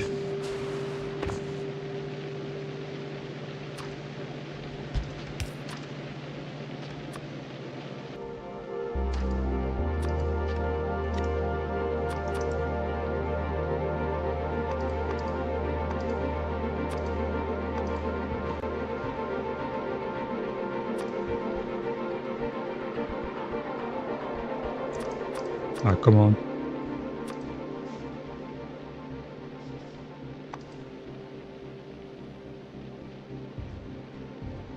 Dang, it's also hard to find all these new things in the menus.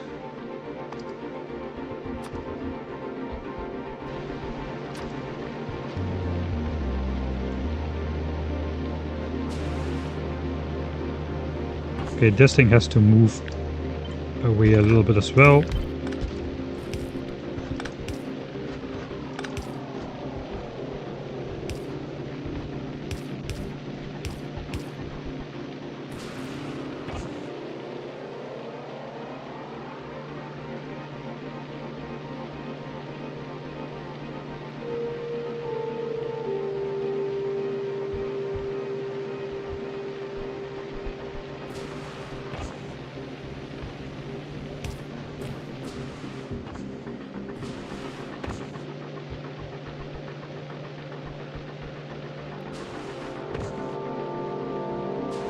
Something is off.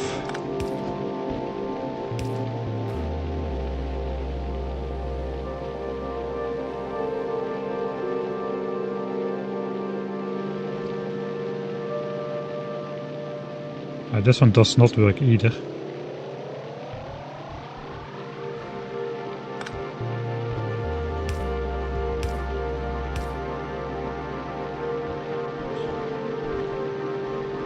Alright, so I'll just sideload those onto there then. That will work.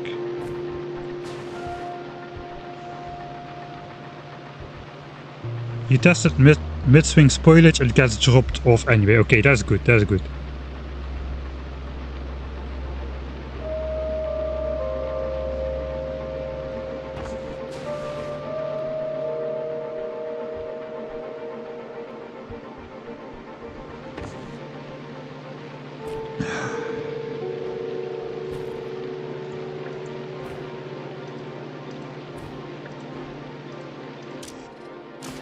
Stack size 1, stack size 3. Spoilage, spoilage, spoilage. I guess I still need to account for if this already turns into iron ore.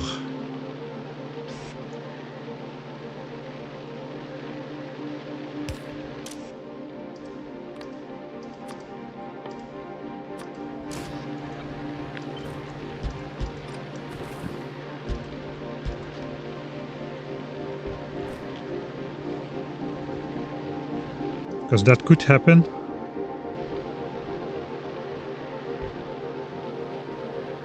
I guess we just want to have that on the belt anyway. We can put it on the inside, like so. Because the rest is already on the outside anyway.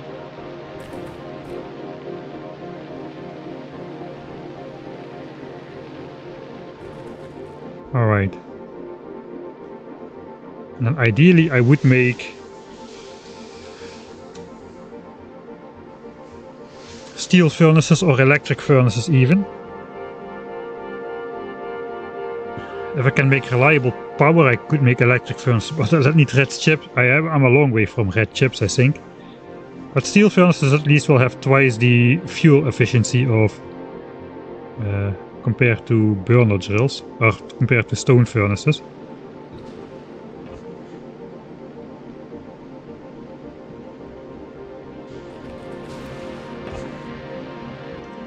Right, that's all of the different things which could go wrong, I presume. And now we just have to... I think the easiest way is just to flip this over.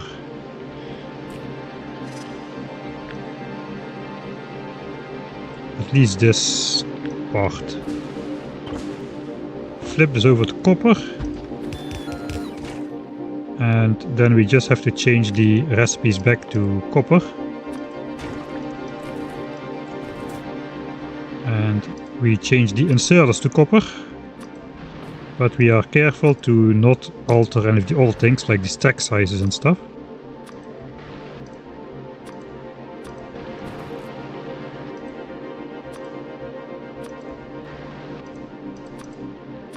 Oh man, oh man, oh man, this planet, man.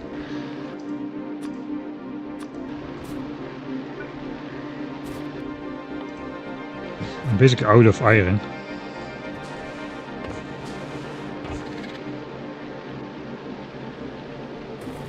Alright, these have to be copper ore.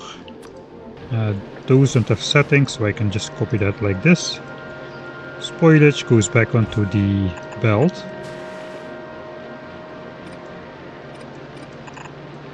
Doesn't really matter here, it just can be side-loaded back. That's all of this taken care of. Then we just need to have a spoiler output for this assembler in the middle. It's not an assembler. Spoilage, spoilage, and then these three, and that should be all of the things then hooked up in some sort of way.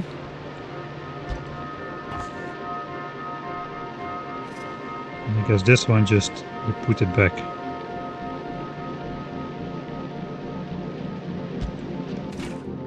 Alright, we also need to wait.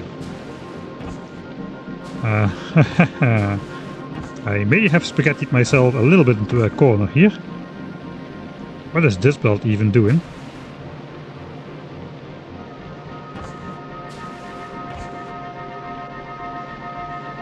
Well, that's supposed to output spoilage, I guess.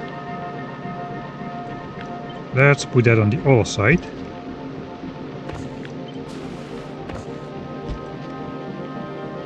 I still need to bring these things in here, which I kind of forgot about. Ah no, wait, that is done by these. Alright, so I just need to feed this guy, I need to feed this guy.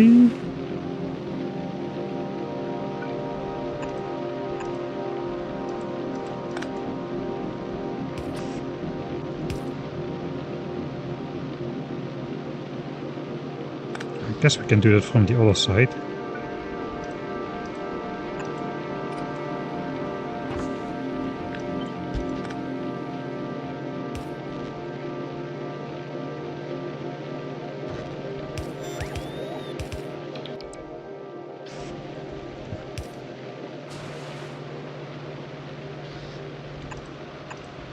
So here the jelly nuts can come in,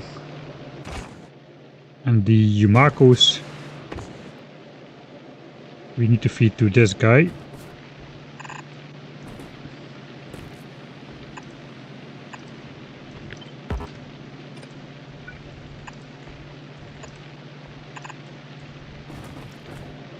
And those have to lead into these machines.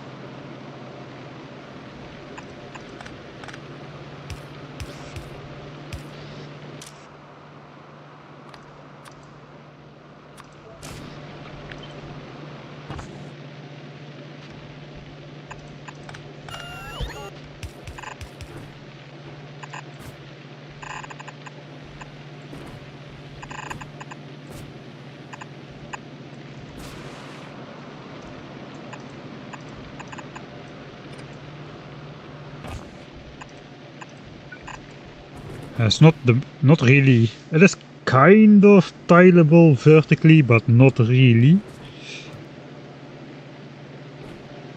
But at least we can copy this and put it on top here twice more to get a full red belt of resources out of there.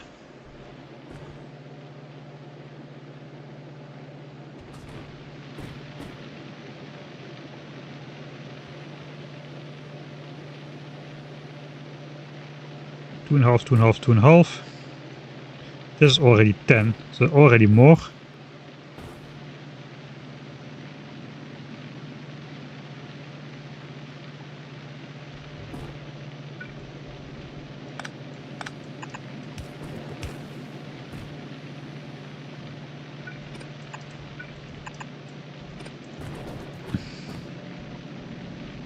So ideally we just do something like this with output priority to the left, and then both sides can have some output. That moves everything possible to the inside of the belt. Now we just have to wait for this to spoil.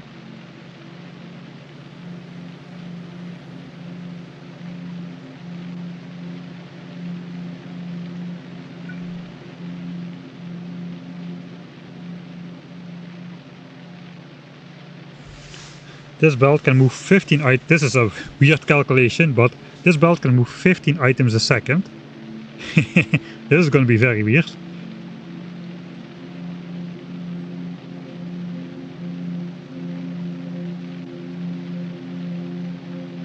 And the bacteria spoil in 1 minute. So that basically means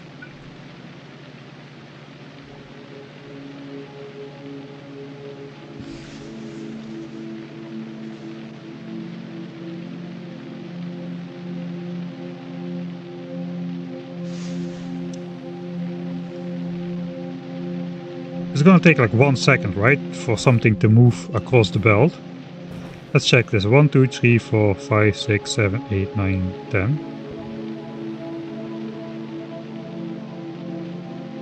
5, 6. No, I count 6 seconds approximately. Alright, if it takes 6 seconds to move across 10 tiles, oh yeah, that's like correct. Then it takes 60 seconds to move 100 tiles.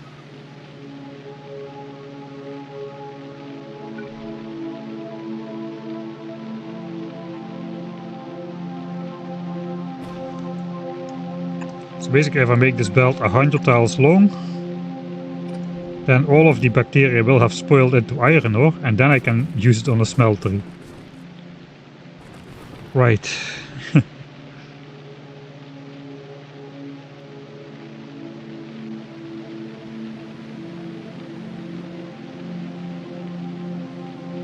Well, you can just ship in stuff. I just chose to start with nothing, and I am regretting it.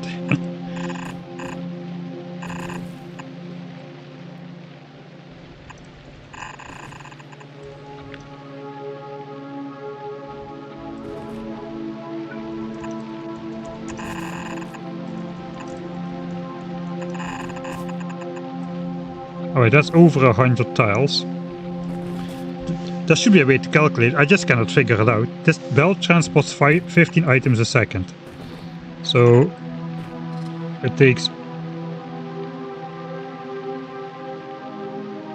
If this belt would be shipping 1 item a second... Oh wait, we know... Okay, there's space for 8 items on this belt. And it's shipping them at a rate of 15 items a second. So that means it takes roughly 1 second to move 2 belt spaces. because like 16 items fit on 2 belts and it moves 15 items a second, so that's roughly equal. So we need 120 belt tiles at least before we go put it into a smeltery. By this time it will all have become iron ore. It's a little bit... okay, it's a little bit overkill. 145 is good. That is a definitive amount of bells we could possibly need.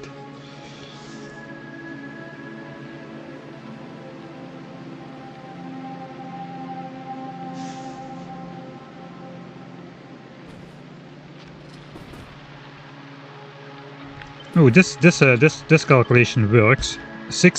A bell tile fits 8 items, and it moves 15 items a second. So these 16 items are moved slightly less than 2 belts distance over the course of a second. For red belts, imagine this is a red belt. Now it moves 30 items a second.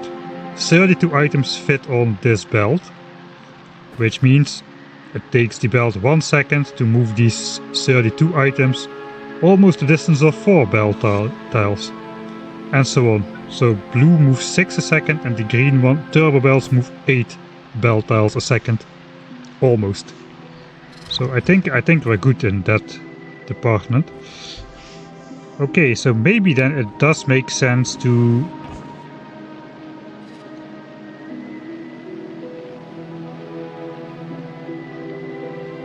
build 2 copies of this, and instead of building it right here in the center, it kind of makes sense to build one of them at the iron farm, one of them at the copper farm, and then just use the 120 tile belt to transport it back to the base, and then just make it into, then it will have become iron and copper already, and then just smelt it instead of doing this jiggly thing over here. So I guess let's delete this for now. Okay, let's first fill this in as good as I can. I'm going to have to run around and grab some more iron ore, because I really just don't want to start this process again for like a little bit and then have it spoil again, etc, etc.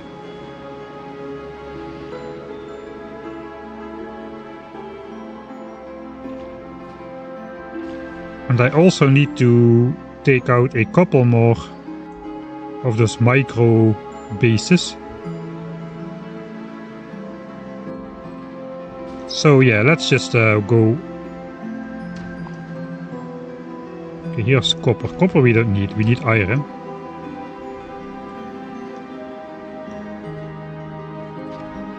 Let me replenish my ammo a little bit, just to be safe. Still have no idea how those iron rocks look.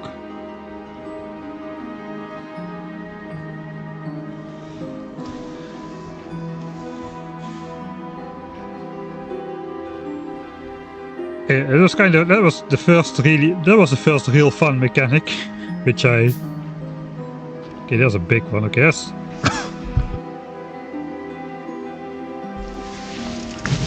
The big one is too much.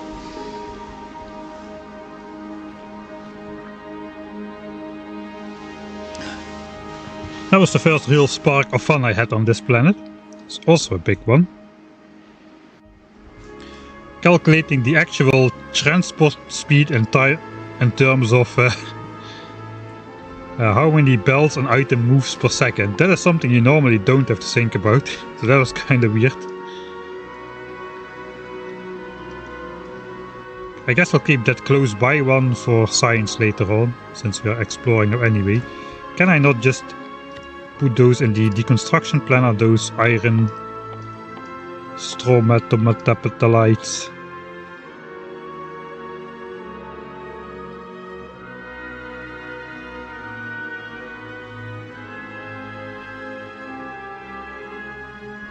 Doesn't appear so.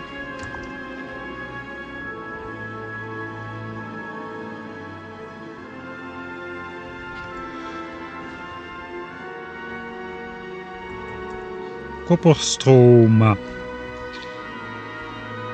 Kopper.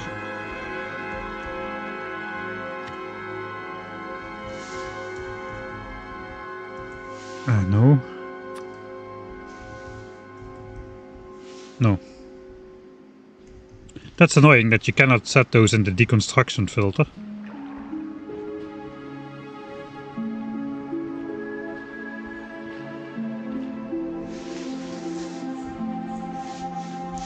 Right, how many do I need?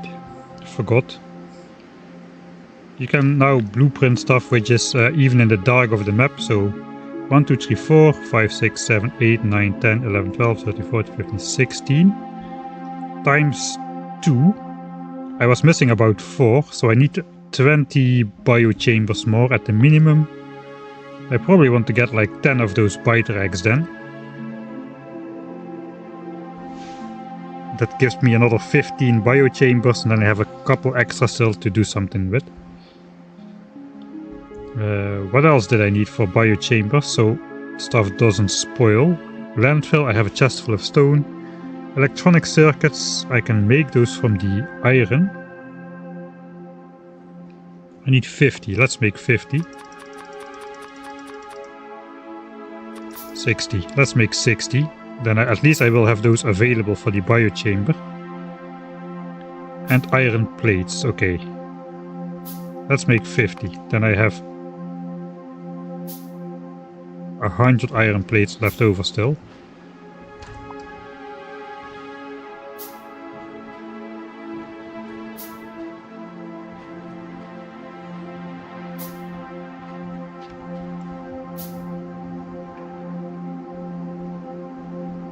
Okay, maybe all the...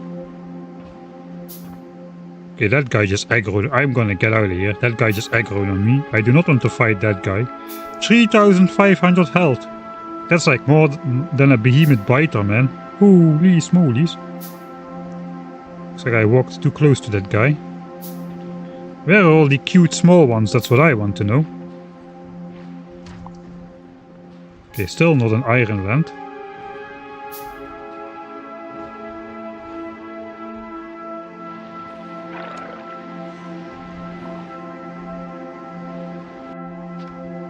There's a small one, but there's a big one nearby.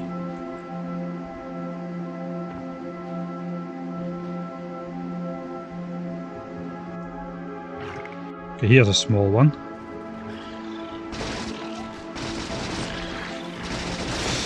How do I forget every single time that these things explode into a flurry of...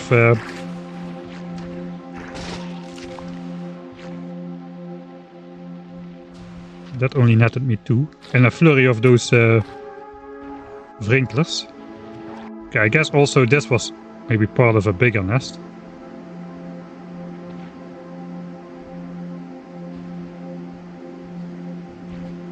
Maybe I can take on this single guy. Every leg is displayed as a separate enemy on the map. That's kind of funny. He's already coming for me. He does like a tactical maneuver. Look at this. Oh, he's spawning some stuff. What the heck is that? Okay, let's try if I can kill him.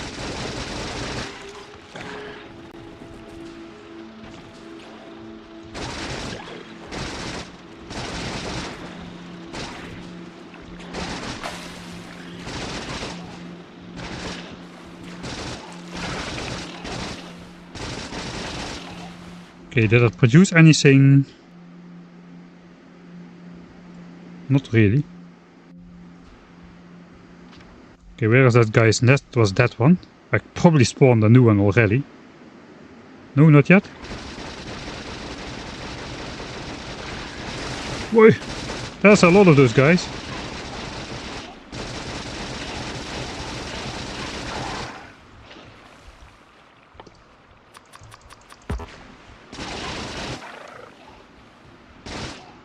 I guess I don't need to kill this, I can just steal the eggs and run. If I focus the base. Okay, that's 11x. That's more than I wanted.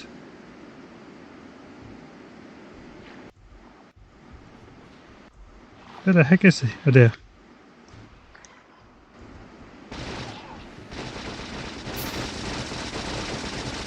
That's basically free. Okay, so basically I can just take the axe and run away, right? Instead of wasting my ammo on these guys. 20x, okay, I have to be careful those don't hatch. Where are my iron rocks, man? Okay, here are my iron rocks.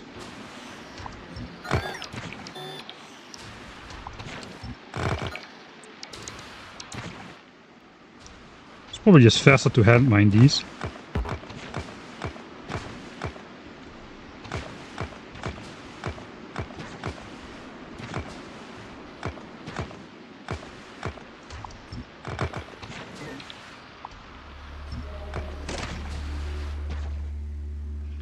Okay, there's a couple stacks of iron again.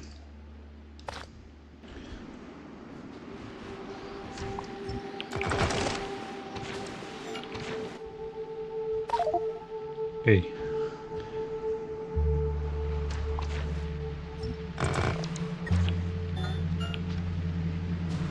Okay, let's leave a couple rocks up here in case I just want to come back. If I fly diagonally, I should be good. I can re-chat a little bit.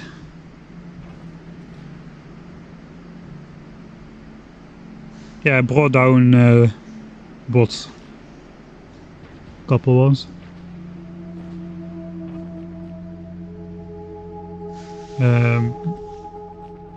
Okay, so this is now turning into iron ore as well.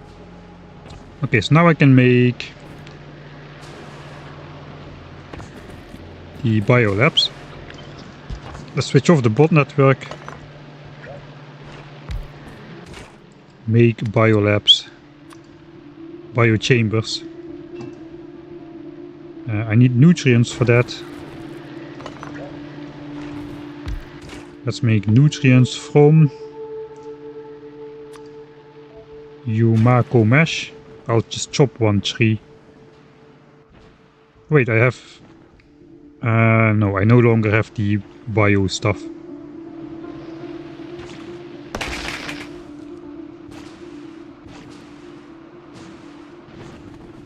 I just need to make like one nutrient by hand.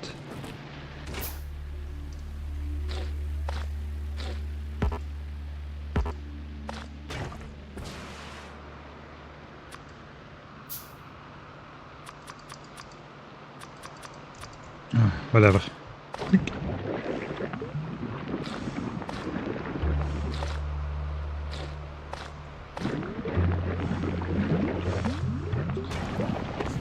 Alright, that's some nutrients for this machine. I need more nutrients to put inside.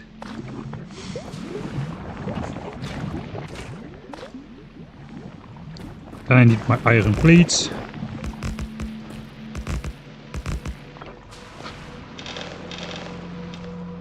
I don't have the fuel, I have spoilage.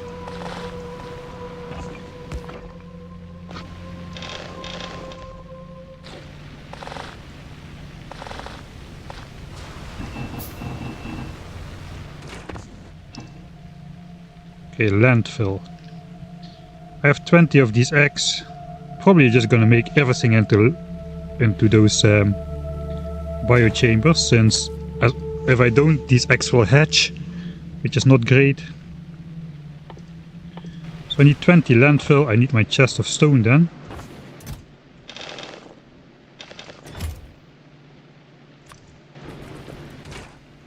Oh, that's the last of it. Then I need another 50 circuits.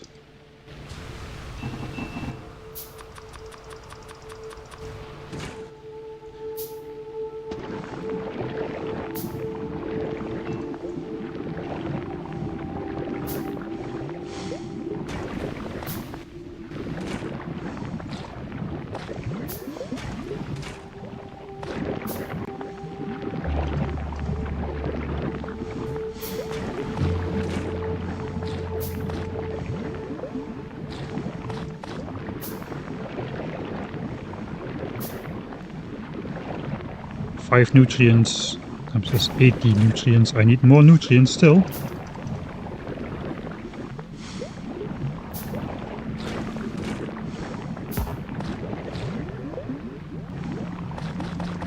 Okay, that is enough nutrients to make all the biochambers. Let's put the rest in here, I guess. This will just rot away into spoilage again, but that's okay.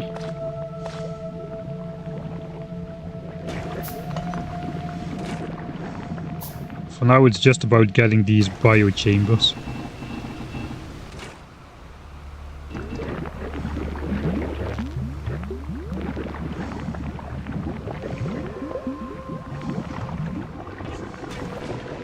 Alright, then I can enable this. All of that is built. Now I'm just missing some belts and cylinders and splitters.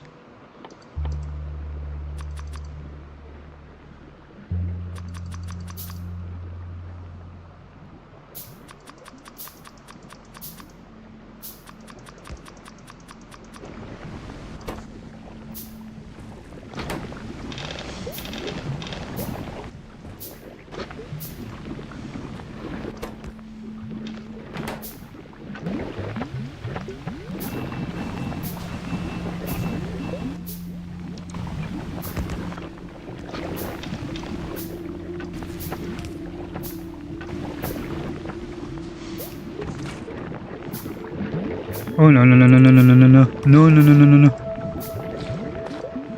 no no no no. It's taking too long, it's spoiling. God.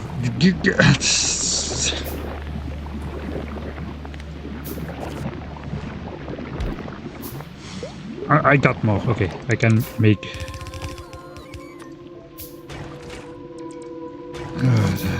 It's spoiled.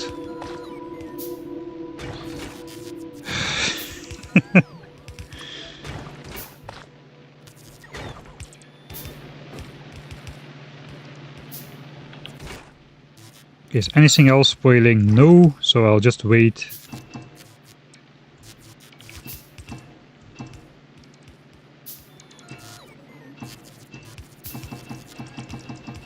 Until my belts are complete.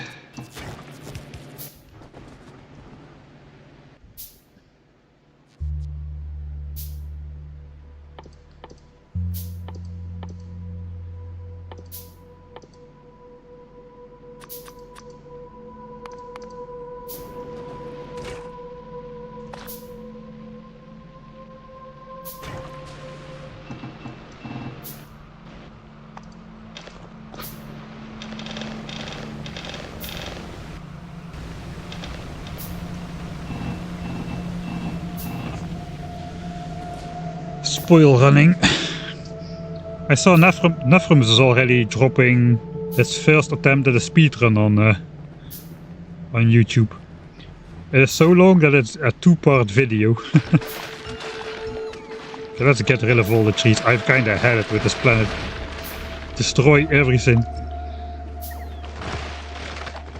Oh god. What is this? Oh, this is again copper or what? Oh, this is again. Oh, iron as well.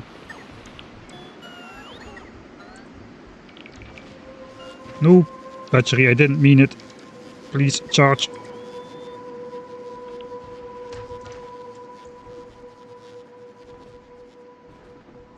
Alright. Already half that nutrient. Make more. Okay, now we need to power this, but we also need this.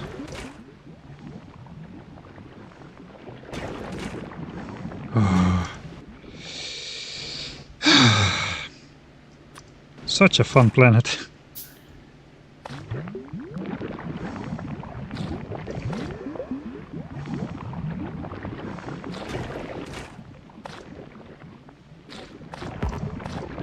Okay, the hurting will stop soon, then I have my biolabs complete. After this we should have something running. And I should have enough biochambers to set up at least initially something. Man, what a pain.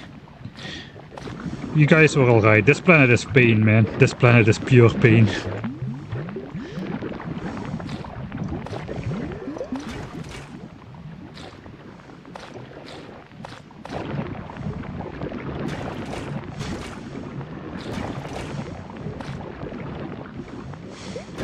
Alright, now let's hope it does not spoil before all the nutrients. Let's hope it finishes before the nutrients spoil again. Looks like we need a little bit more. Okay. Okay, we did it. We did it. All the eggs are transformed into the biochambers. Hallelujah. That was something.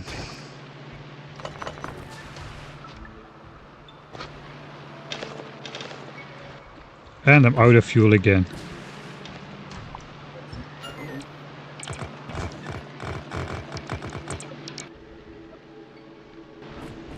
Alright, where's my stone chest? That's over here.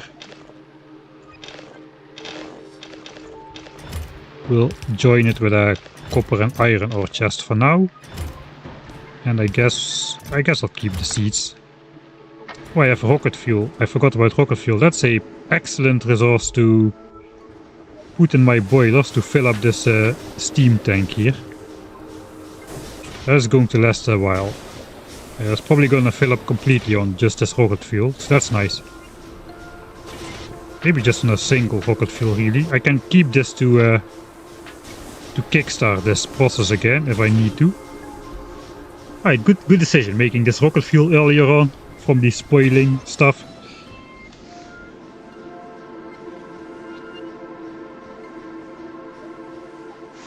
I don't know how you would do this. I mean, yeah, you can. If you come here, definitely bring like a pre-made rocket silo already, so you at least can. I guess the first part will be the same pain of figuring out how to make basic iron and copper ore. how to mine iron and copper ore. Basically, that's what we're doing, just like we are on Norvis. Okay. Basically, all we've been doing this stream is this. Okay, we've got a patch of iron. How are we mining this? That is what we are doing. How are we mining basic iron ore? Well, looks like we are finally figuring that out.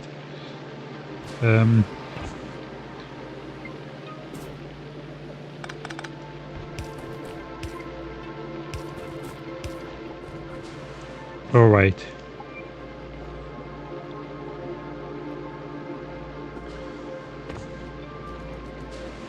This would be good for parameterized blueprints, actually.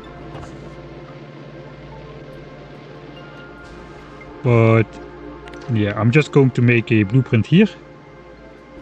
This is part of it. I probably should make this a bit more compact. I can do that.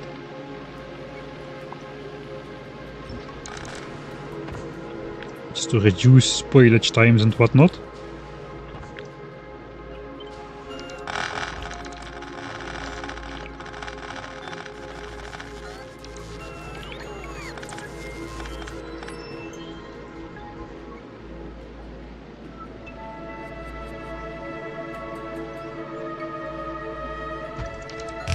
Okay, we'll do this so it stays a little bit clear what we're doing.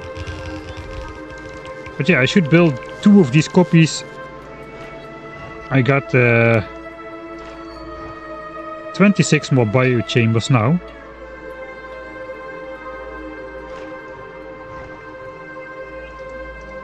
Okay, we can get rid of this stuff in the inventory. I guess we'll keep seeds here. Looks like I got a lot of seeds.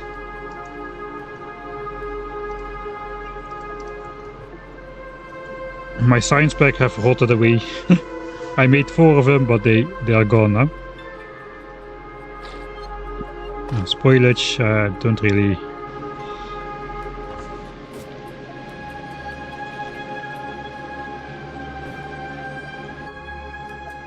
Why is that insert not powered? That's not needed.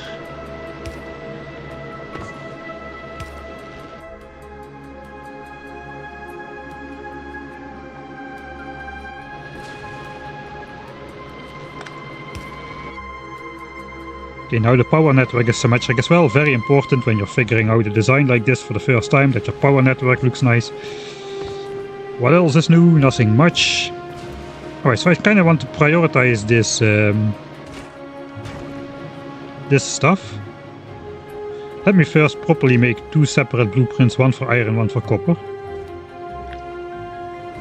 I guess to make a proper blueprint I have to proper this up.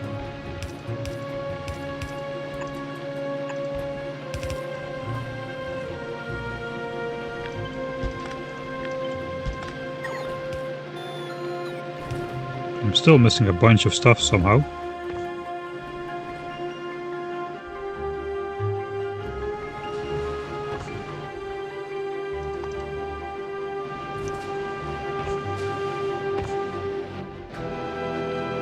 Okay, I'm missing 2 undergrounds. 24 in sales apparently.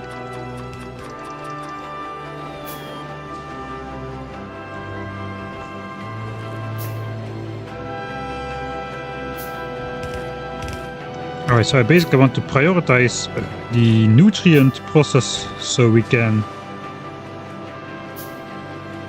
get some, so all the machines can be powered by the nutrient. And then we basically go into here.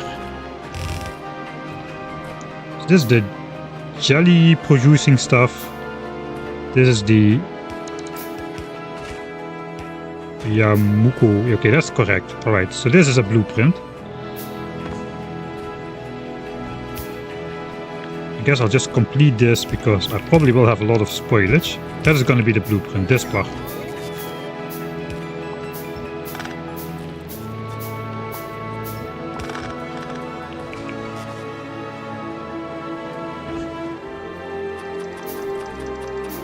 Alright.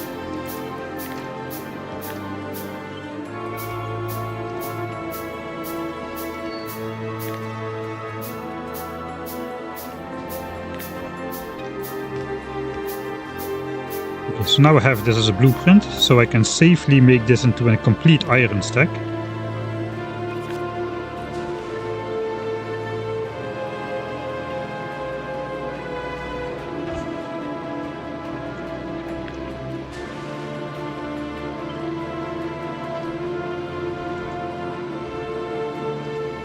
Alright, at least I made that symmetric.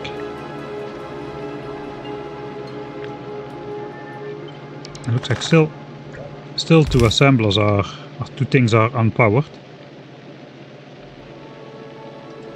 Okay, that's now complete iron.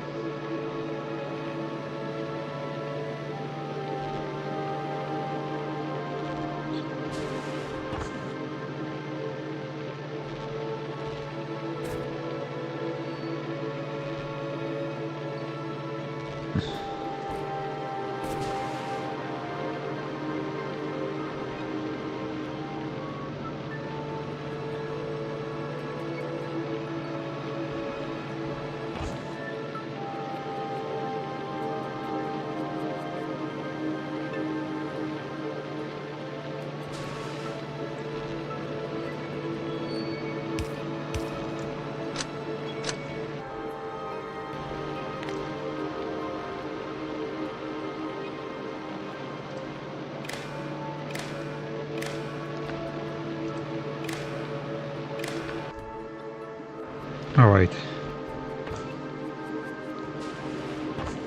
Now it's more than a yellow belt of iron already, so that's good. At least there's something. So 6 of those should be a yellow belt of iron, and we've got 8. So that's 20 iron in a second. A little bit slow to make rockets probably, but I'm just going to... That is just going to be how it is. Alright. Let's paste the blueprint again. Except I switch off my bots.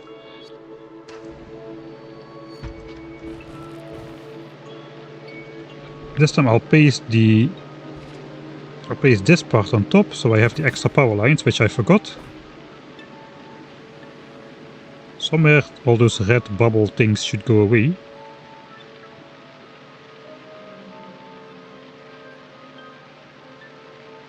There we go. Power lines added. It looks like that did not go as intended though. Alright, so I'll do that myself.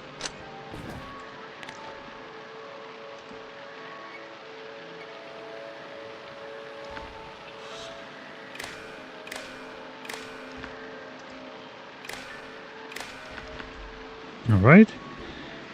Now I want to copy the copper side onto the iron side, and then we have the copper blueprint complete as well. Alright.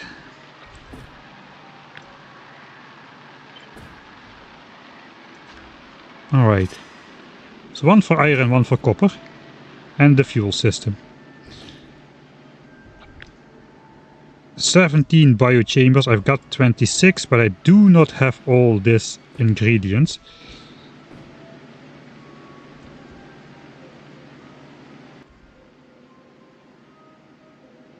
So now we delete the blueprint. And I'll just make a new one. One for iron.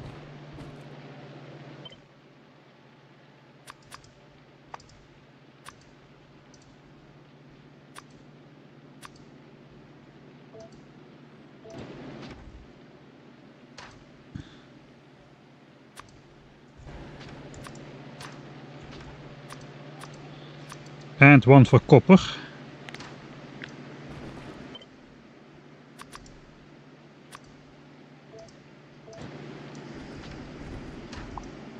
Alright, so now I can see in the mouse over what I need for this stuff.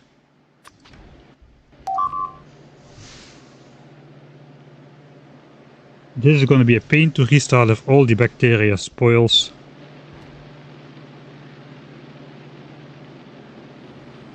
So be it. I'm not gonna switch it on until I have a smelting set up as well, and the smelting stop will just put iron ore in chests for now. I will make sure everything keeps going all the time, basically, that's the plan. Are those guys already there, or is that a biter expansion? And after I got my initial setup done, I probably should first actually make some military supplies so I can take out the nearby things. I think with my kind of small setup I won't be really polluting all that much, and with a little bit of luck that means we won't be annoying too many biters. How's evolution? 8%. I have no idea when larger enemies start spawning here. I know in Northeast it's 20% for medium biters, 25% for small spitters. But yeah, I have no idea how it's going to be here.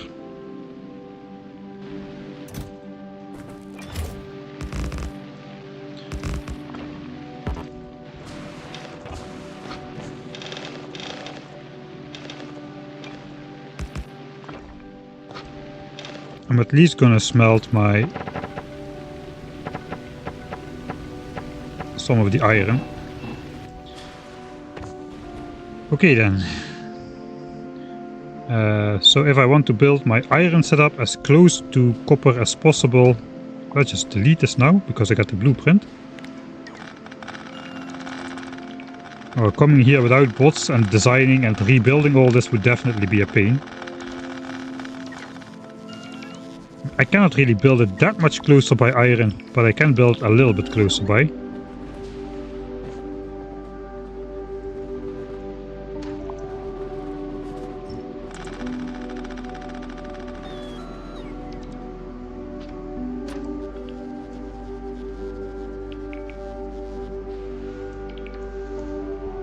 Wait, shift automatically wants to place landfill under that, looks like. Alright, so be it. Our starter area is basically gonna look empty. But I cannot see what is water and what is trees and what is in the way for the blueprint. So everything's gotta go. I normally don't like to do this, I like to keep the nature around a bit, but Gleba is just proving a little bit too annoying for my liking, so it's gotta go.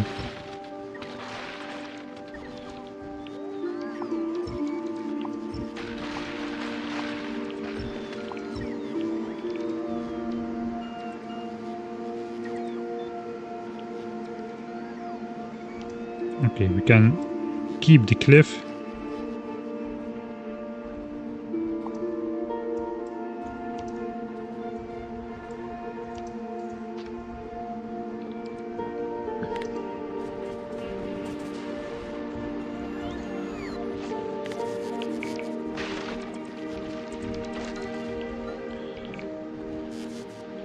Like this is a cliff as well.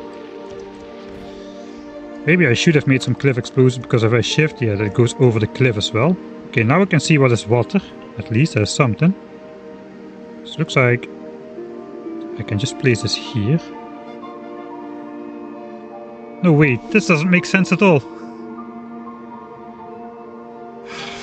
I keep thinking I have one side which produces iron and the other side which produces copper because of those iron and copper rocks located in the respective biomes, but I need both resources for both iron and copper, so that doesn't make any sense at all what I'm trying to do here. Doesn't make any sense at all.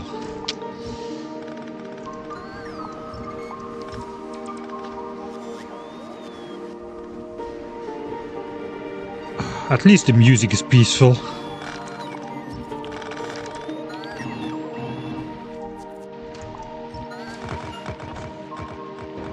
Okay, let's put this near a cliff, because that I cannot destroy anyway. Desperation. Definitely going on, this desperation.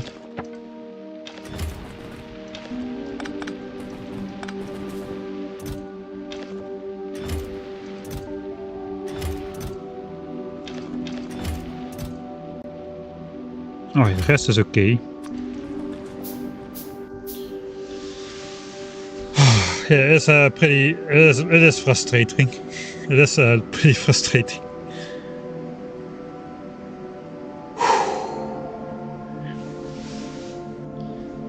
It's still interesting, but it is not really fun. It is not really fun so far. Not like the other planets. It is definitely true. I thought the rumors were greatly exaggerated, but they're not. I mean, Fulgora was pretty cool from the start. Of course, the original patches, they ran out quickly, but you get all the advanced stuff you need to break it down. Pretty cool. The lightning stuff looks pretty nice. It looks awesome at night.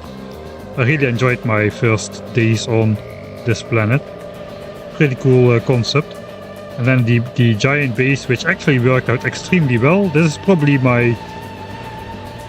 base is probably my proudest achievement so far in Space Age. It really runs well with 8 belts of scrap, producing in like 6,000 items of recycled scrap a second, which is still, after all this time, flowing. Still flowing. Still producing the science pack. We are almost done producing the science pack, it seems. We've gotten 200,000 science packs in stock. That is how well this planet is running. Everything just works like clockwork. I even got all the Norwegian science packs set up. I gotta a little bit have the feel-good vibes before I can continue again. We've got chests and chests full of all the stuffs. The rest is just being recycled away into nothing. Could have been a quality loop, I agree, but it's not, so unfortunate.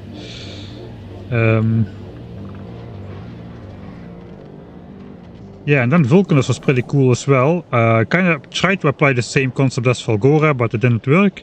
We first needed to make a base which produces military, so we could take out the small demolisher, which was situated on my on the only tungsten patch in the area.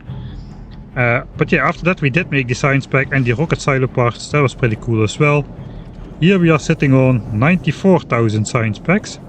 The tungsten ore patch has almost run out though, so that's probably where we're at. But yeah, this has filled up completely, so the rest we are making into triangles. We still could make this into science as well. The science pack is that easy. Just grab these two things, make them into science. But these two things are also required for other stuff, so we're keeping them. For now, this is 100,000 science packs. That should be pretty decent. Let's make a save here. I think my save game name got a bit out of hand. It doesn't contain enough A's. There should be a couple more there. Why aren't you researching infinite productivity tech? I kind of want to avoid researching into too many infinite productivity stuff. I want to keep my science packs to combine them with the planet ones, basically, because science production on Fulgora is pretty slow. I want to take a quick intermission here. That's why I saved. Intermission to bring more grenades to Fulgora, so we can also stash up some more military science. 2.5k. How is blue science doing? 6.5k. Blue science is pretty slow as well. We have not got enough engines, it appears.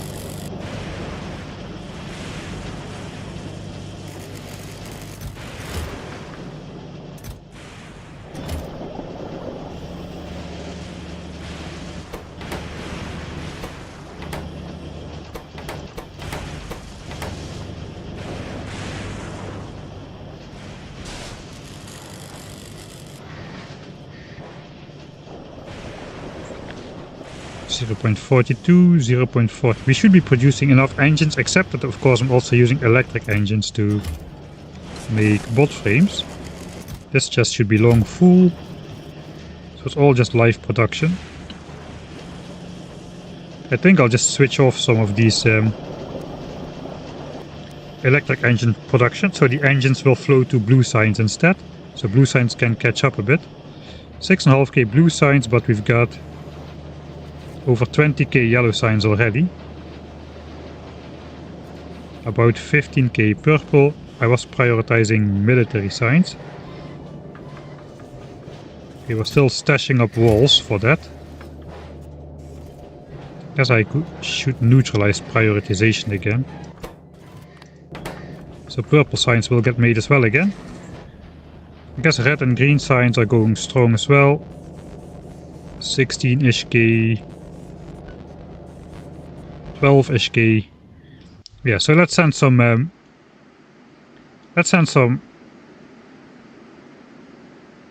grenades over to Fulgora from Vulcanus. Problem is, my spaceship is currently situated above Gleba, so we need to send it over to Vulcanus. See you later, spaceship. This time it's flying without me. It's only a one-stop shop to get over there to Vulcanus.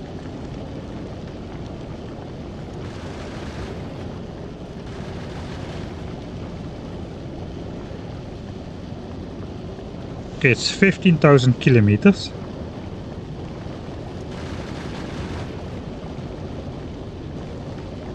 Roughly 100 kilometers a second. I guess 90 on average, but let's count 100. Says 150 seconds, a little bit more, let's say 3 minutes. A trip takes 3 minutes, so that is good, I guess. The trip to Fulgora will also take 3 minutes, that means. So the science pack delivery should not be too slow.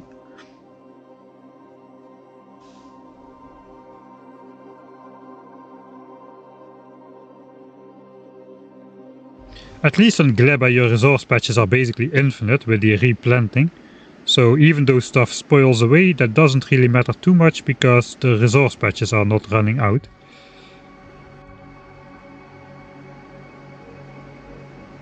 Okay, I still should not build on my only stone patch, I feel.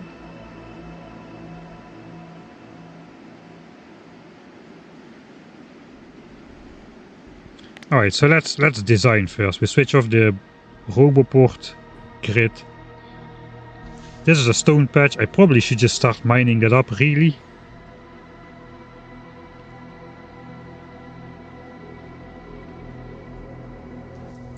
The stuff is coming in from the left and the right.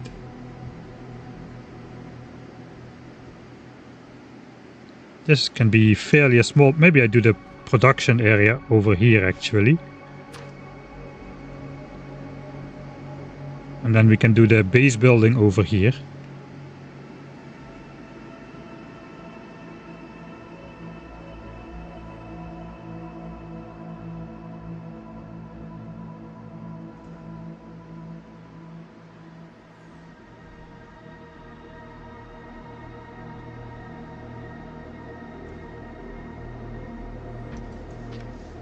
That could be iron. We flip this around. This can be copper.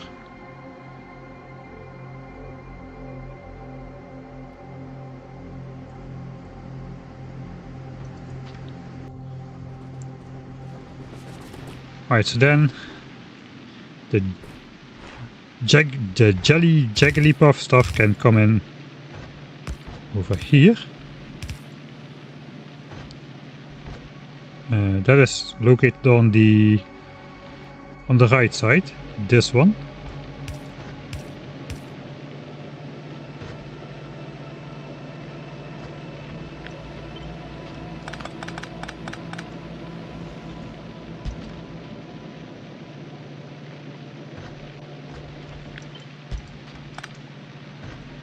And then the other stuff can come in like so.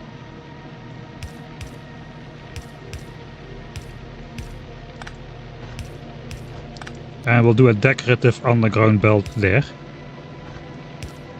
Okay, I'm starting to feel better. I start to make decorative underground belts again, so then you know things are taking a turn for the better. Alright, so we got like 20 iron ore a second coming out of here, so it's more than a belt. I do want to make steel furnaces, I said. I still don't know how I'm going to fuel the furnaces, really.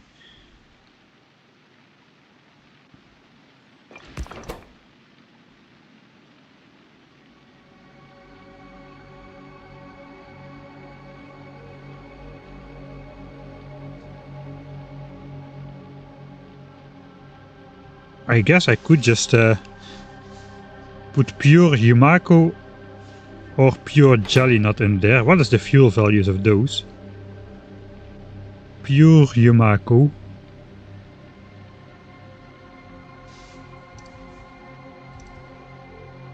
Yumako is 2 megajoules. The jelly was a lot more, I feel. Yeah, that was 10 megajoules, so that's like 2.5 coal in one thing.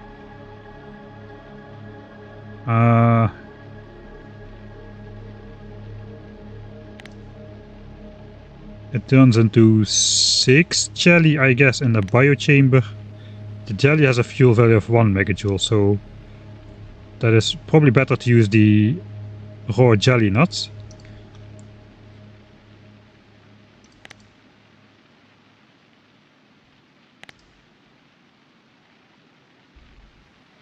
How about rocket fuel? That's produced by jelly. Rocket fuel has 100 megajoule fuel value, so that's pretty good. It will take a long time though to fill up a belt with this kind of stuff.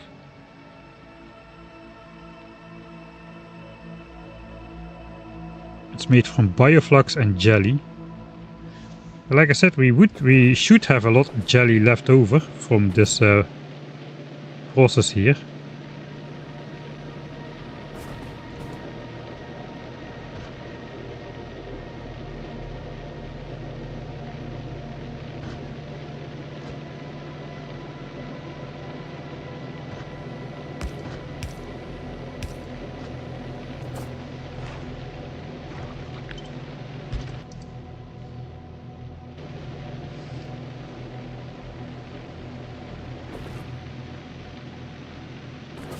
So we could draw some bioflux out of these two from the back.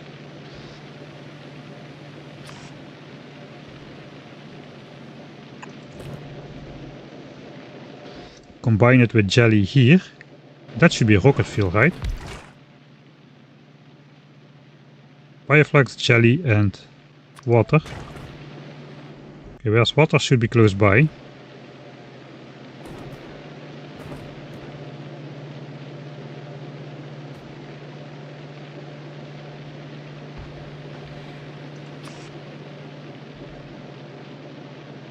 We're gonna need a ton of rocket fuel anyway, eventually.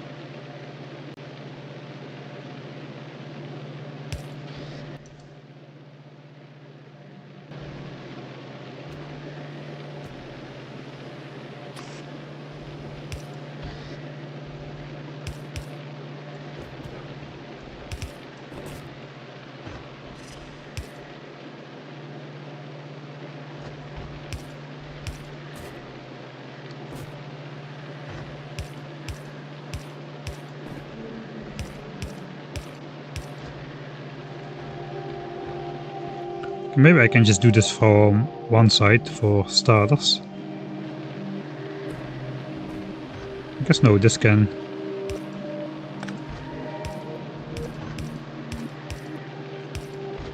meet up like so. This can be outputted on this side like so. The jelly. 12 a second.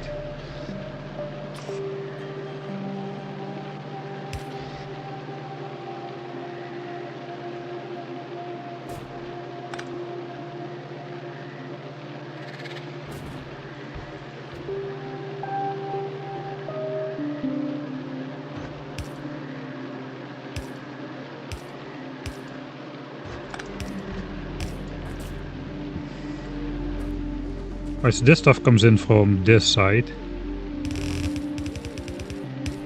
And this stuff comes in from this side. Now we gotta make rocket fuel out of those two components.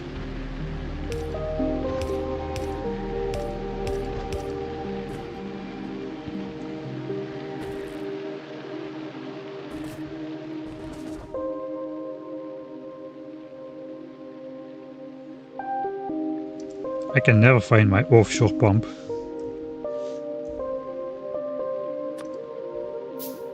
It's because I don't have it in the inventory. Alright, that could be the thing.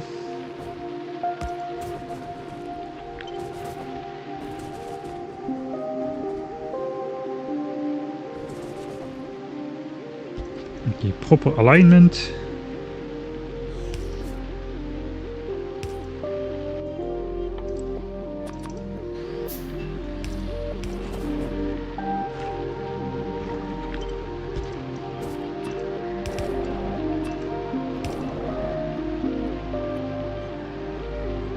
Okay, this consumes 6 jelly a second. I only need 2 of those then. Uses 0.3 rocket fuel a second. Probably that's gonna be good enough.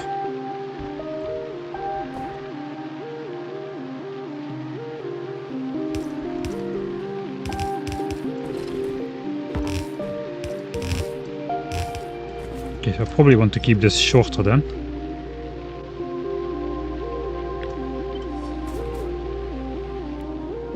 Maybe align it with these.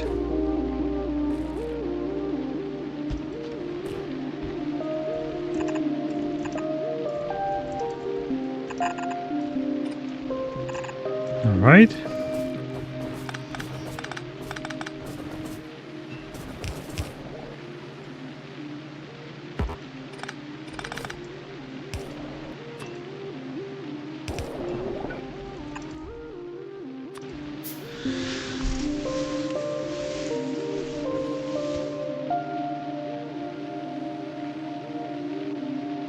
Wait until you add quality to the mix. Probably not really going to happen.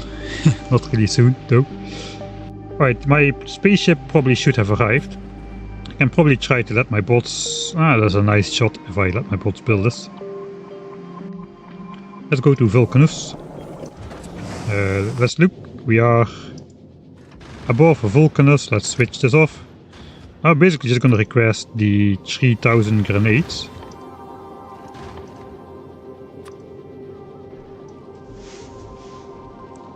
From Vulcanus.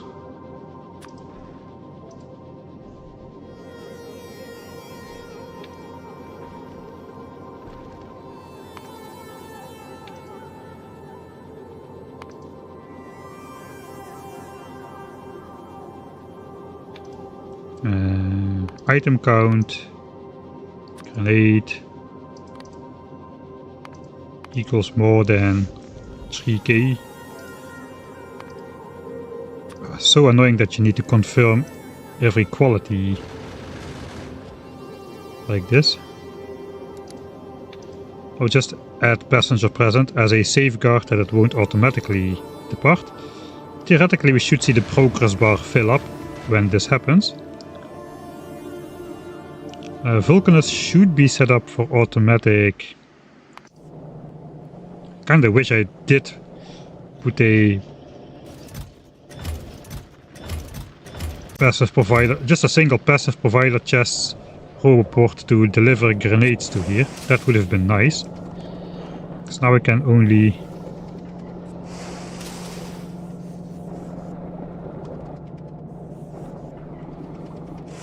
There's like a stack of science. What's going on here? I don't have like literal stack inserters and research yet. Right, but now I can rotate this. It should put 100 rockets on the ship and then it should launch automatically. Right? Yeah, it's launching. Right, so now these 3000 rockets will automatically be loaded onto my spaceship. Then we can send it off to Volgora to restart military science. Right, here comes the next ship already.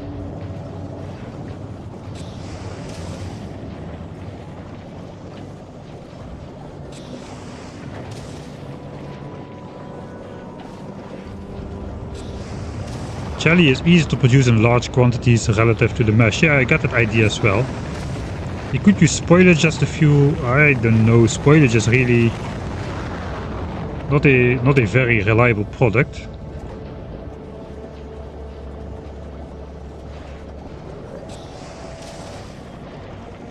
Concrete makes it very obvious where you cannot build things.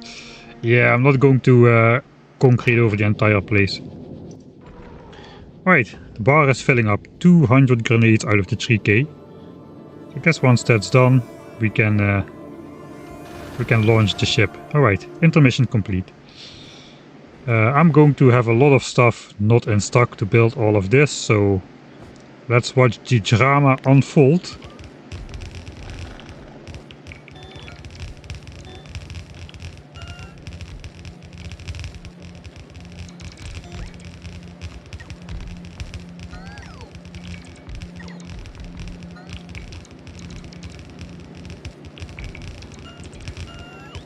Oh, it's not too bad.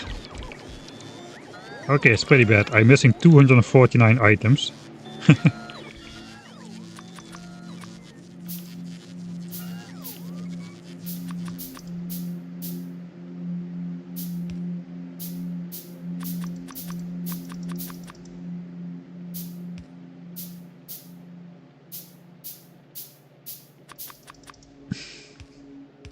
It's cold handcrafting everything. So bad.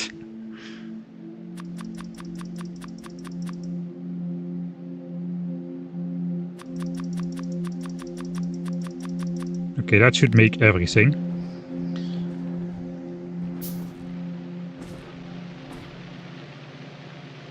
I did not complete this.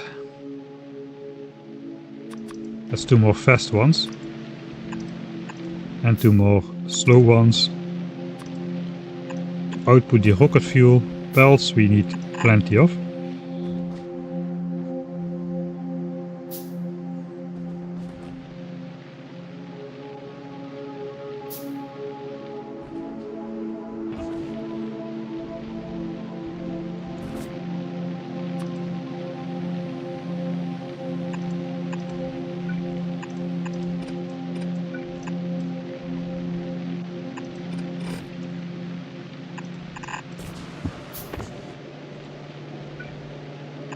Oh, power lines I'm probably missing as well.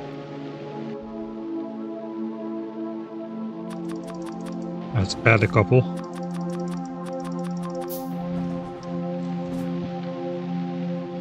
Okay, then I need to build the actual smelting setups. Okay, this can go to the boiler, so then we have reliable... If you have reliable power, then I can... If this generates power as well, then we don't need to worry about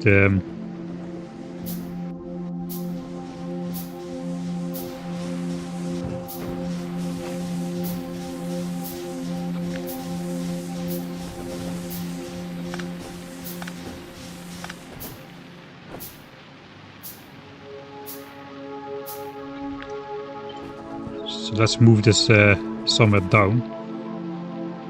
We can use the same water pump. We can basically put it right next to here. Just start eating the rocket fuel.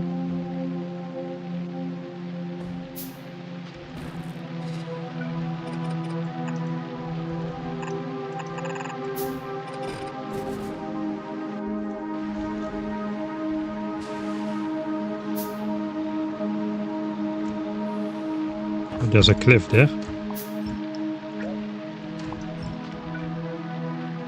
And let's use the actually approved ratio of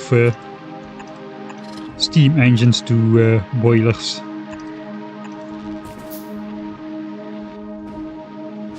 Just gonna use a new one. These things are free anyway.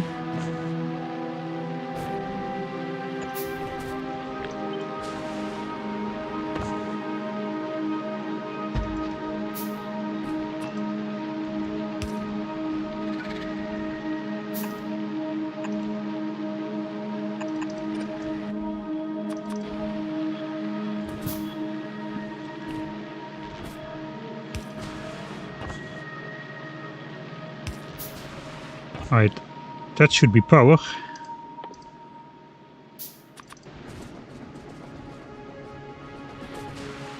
For now we will just use up the steam which is in here. Let's take away the power or the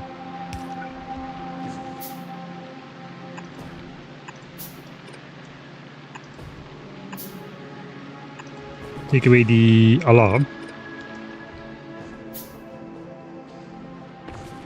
Right, so that will go in here. We'll put the rocket fuel in these boilers. The boilers are empty, I can already take those. There's no steam in there.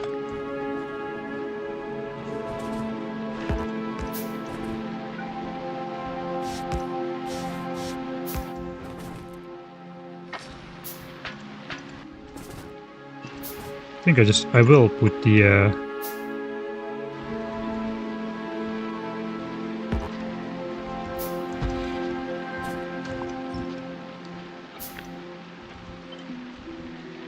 I will put the boiler alarm on here as well.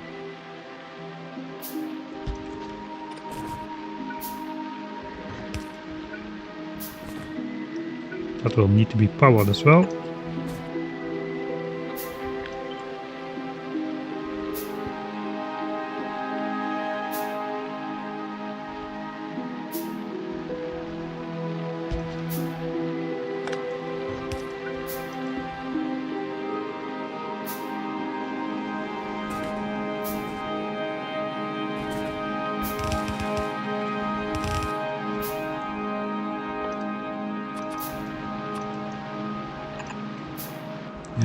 I think this is a good chance to use my burner inserters here.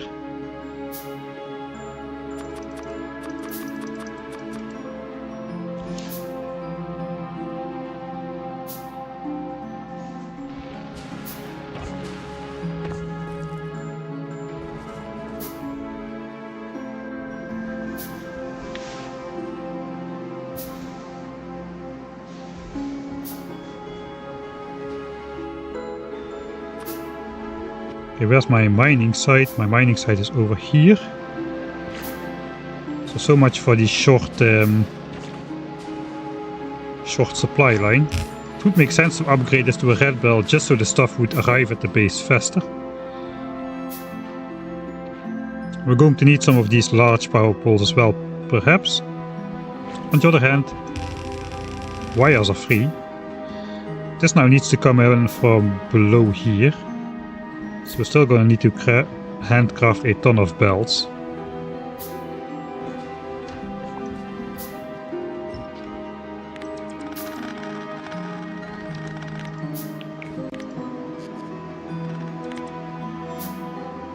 Alright, but most of this is complete now. Let's fill in this part first.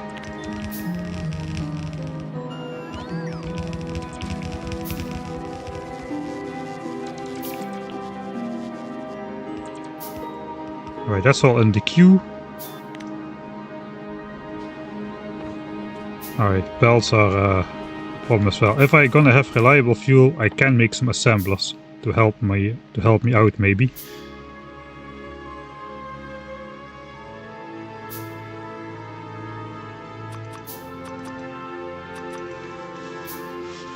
With making belts. On the other hand, I just don't have iron at all. Don't have iron at all. Still don't have iron at all.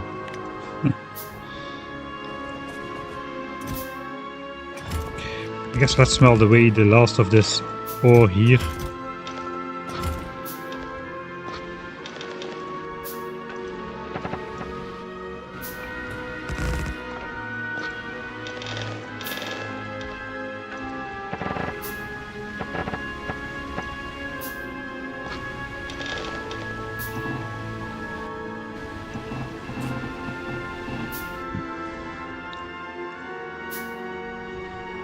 And we'll continue to deforestize or start a landmass here.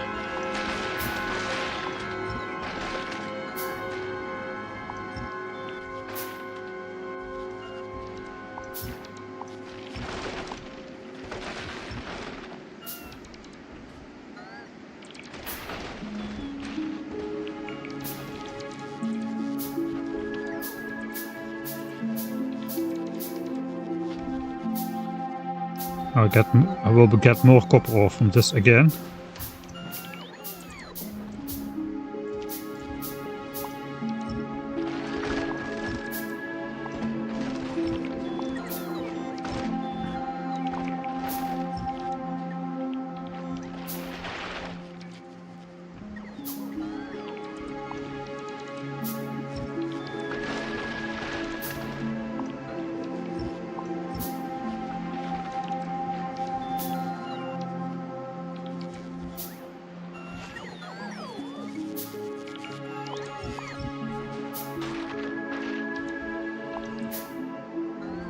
Okay, this is just cliffs now.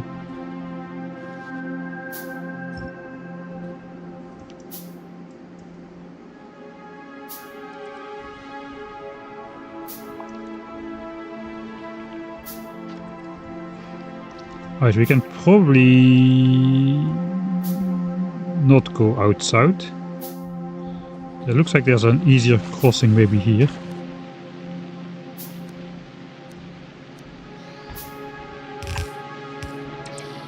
Okay, there is. So we can do this instead.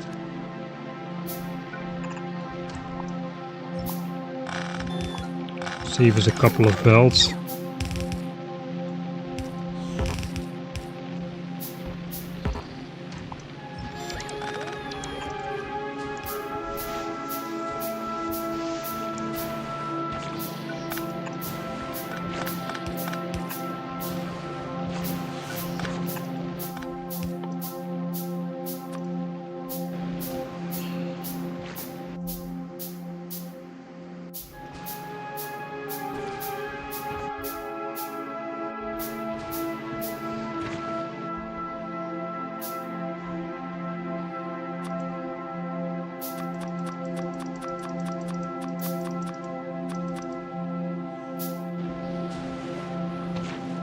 I'm just hoping I can get this started without having to go out to mine for those iron rocks again.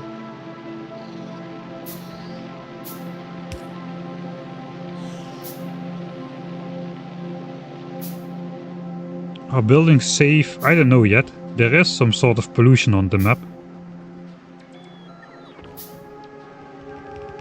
Oh, I see. Okay, no stuff is missing at the moment, it seems.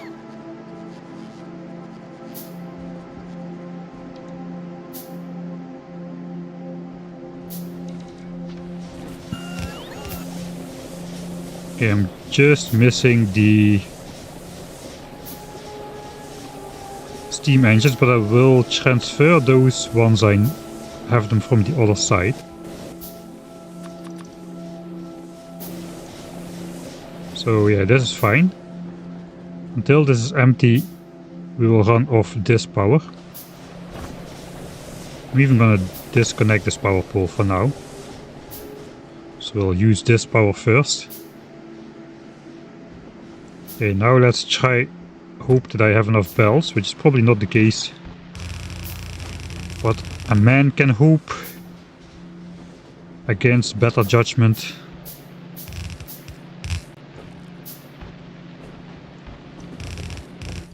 Okay, the rest is just going to be belts. Yeah, we're not going to have enough. No way. No way we're going to have enough. We need both of them. Still have some iron in here. Still a little bit.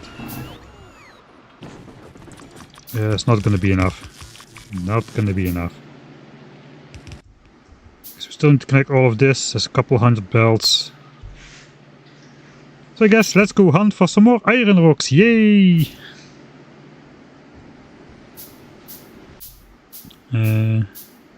Spawn, we explored a lot in the north. Let's go down south. Oh wait, we have like 1k iron in here. Okay.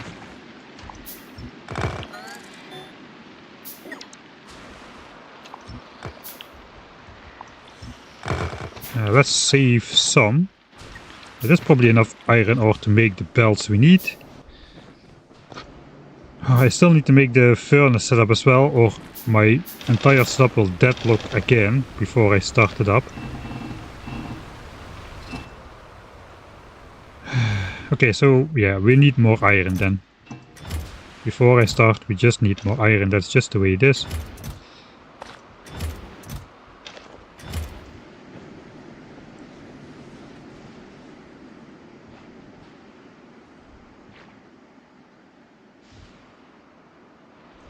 I'm gonna move out a bit further. All of this is gonna turn into iron as well. So let's use the opportunity to just explore a bit further as well. All this purple area does seem to have tons of these iron rocks.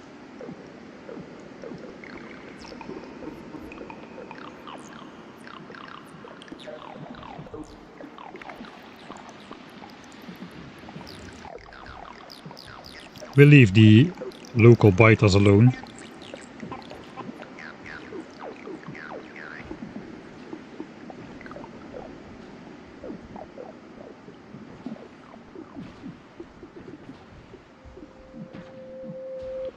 Stomper is still small. Okay, we'll grab some iron from here. This is far enough out that we probably don't really need to worry.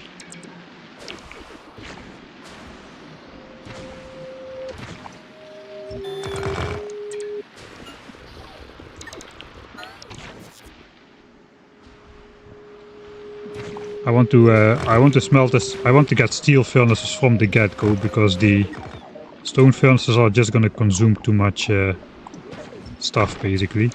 I'm gonna start them up with the spoilage we have and then hope we get rocket fuel at a fast enough pace.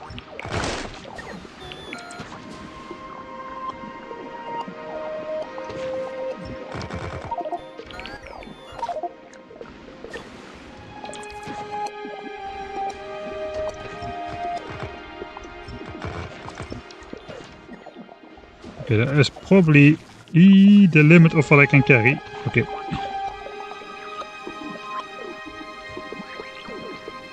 Oh, I didn't see I was that close to one of these guys. I don't know if they have like special abilities as well, like the demolishers have, which like slow you down and whatnot. So I have to assume I'm not safe at any moment, really. It's so hard to see the biter bases on the map. Where did... Oh, there is a nest. Couldn't even see it.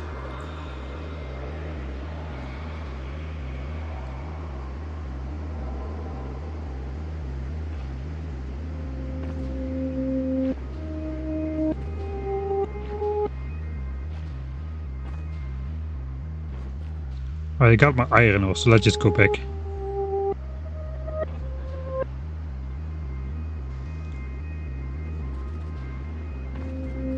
You earned a 1 minute break, corporate life.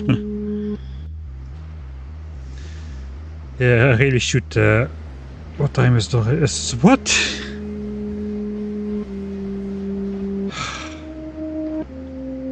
What? Welcome to Gleba, I guess. It's like 1:30 AM. I thought it was like 12.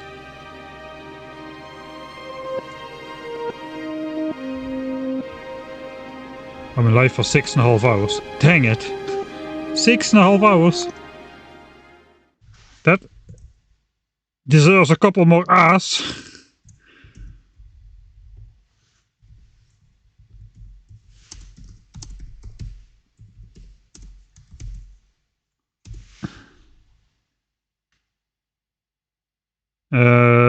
Fail to save. That is appropriate. I guess I have maybe a little bit too many hours then.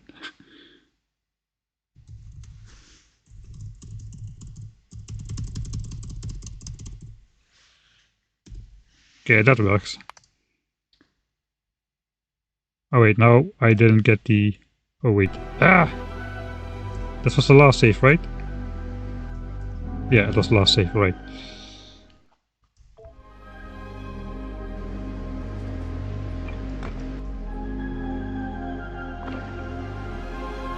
I'm at least going to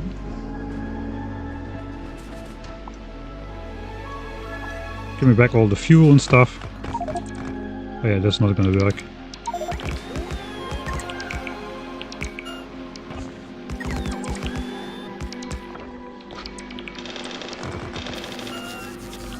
I would really consider installing even distribution for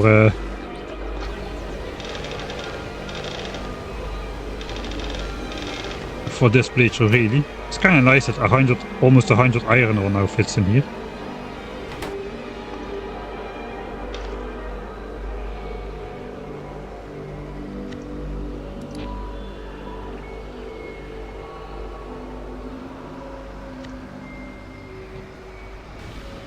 Alright, that kind of means I just will have to stop basically, or else tomorrow is going to be a crappy day. I got the iron I need though to make steel, that is nice.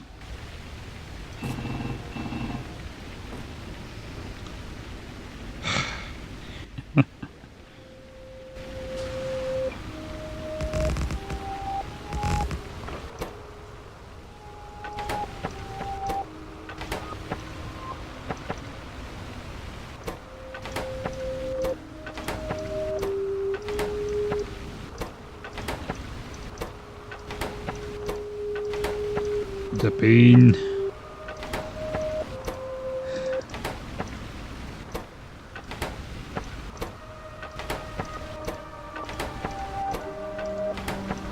So basically I cannot start up anything now until everything is set up, or everything will just gridlock again due to the spoiling. So I have time to do this, unfortunately. More iron.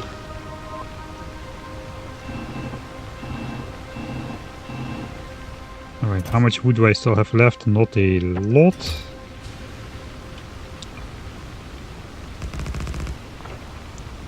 Alright, let's at least then think about how many steel furnaces I will need. I should be making copper and iron at 20 a minute.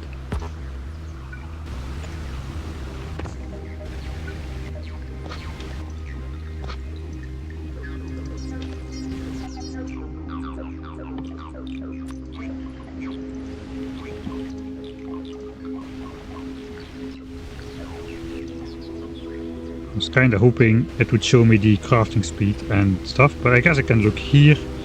These consume 0.32 a second, I presume. The rounding is a bit weird sometimes. So the steel will produce 0.64 a second. Does that make sense? Let's just look here.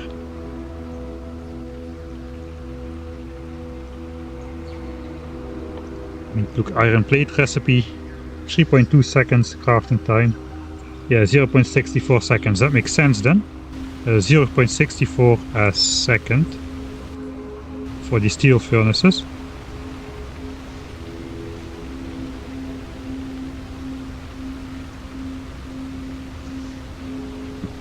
So if I need to consume 20 a second, I need to divide 20 by 0.64.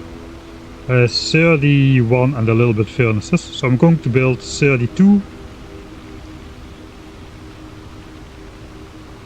I guess that's going to be twice 16 per side. So I'm going to need 64 steel furnaces. I need more. I need to smelt stone actually then. 64 steel furnaces.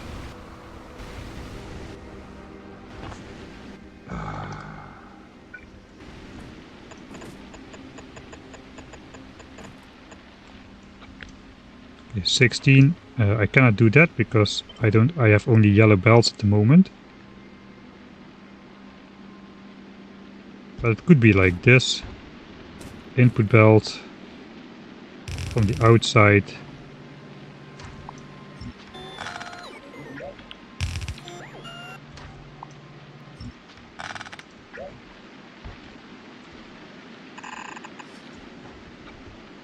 And then output down the middle times 2, 3, 4. That is going to consume my entire plant production here. So I'm going to need a ton of inserters as well. For now though, let's handcraft some more belts while we wait.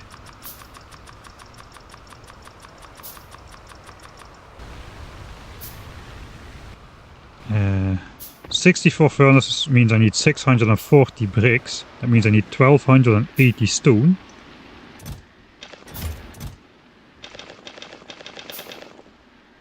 That's 1k. 1200.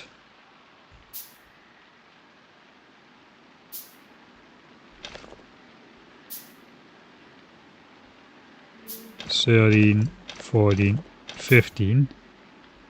Gonna make 77. I will have 12 furnaces left over for personal use.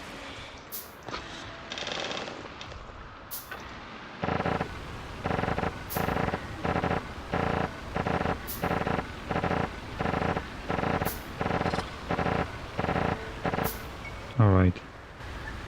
I just hope this fits. Alright, and for 77 furnaces I also will need 77 times 60. I'm just gonna plop it in the calculator, I'm too tired to calculate. 462 steel, so let's say I have 51 still. So we would need 411, but I want a little bit more. 2500 iron should be smelted into steel. I don't even have that yet.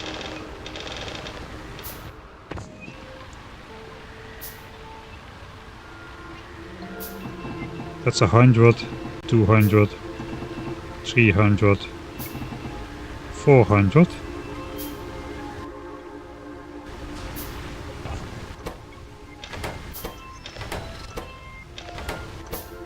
Looks like I'm miscalculating again. Because this should be 500.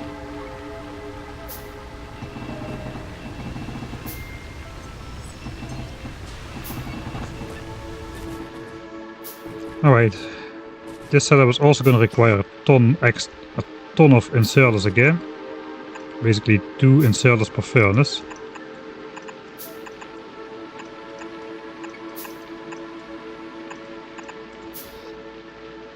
We're just going to combine the iron ore with rocket fuel on sides of the belts. This is basically your standard furnace build here.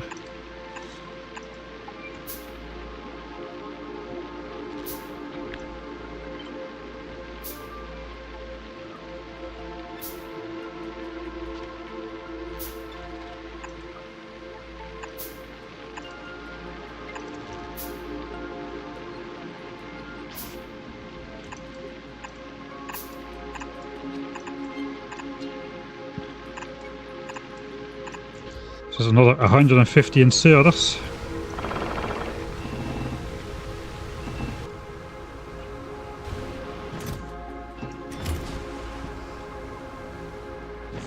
$150 inserters is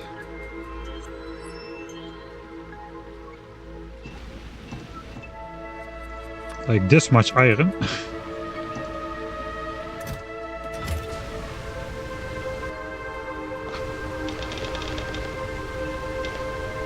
Okay, that should be all the stone bricks we need. Probably already should start crafting furnaces really, so I can upgrade these and consume less wood. Okay, I have no iron in my inventory, so I can cancel this.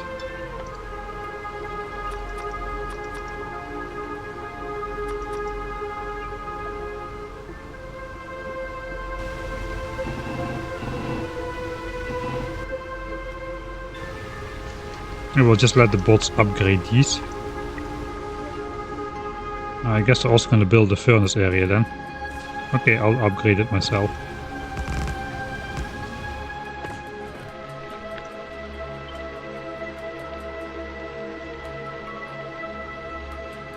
If you get like a mixed power network, even if you have a symmetric blueprint, you can try to flip it, and sometimes the power network will correct itself as you see. Actually, it's not going on right now, but sometimes that will work. So now it will be going on. Okay, so now we have a symmetric build, and you see the wire connections, they flip around a bit. Still not what we want, but I guess it's better than nothing. Like in this case, I'm flipping around, you see it messy, nice, messy, nice. Even though the entire blueprint is the same for the rest, so you could try that to get a nice square grid. I want to just like keep 2 tiles of space, maybe 4 tiles of space between iron and copper. That will be nice.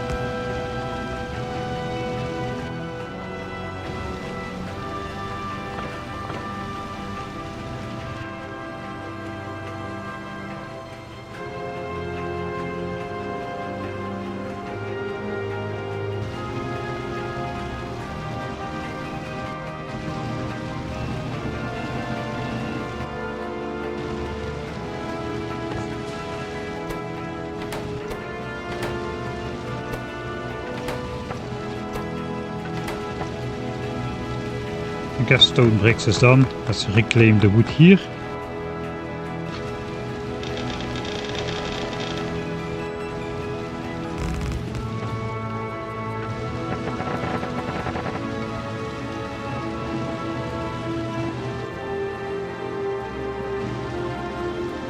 Okay, this is 40, 50, 60.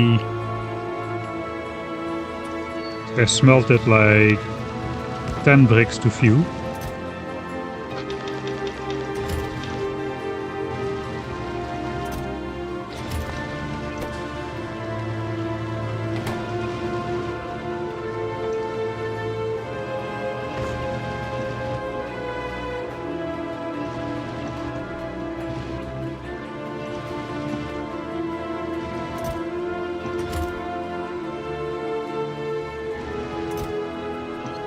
Because I did craft the gears already.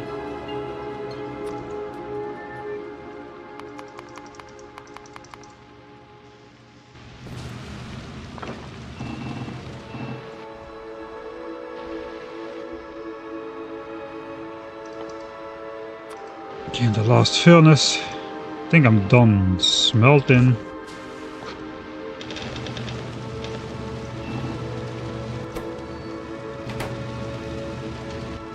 I still have some steel left.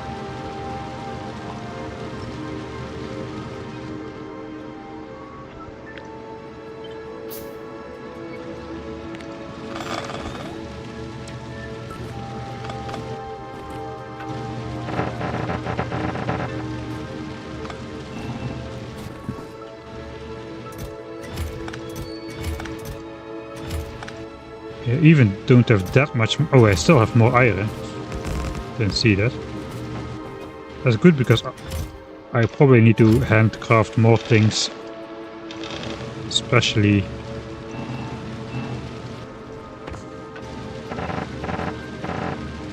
underground belts and stuff, and some more splitters, I imagine.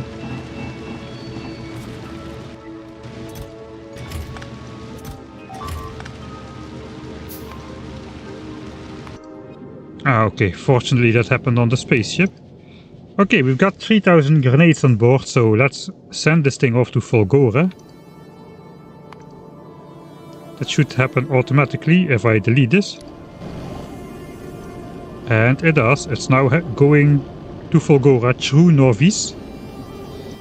It's good that the asteroid destroyed the furthest wall piece somewhere. That way I got reminded that I wanted to do that.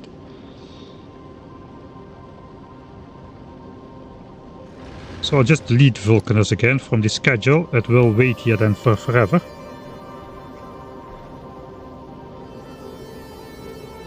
Passenger present. I'm not sure it will start unloading automatically. Are we like requesting grenades? Yeah, we are requesting grenades here. So I guess it should unload automatically.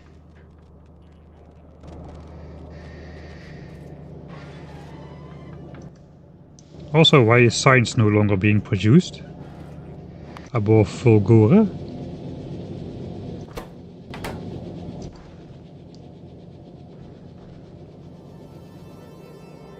Ah, I switched it off basically. Alright, I switched it off. Okay, that makes sense.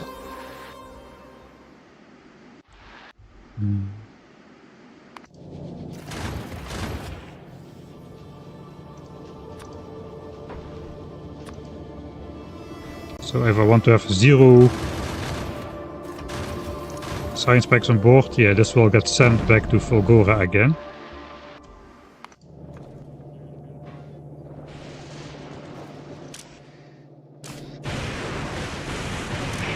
Okay, I'm going to be trashing all science packs above like 12k or something.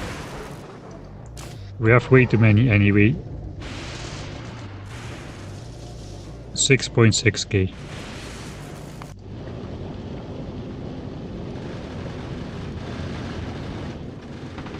Spaceship still happily flying along. I'm still happily waiting for my stuff to get smelted. I can wait a long time if I don't give it some fuel.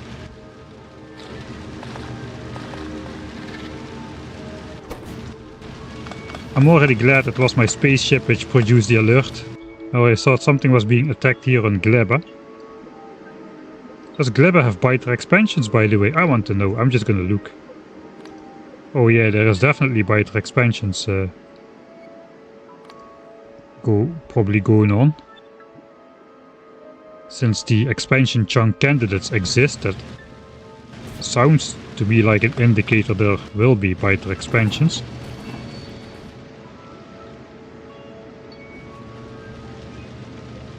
Alright. Yeah, I said I should stop, but I am not stopping, apparently. We'll bring this belt still down.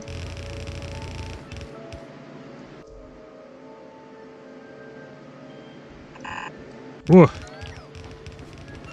Okay.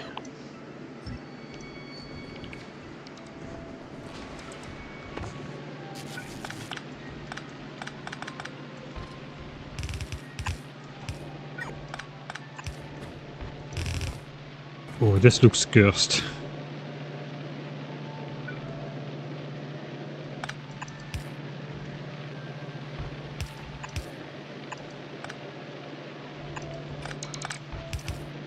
Okay. That looks like we need at least one more underground there. Okay, it does pass next to that cliff. I need to send it in here. Okay, I can do that. At least I have enough bells. So that is going to be those resources brought over here. I don't even want to think anymore about the name. So the smelting, maybe I should do it here, since here I've got the rocket fuel production as well. And then we can keep the lines relatively short. Actually, we need to keep it not short, because this needs to be in a long belt, so it can spoil. Yeah, so I guess we are doing the jiggly jig.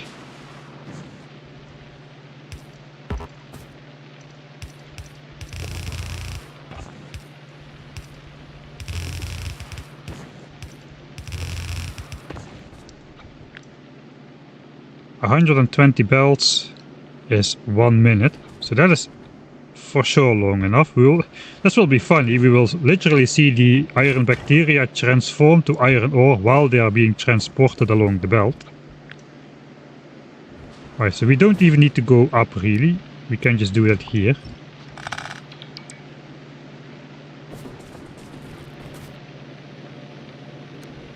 Because we still need to go towards the furnace area. Okay, with 20 more belts. Yeah, we should have definitely got 20 more belts before we enter the furnace area.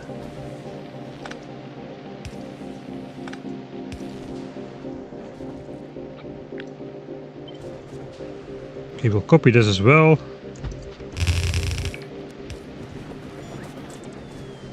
Right, then furnace area.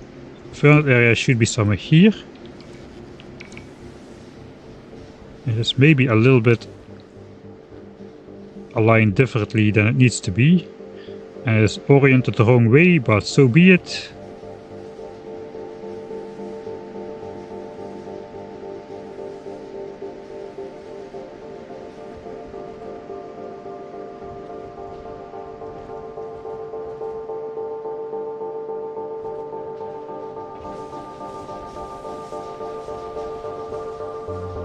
Oh God.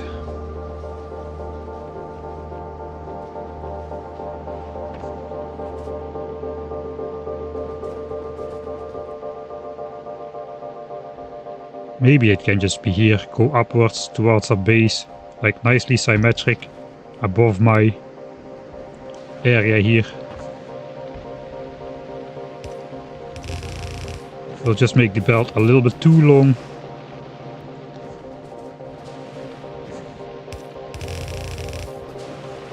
We should never upgrade this belt to red, because then it won't spoil fast enough anymore.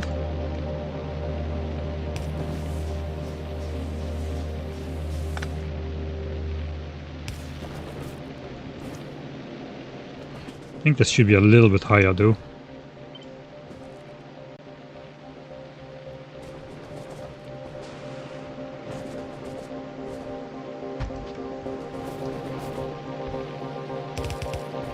Alright, we also need the fuel belt to go up there then. It's a little bit ambitious, I think, the rocket fuel plan.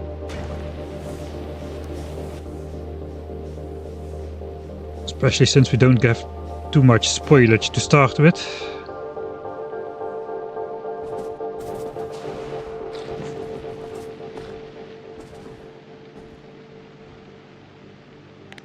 Let's build this here.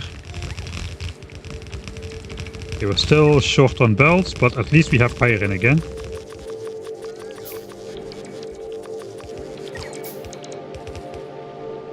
Oh man, we're finally getting somewhere. Holy moly.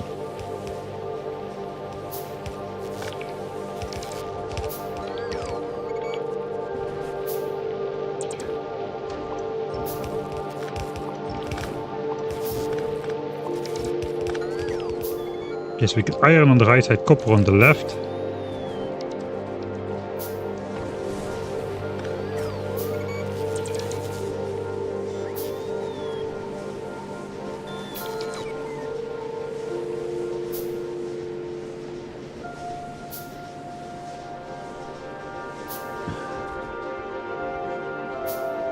I just gotta put like one rocket fuel manually into every furnace.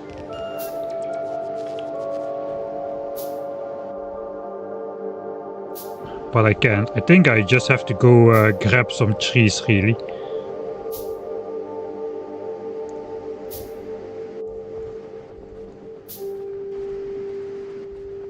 Because the spoilage has really low fuel value. That's like 1/16 of a coal. This has a lot of spoilage. I guess we could use spoilage as well. This mix of spoilage and trees.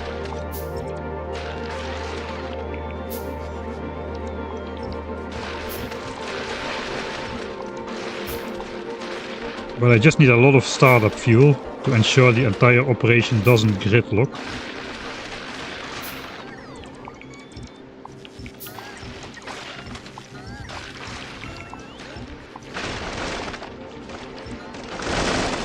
Okay, that's a lot of wood. Wood is good.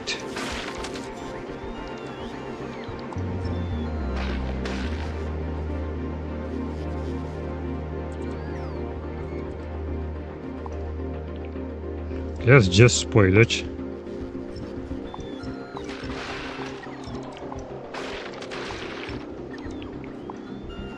I think these water plants, they are pretty good. They have pure wood yields.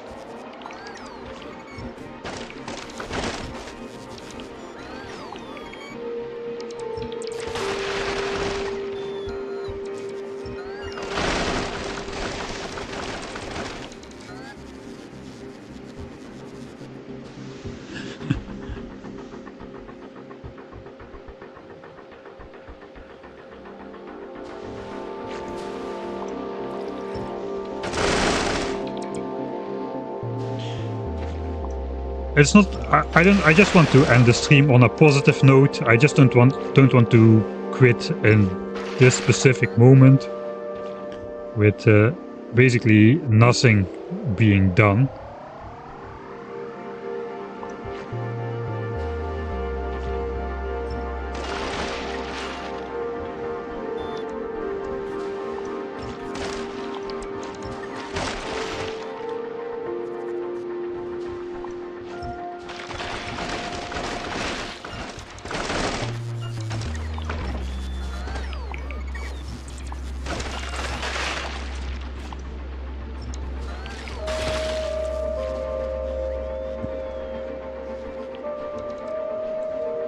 I'm starting to be really glad I made those quality bots and quality armor stuff.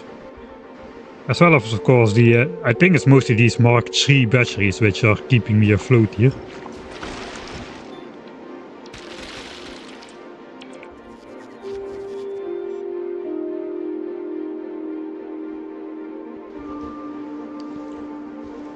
Alright, let's put some fuel in the furnaces. Okay, so fuel has a... This has a fuel value of 2 megajoules. And this 250 kilojoules, which is 8 times less. So if I start with 25 wood in a furnace, that's basically the equivalent of a full stack of spoilage, right? How much spoilage can I put in a...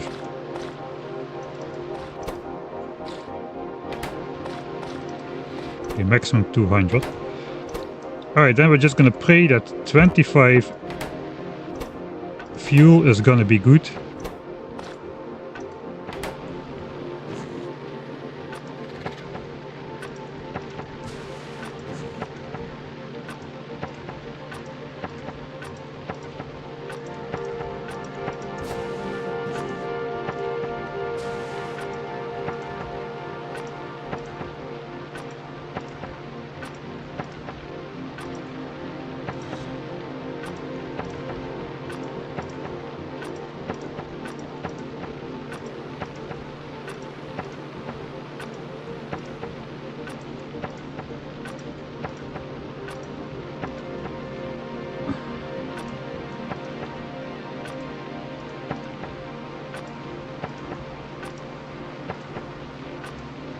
Okay, I should probably handcraft some more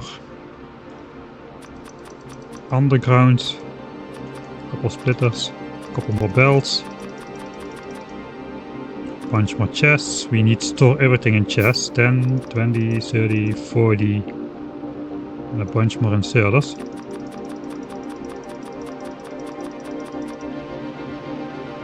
And a bunch more pipes.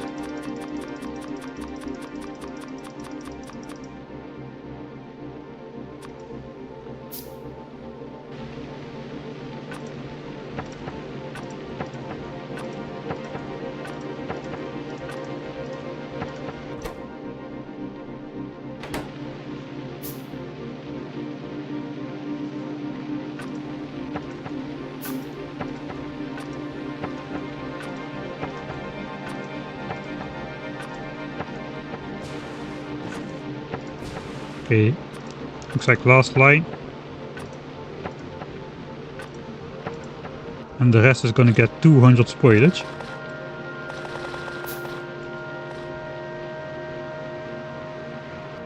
And that should be equal. 2 megajoules and a 1/8 of 2 megajoules. Vehicle acceleration, you can drive your car in it, but your vehicle top speed and acceleration will just be 50%. That's quite funny. Alright. So we'll see how the rocket fuel thing goes. I, however, do know I have to... We have to feed this into each other.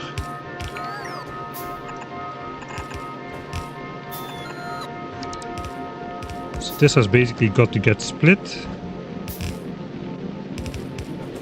Oh, we have to split it over 2, and the other one comes out here. Oh god, this one has also got to go on a jiggly belt. I forgot about that. Dang.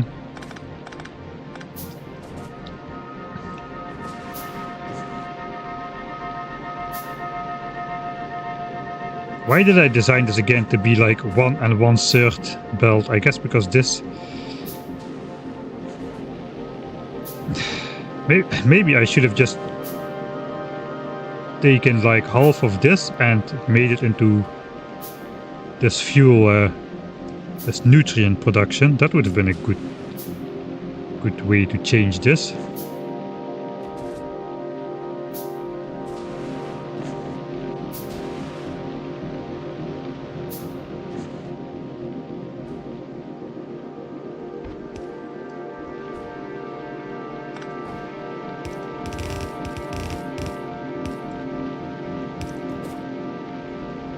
Do we have the space?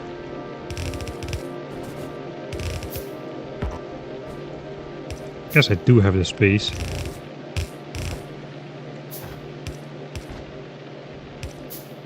Just we take it out here. 1, 2, 3, 4, 5. Whoa.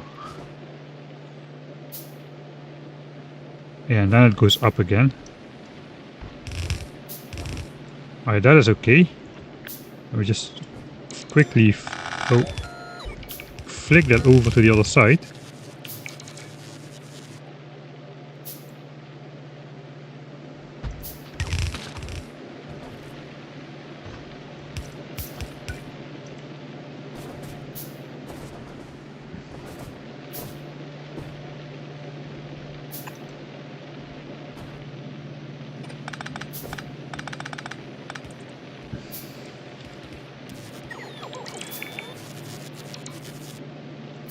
Alright, half on this belt, half on this belt. We can basically take this belt a little bit more close by.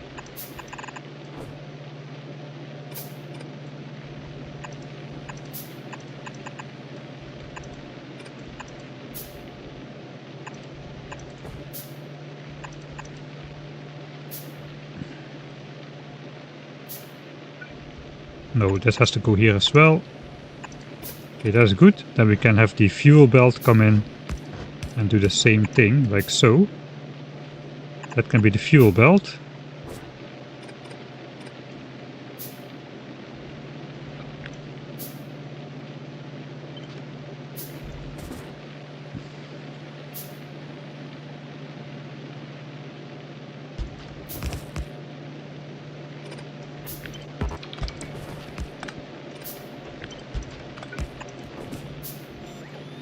Right, the fuel can then split itself over here.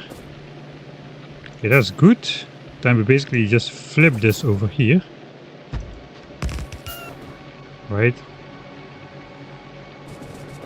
So one of those connects like so. I guess this one connects like so.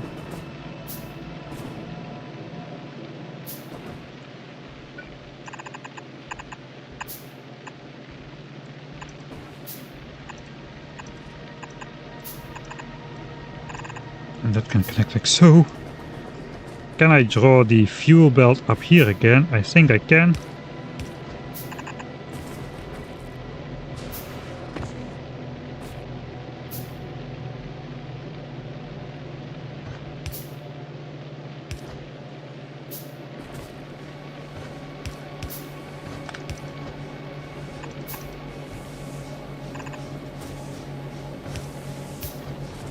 I think we'll just do this for now.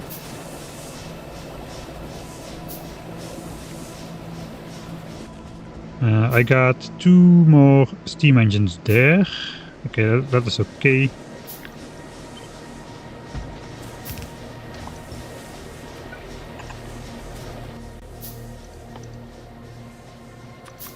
2 more boilers. 4 more steam engines. And power gets dips.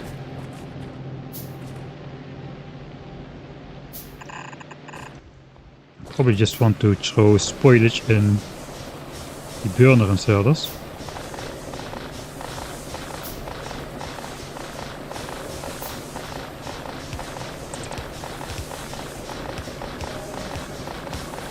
So they don't start taking like a couple rocket fuel inside themselves.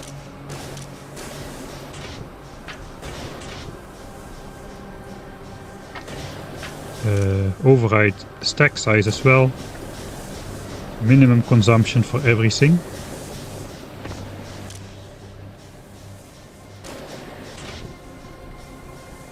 Alright, we need some spoilage to make fuel. I guess we can throw a little bit in there.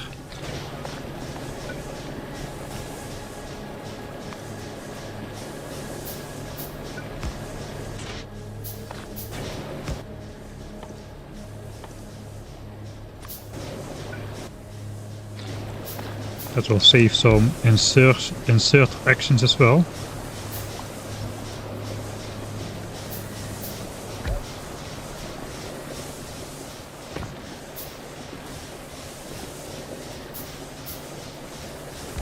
Yes, I probably do not want this steam tank then. So that steam production will basically stop as soon as possible, as soon as this system is full.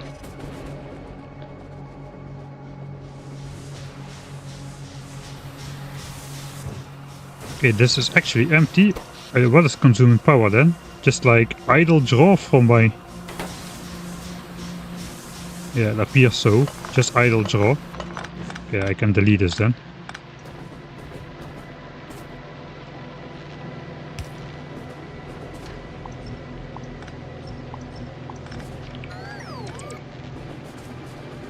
Alright, the base is also starting to look nice now, so I start to feel already a lot better.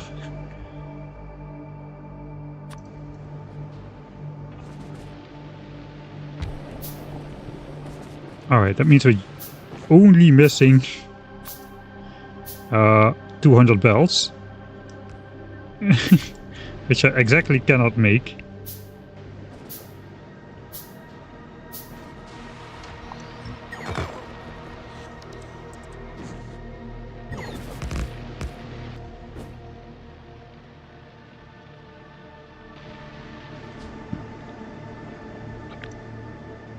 $64. Something went wrong with my furnace calculation.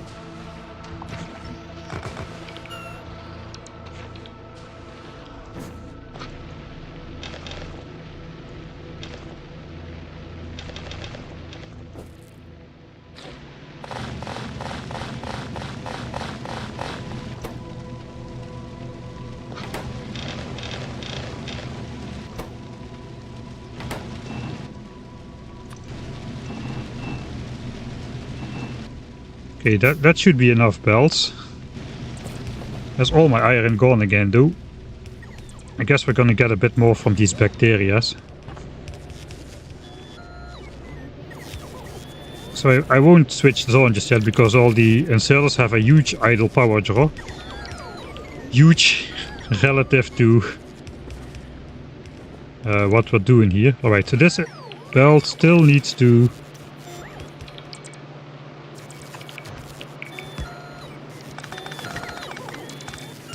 go into 2.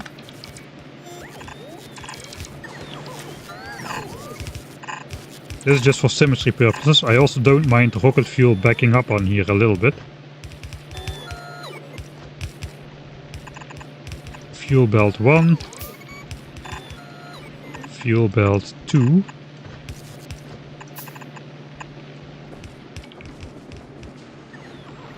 Okay, that means we do want to balance rocket fuel, just full rocket fuel everywhere.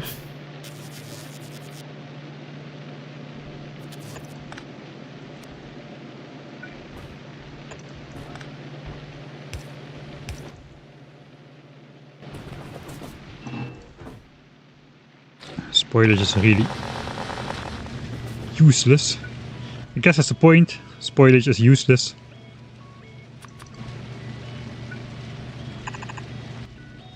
Alright, and excess rocket fuel can be stored in some chests. But we output priority to the belt, of course.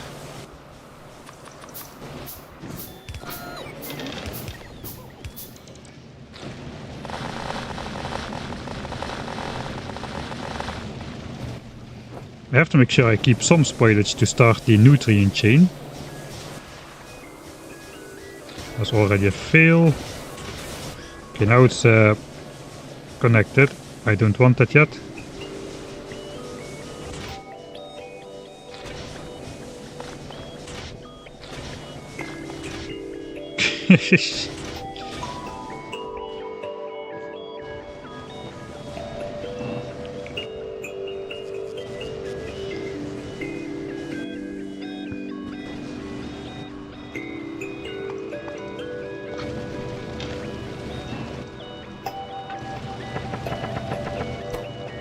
Alright, the wood at least holds out for a little bit. It's not gonna hold out long enough, I'm pretty sure. I will save this before I start it up, and if it won't keep producing fast enough, then I will just reload and go get more fuel.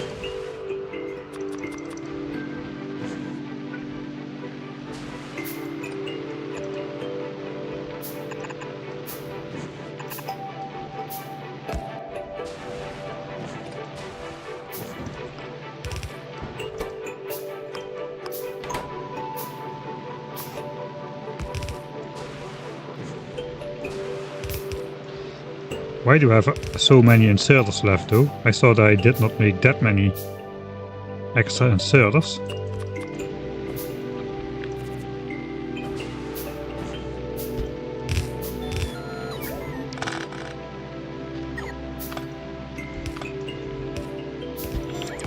Alright, so this is basically my storage system then. Oh, hello Troepen. I'm finally experiencing your pain. It is not a nice pain.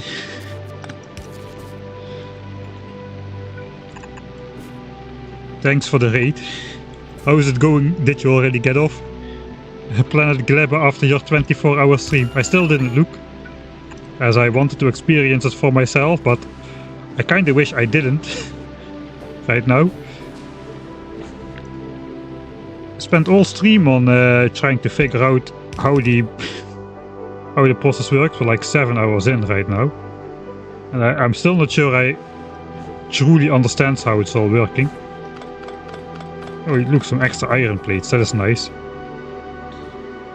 Here's Gleben time. This is my base after 7 hours basically. A lot of exploration, but not a lot of building. We finally got something that at least looks nice in theory, but I'm still so poor I keep my base unpowered because the idle draw of the inserters doing nothing is just too much for my spoilage powered steam engines to handle. And I'm just barely scraping by getting enough bells to build everything. I'm going to turn it on right now. For right now, as soon as this is built, I'm going to save and then I'm going to turn it on. And then I'm going to find out I don't have enough fuel in these things to stop everything from deadlocking. In general, things are safeguarded, but yeah, we'll see how it will probably fail. Let's be honest, it will probably fail. It's the first try. This planet is so unintuitive compared to all of the rest of Factorio, which we are used to.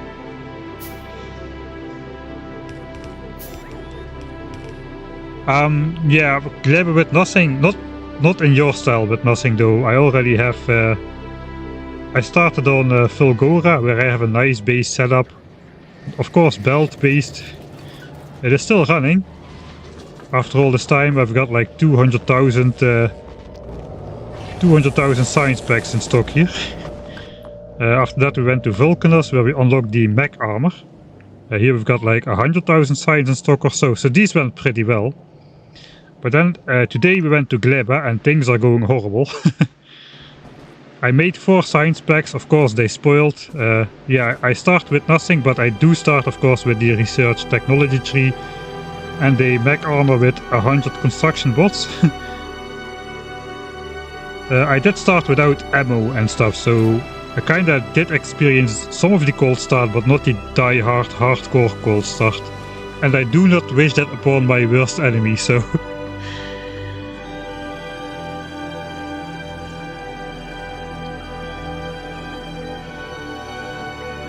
So far I resisted sending stuff down from my spaceship. Actually my spaceship is hovering above Volgora, I imagine. The grenades have been offloaded, so let's send this thing back to Gleba, where it can continue to hover above my head. So yeah, the spaceship is working fine on its own. That is at least a positive. It just went on a trip without me. It dropped me off at Gleba, then it went to Vulcanus, pick up some grenades, bring them to Volgora for military science. Now it's coming back. And it's still alive. So that's a positive. But yeah, I cannot get off yet. I didn't bring stuff for a rocket silo. I did bring some of the buildings from the other planets, but I have not brought them down. I haven't brought down my emergency ammo just yet, so far that is going well. Now it's the question though, will this start up properly or not? I think I'm ready to switch it on. I calculated how long this belt needs to be for this iron bacteria to spoil into iron ore by the time it gets to the furnaces. That's why all these belts are so long. I'm kinda curious to see how it will go. How is Norvis looking? Norvis still dead. Norvis was dead since I left basically. I forgot to hook up this extra coal patch, so now it's a infestation of biter expansions. But they're not attacking because we are not producing pollution. Everything is going perfect. So I rebuilt my base on Volgora, including the including all the other science packs. Red, green, we've got yellow and purple and blue science. We've got like a couple, we start to have over 10,000 of each science pack in stock now. So we're ready to start consuming science as soon as Gleban science start arriving. Which will be a while. First I need to build a rocket silo so I can actually start sending the Gleban science. Right, I'm gonna call this my end of stream save. Finally we can move on from the WAS. End of stream save. Base switch on test. I'm going to probably replay from this point at the start of the next stream, because this is probably gonna deadlock. Let's see it though.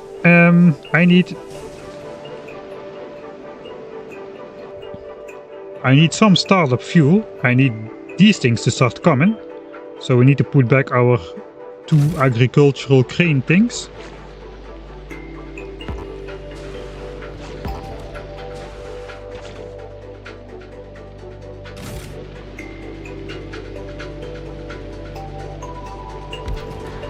And put these seeds inside.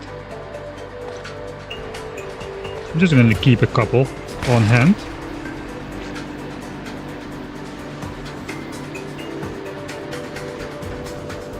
Alright, so it's starting to plant stuff. It's also starting to bring the Yamukus over. So that is good. Okay, there's a lot of seeds inside here. I think the only possible output from here should be Yamako, right? Unless the Yamako already spoils inside.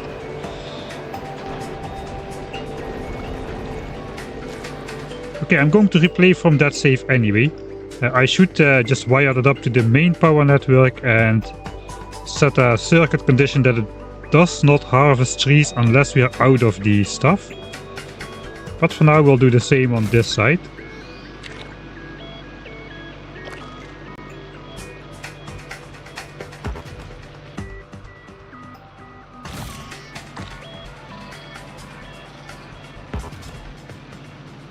Where was this thing? Was I in the way? Where was this thing located? Ah, here, alright.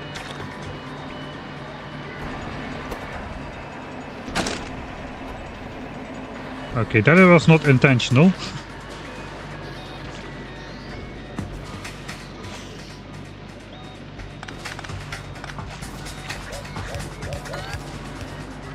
It is first clearing its area, so it seems. Okay, now we give it seeds then. Some jelly nut seeds. It should plant new trees as well. Okay, so both of the ingredients are coming down the belts now. Going to sleep, good luck. Yeah, thanks for the raid, man.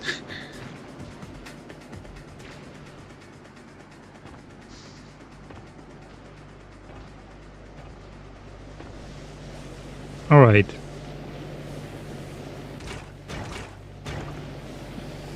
I'm not sure everything is hooked up correctly, but we're going to just trust that it is.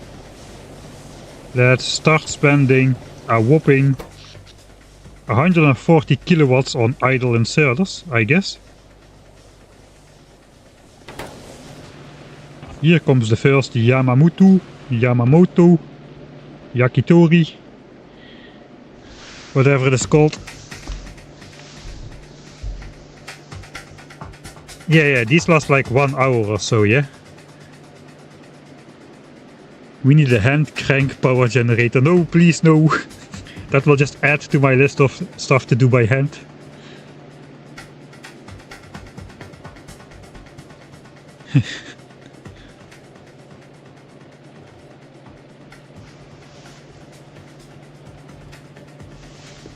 Okay, looks like we have some unpowered inserters still here.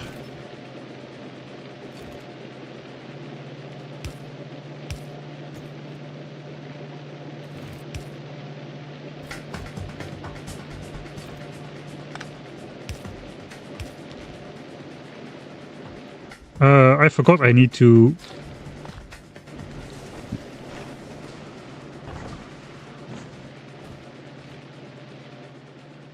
So why is this going on my zigzag belt? But yeah, it should.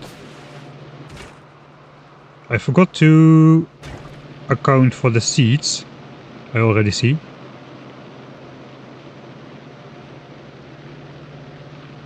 Okay, I can add those. I also forgot to make some startup stuff. I guess these should be able to feed into each other, right? If we do spoilage, nutrients from spoilage.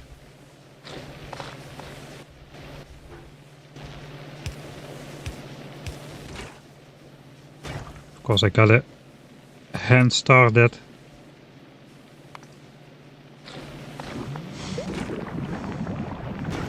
Okay, this basically works like this. I guess I'll grab a couple of these. Do this as well. We can process that into a little bit extra as well.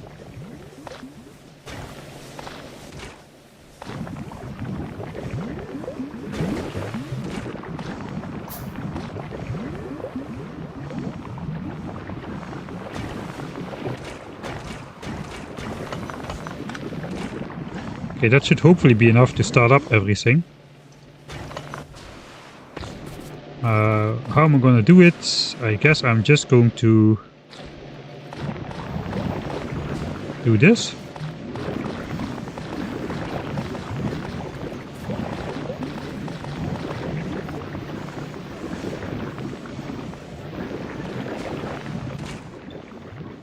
Okay, that does look like it's working.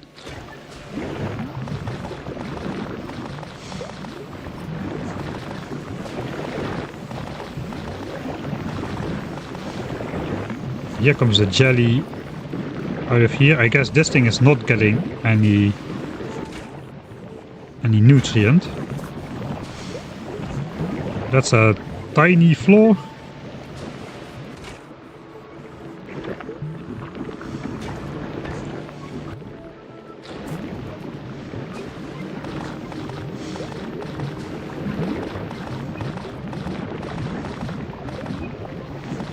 This will throw a little bit of nutrient and everything just to start it up.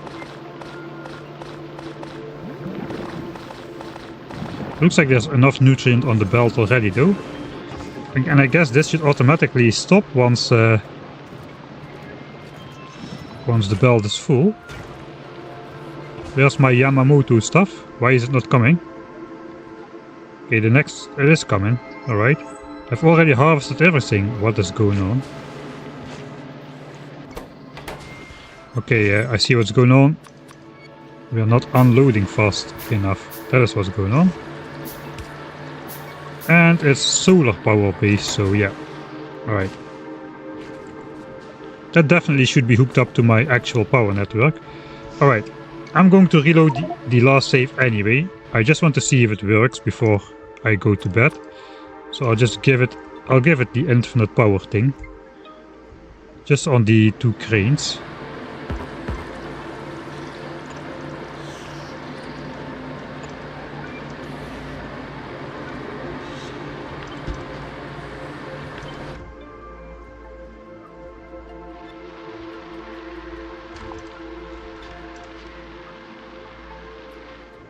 Alright.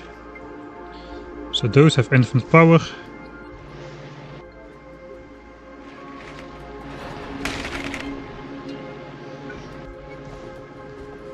Now the fast inserter. Guess I could have edited that in as well then.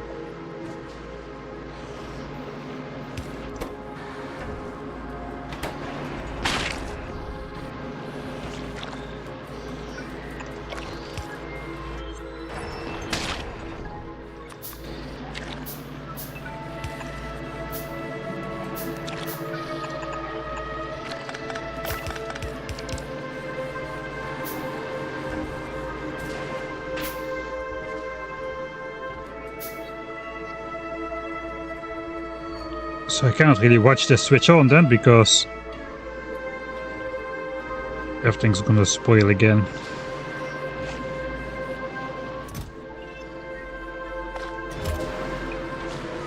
Okay, all my trees are gone here. That is not great.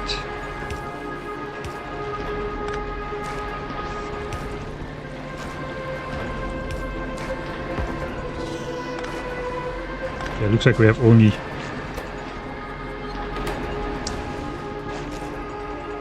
a little bit here.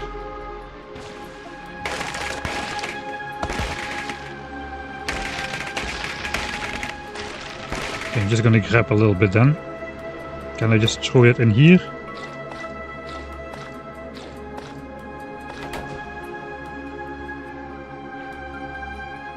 Here comes more the Yamamoto.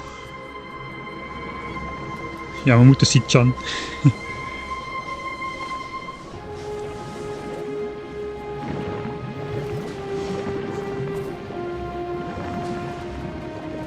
Oh, and of course I need some iron and copper rocks to start off the bacteria cycle. How could I forget?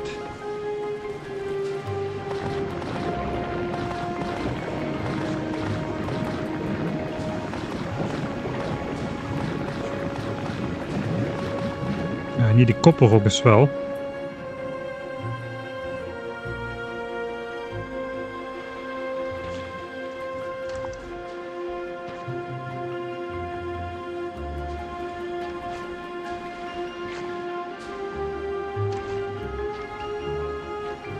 What the heck?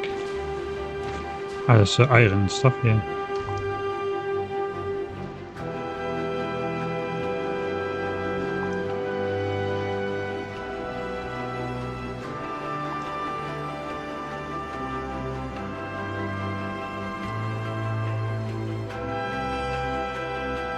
Very unsatisfying switching it on like this when you need to scrounge around for stuff. Sorry about that. Here's some copper rock.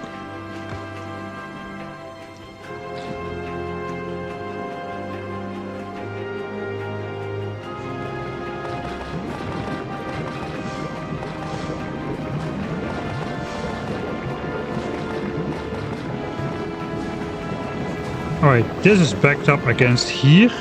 So if my ratios are correct, it should keep flowing. Okay, there is a stack for the seed. I did not think to take out the seeds. So this should now be turning into iron ore as we see it. This is already iron ore, so that's nice. This I misaligned. On this side it's right though. Okay, let's watch the copper then. We should see the copper turn into copper ore as it reaches the furnace over here. Come on, turn into copper ore already. Okay, there we go, it's working, it's working. The bell is exactly long enough. Nice. Nice, nice, nice. There we go, there we go. That is what I'm talking about. That is exactly what should happen.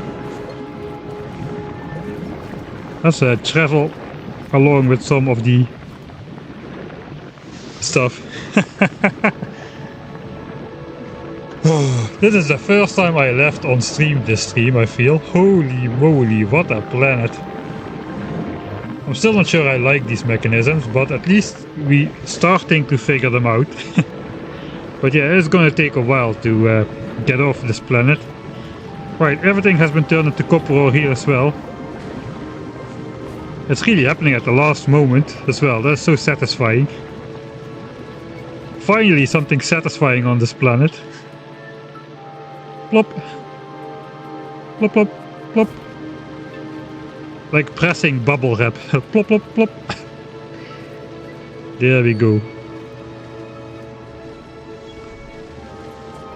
Alright, let's see if there are any problems. There's probably tons of problems. Like, for instance, this thing not having any nutrient. So...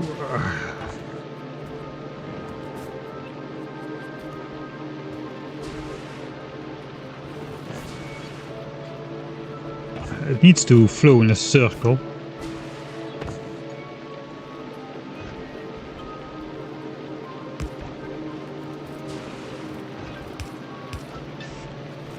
I guess we do this.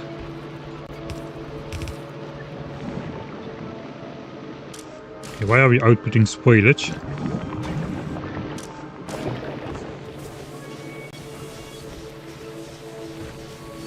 This is not right because this is now all spoiled. Because what? Oh, of course, because these also don't have nutrient. Yeah, that is could have been expected.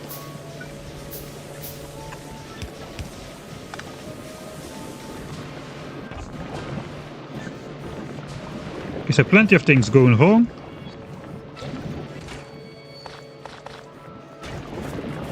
This is jello again.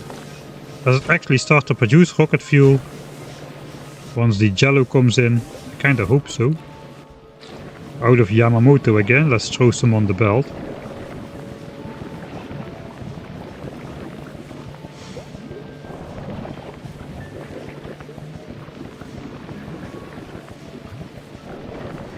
Okay, we get rocket fuel.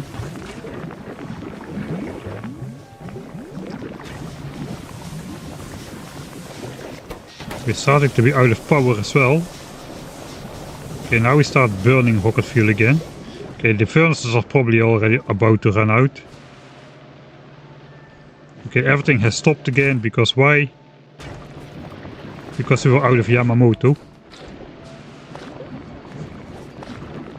So maybe I should just kickstart these as well with a fat stack.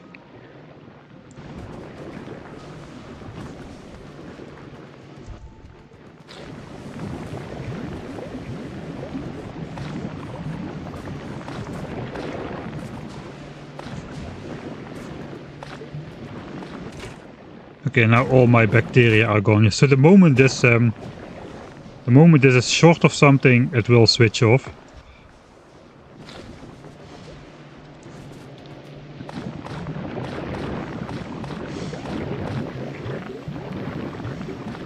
But wait, I completely skipped over that, but there was a way to produce bacteria, right? Just jelly, and that has a 10% chance to make iron bacteria.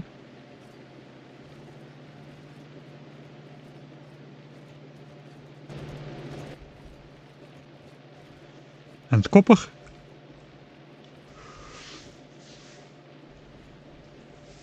Okay, so we can automatically replenish bacteria.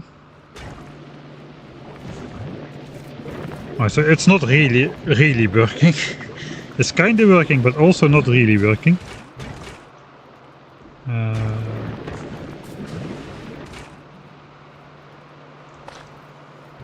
Also, because I'm not outputting the seeds, I need to take the seeds from all the machinery.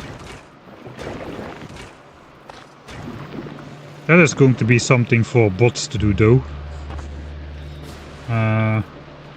Alright, so I need to take seeds out of the machinery.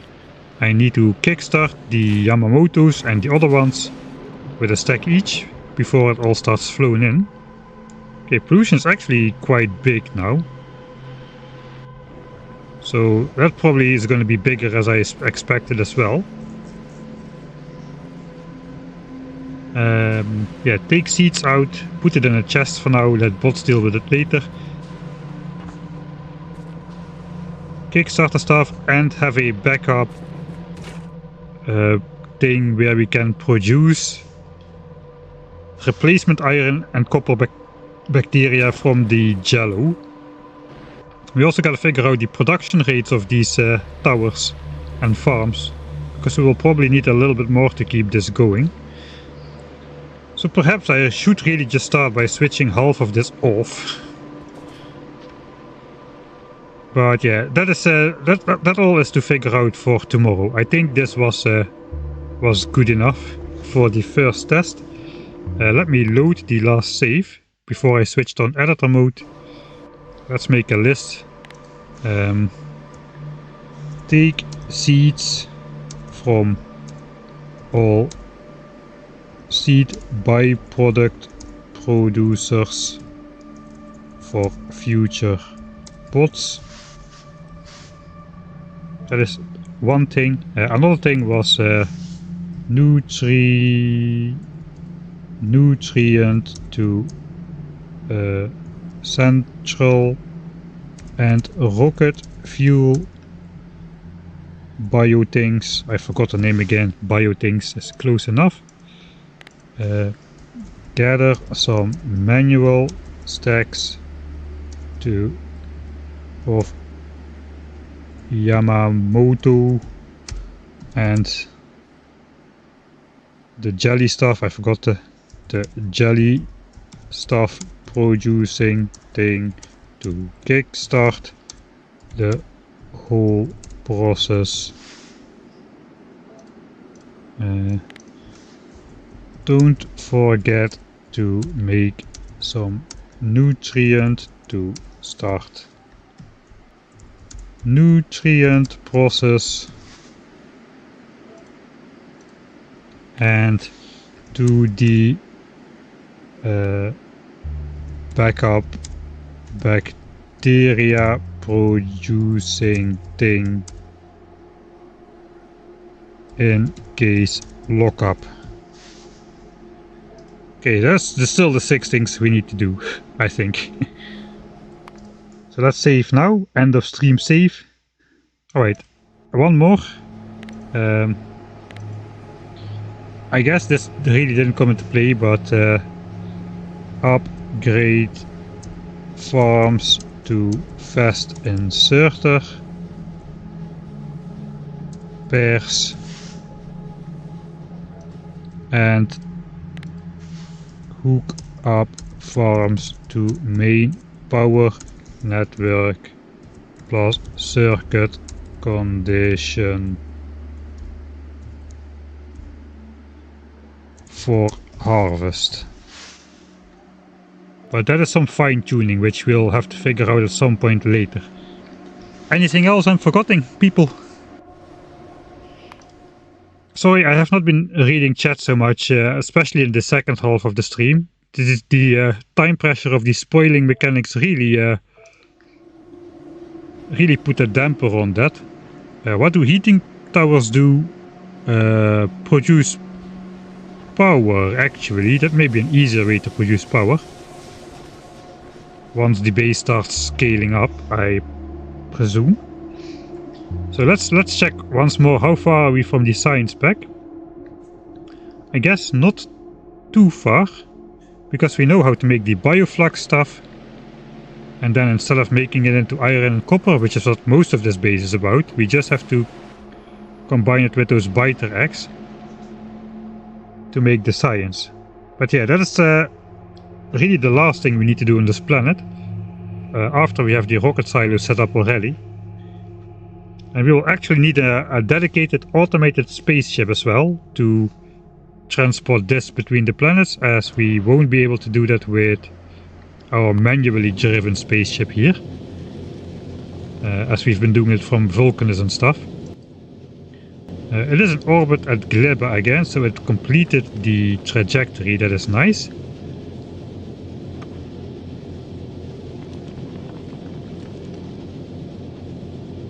Heating towers are better boilers in practice. Ah, okay. And eat endlessly. Best way to clear spoilage. Alright. I'm also going to use bots eventually, but I do like to make the first designs always with bells, because that gives you a better feeling of what is really going on. Although I guess you can also just output the bacteria in chests and just request bacteria and iron ore to these two chests and feed your furnaces with chests as well. But yeah, technically I'm going to be aiming for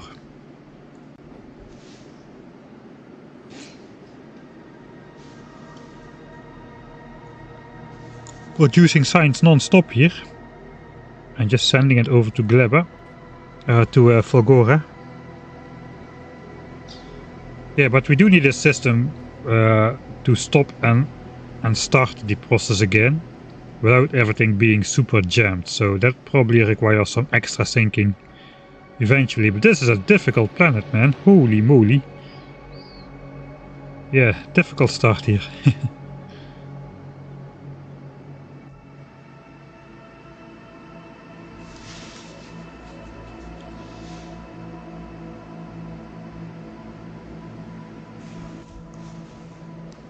Alright, I did make the save, right? Check if all 7 points are there, 7 points there. I built a factory and fell into the swamp, but then I built...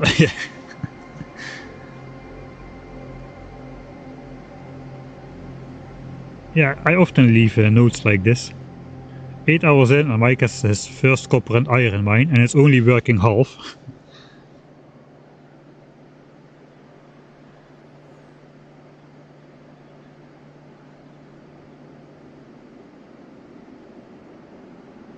Fulgora is overwhelming, don't know where to start.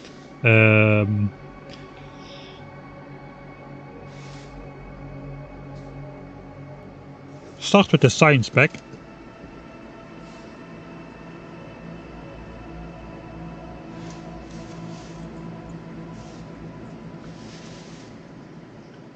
Start figuring out the science pack and work your way back through the recipes until you get back to the basic resources you need, and then you can see which one you already have and which one you need to recycle into other things.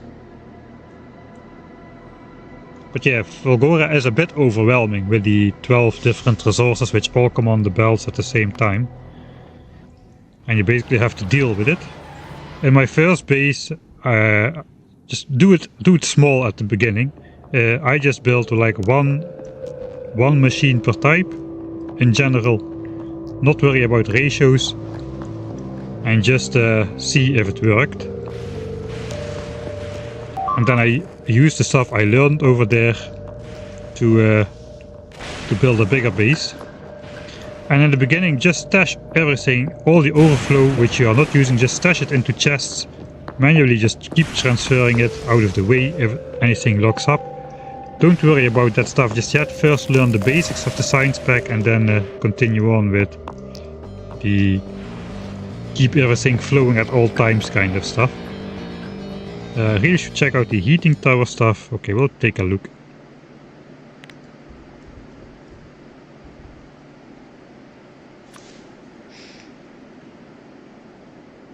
I did notice the 250% efficiency.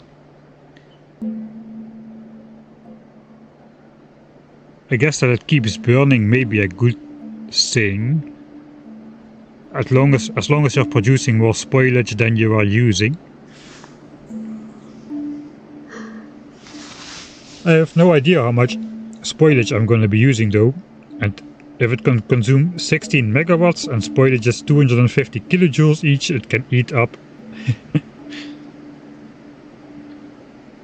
Wait. It can eat up like 64 spoilage a second for a single heating tower.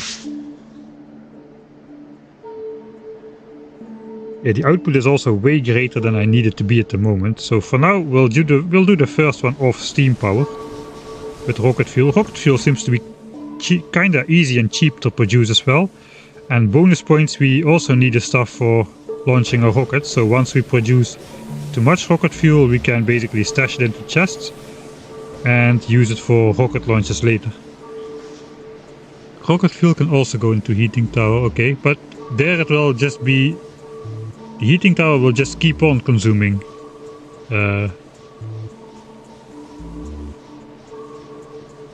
rocket fuel. Maybe I will just put a heating tower up there to get rid of the spoilage instead of stashing it into chests.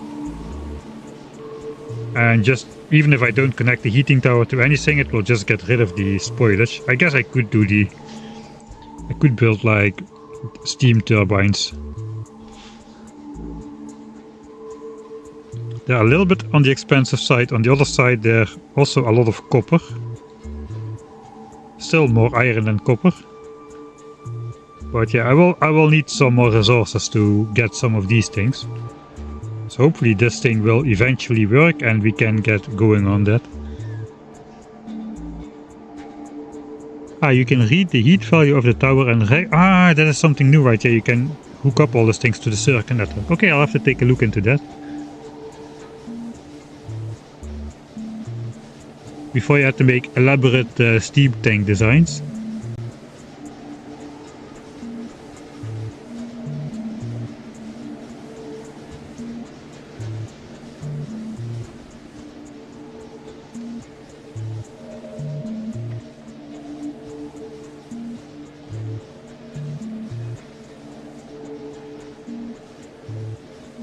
I'm not sure I should rely on spoilage as a power source. Ideally, I would not have too much spoilage, since I'm not using any buffers, any chest buffers in my base at all.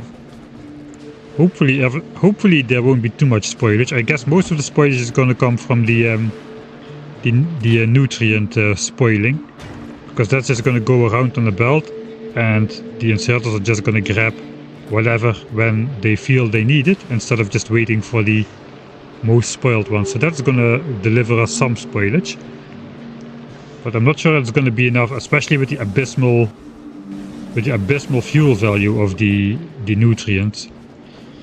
I think I'm going to have a little bit more startup power in here as well. I mean, wood is terrible as a fuel source, and it's still 8 times more fuel value compared to spoilage here. So yeah, not really sure. We'll see how that goes. Alright, I'm not going to have my usual auto screen and long goodbyes. It is 2:45 AM. I really need to go to bed. I will stream tomorrow again in the...